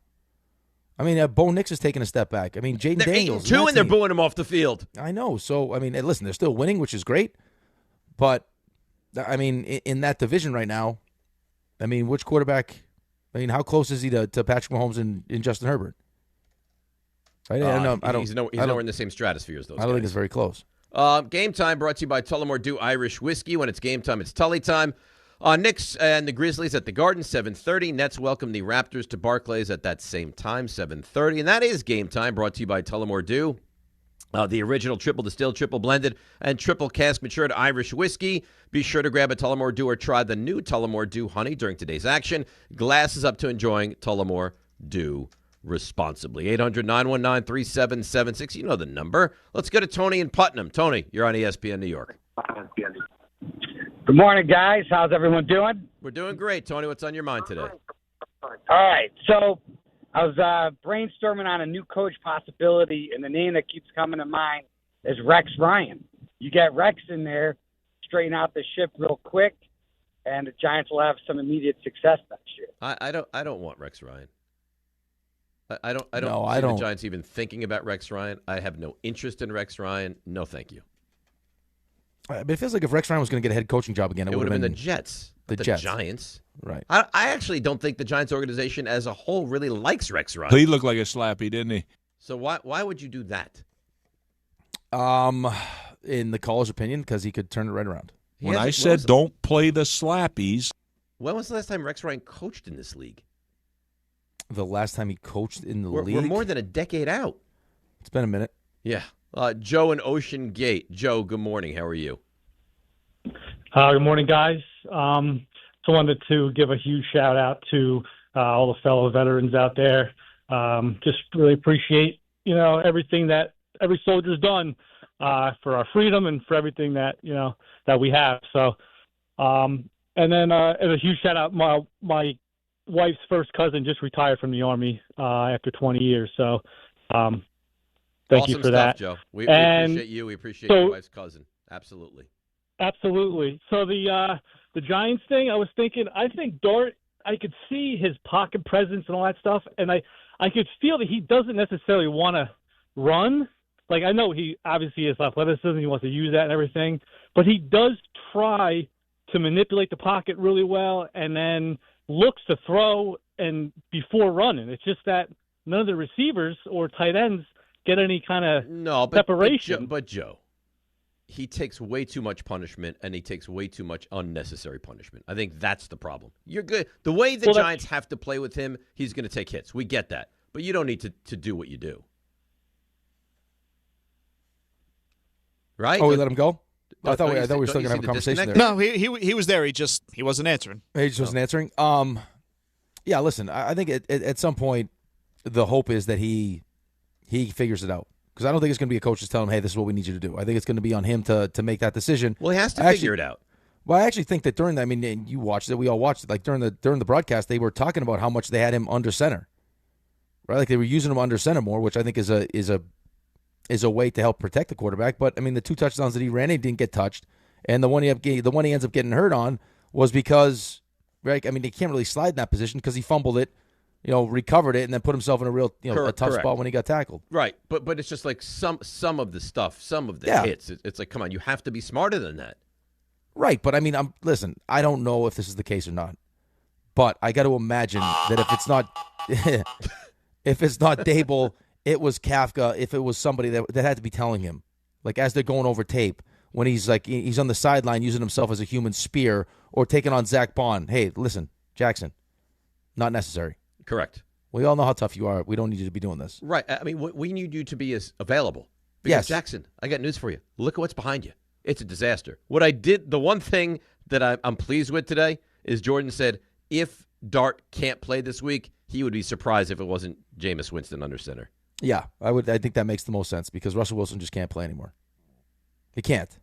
I agree. I mean, that's the other thing, though, too. I mean, I don't know. I still can't get over 4th and goal from the half-yard line that we don't try to just – I mean, what do you have to lose? You just lost your job. What else do you have to – I mean, if you score a touchdown there. Yeah, and it's weird. I guess it was you that had this, and this is a good point. Like, he came into the league, house on fire, go for 2 in a spot that, I don't know, was a little bit risky. And now, at the end, look at how far it's fallen. Now he won't even go for, which makes no sense because you're year one. I know you're trying to set the tone, but, like, you're not going anywhere, right? Like, you're not going to get fired after year one. Right? Like, I mean, if you wanted to be, hey, by the book, we're going to keep the points on the board, and like because That's just who you were or who you are. To all of a sudden now, when you're like on the midst of you're on the verge of being fired, that's not when you're gonna. Wouldn't that be when you were being aggressive? Yeah, one would figure. One would figure. All right, so here we go. You can line them up. We'll get to as many of your calls as we can. 800-919-3776. Then we'll hand over the baton to Bart and Carlin. It's DNR with you on a very busy Giants Tuesday on ESPN New York. Are you ready to make a difference for the environment while helping the visually impaired at the same time? Then donate your vehicle to Heritage for the Blind today by calling 1-800-983-6530. Every donated vehicle will either be properly recycled in an eco-friendly manner or given a new life through reuse. Donating your vehicle is easy. Simply call 1-800-983-6530 and Heritage for the Blind will do the rest. They'll even arrange for your vehicle to be picked up at no cost to you. And for a limited time, when you donate your car, you'll receive a $200 restaurant voucher and a 2-night, 3-day hotel stay at one of 50 locations. Call 1-800-983-6530 right now to schedule your vehicle donation and make a positive impact on the environment while helping others. Heritage for the Blind, where every car donation counts and every person makes a difference. Call 1-800-983-6530 now. This advertisement is paid for by Heritage for the Blind. Whether you're shopping, gaming, or streaming this Black Friday season, don't take slow for an answer. Get Optimum Fiber for the fastest, most reliable, and most consistent internet speeds, starting at $25 a month. Call 888-4OPTIMUM or visit Optimum.com to switch. Act now and get a full year of Netflix, an unlimited mobile line, a $400 prepaid card, and more, all on us. Call 888-4OPTIMUM or visit Optimum.com today. Optimum, don't take slow for an answer. Terms apply. See Optimum.com for details. All your favorite NBA players are back, and DraftKings Sportsbook, an official sports betting partner of the NBA, is the place to bet on NBA stars this season. With more markets open for more of the game, DraftKings, the #1 sportsbook for live betting, is live when others aren't. New customers, bet just $5 and get 3 months of NBA League Pass. Plus, score $300 if your bet wins, paid in bonus bets. Download the DraftKings Sportsbook app and use code WHSQ. That's code WHSQ. Bet $5 and get 3 months of League Pass, plus get $300 in bonus bets if your bet wins. In partnership with DraftKings. The crown is yours. Gambling problem? Call 877-8-HOPE-NY or text HOPE-NY 467-369. 21 and over. New York only. Eligibility and restrictions apply. Bet must win to receive bonus bets which expire in 7 days. Minimum odds required. NBA League Pass auto renews until canceled. Additional terms at dkng.co/audio. Limited time offer. On the golf tee, it's Skechers World Champions Cup. Watch it live December 4th and 5th on ESPN and ESPN Plus, 12 to 4 p.m. It's PGA Champions Tour golfers from all over the world. Team USA versus Team Europe versus Team International. Watch it live December 4th and 5th on ESPN and ESPN Plus, 12 to 4 p.m. The competition will be tense, but feet will be comfy. Tune in to Skechers World Champions Cup. Final round of golf on Sunday, December 7th on ABC, 1 to 5 p.m. A SoFi personal loan is here to help you achieve something once thought impossible: overcoming high-interest credit card debt. Walk the tightrope of your finances with one low, fixed-rate monthly payment, no fees required, and as soon as the same-day funding. That's right. Pull off your own debt-defying stunt with a SoFi personal loan. Visit SoFi.com/trick to learn more. Loans originated by SoFi Bank, N.A., member FDIC. Terms and conditions apply. NMLS 696891. From the regular season to the Super Bowl, ESPN New York is your destination for football. We've got crazy fans. If the Giants somehow beat the Cowboys, I'm going to take a dump on your head. You can feel good because you're a damn football team. Expert analysis. Marcus Spears joins us now. ESPN NFL analyst Damian Woody. Mel Kiper Jr. The Hall of Famer Steve Young. He's kind of our resident general manager, Louis Riddick. We got Mike Tannenbaum right now. And all your fantasy and wagering needs. This is ESPN New York. We are football. A licky boom boom down. DNR with you, ESPN New York. RJ just telling me, I don't know if he really believes it. He probably does. I don't look at RJ as someone that doesn't tell the truth. He thinks yesterday is a good day for the Giants. Well, how could it not be a good day? Yeah, no, but it's like many Giants fans are kind of like, well, it's good that we moved on from the coach, but the GM is still here. And RJ says you'd be in a much better position. It's a step in the right direction. We've been having a debate too off the show. Maybe not a debate, a discussion, because my biggest criticism, I think, even above the Jackson Dart stuff lately, is that why if he was the one that really gets credit for launching Josh Allen on this pace, honing in his accuracy, which I'm not sure that's the case, but let's go with that. So why does he not call the plays? And when he does, this was in one of Jordan's articles, why does the offense succeed at a better rate when he does not call the plays? So we talk about the development of Jackson Dart. It is possible that in the long run, maybe even next year, he would have been held back by Brian Daboll. And on the offshoot of that, the concern with what I'm saying is, if we give him all the credit for Jackson Dart, and now you're left with the guy that was opposing him in that conversation on whether to draft Jackson Dart, that would be scary, because that would be Joe Schoen. Yeah, but right. But so how are you saying yesterday was a great day then? Because I'm not a Brian Daboll believer. Right, but that's fine. But I mean, the only reason why we're taking phone calls today that it's not the best day is because it wasn't Shane and Daboll. Well, it's not the best day, but I think it was a step in the right direction. Yeah, but the direction continues along with the GM that is not very good. Now, I will fight back at you a little bit here. I don't know that if he didn't want him, but you got him, and he's really good. So what difference does that make?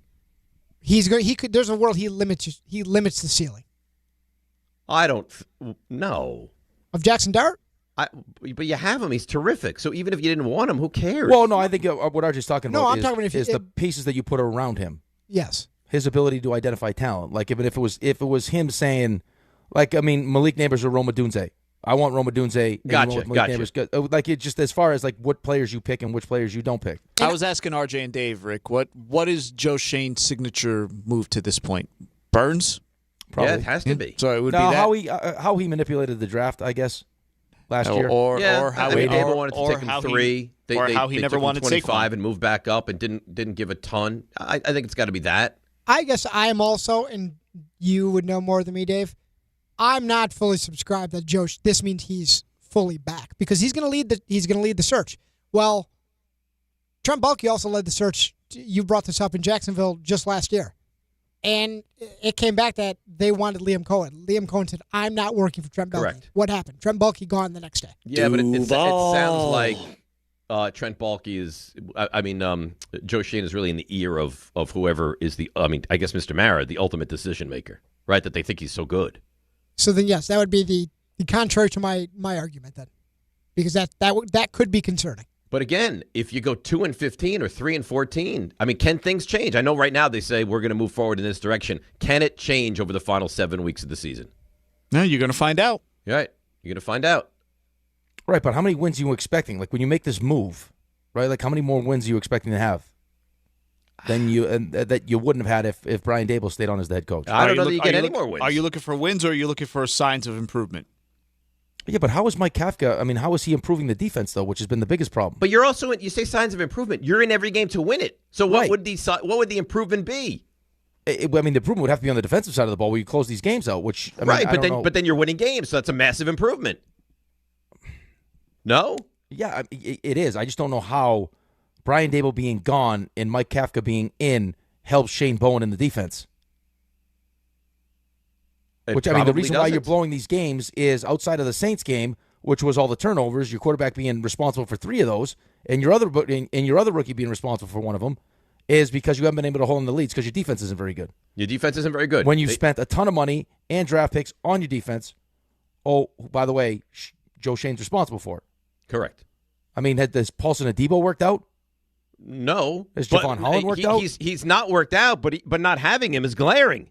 Right, it's glaring because of the lack of depth. Correct. Well, whose fault is that? Well, but here's the other thing, though. It's like I can't wait to get rid of Xavier McKinney. He goes out, leads the league in interceptions, and then I got to bring in a safety and pay him big money because I lost the one that was the one we probably should have kept. Yep. Right. It's not well run.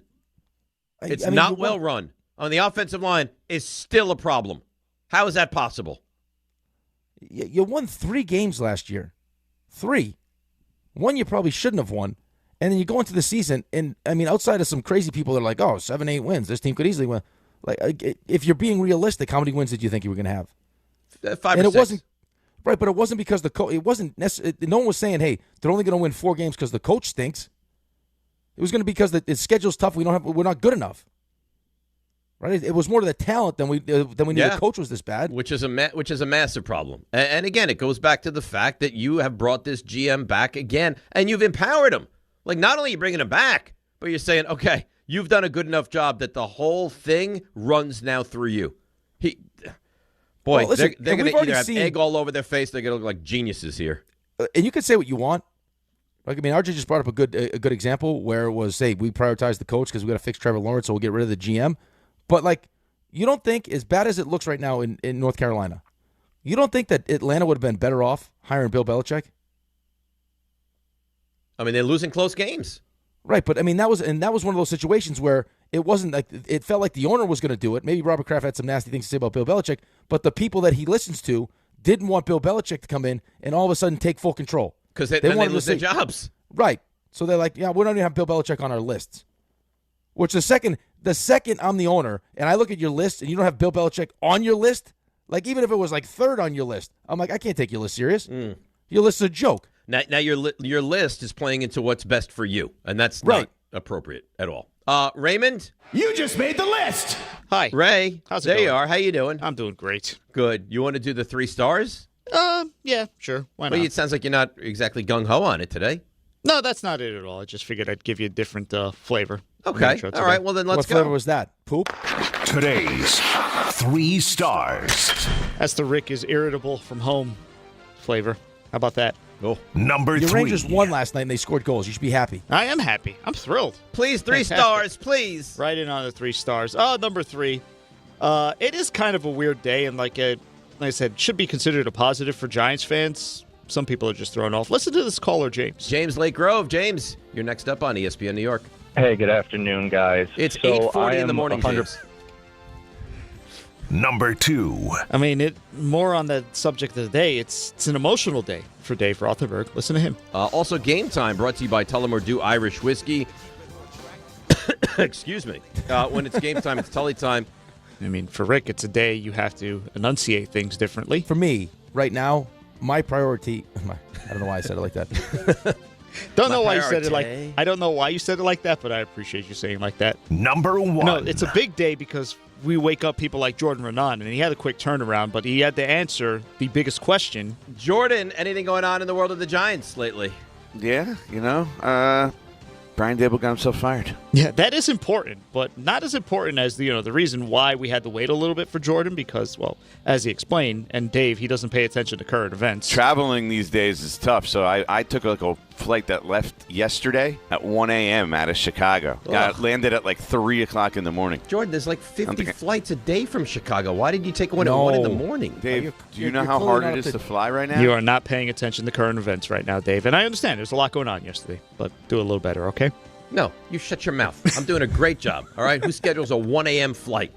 Come back the next morning. He didn't have a choice. Didn't have a choice. It's Rule 76. No excuse playing a champion. It's DiPietro Rothenberg. And to all the veterans, we thank you each and every single day. Yes, thank you. Right here on ESPN New York and on YouTube. Take out their wad of cash and pay me. D'Agostino, law, bite back. I'm injury attorney John Ryan D'Agostino, nicknamed The Closer, continuing D'Agostino and Associates' legacy of helping the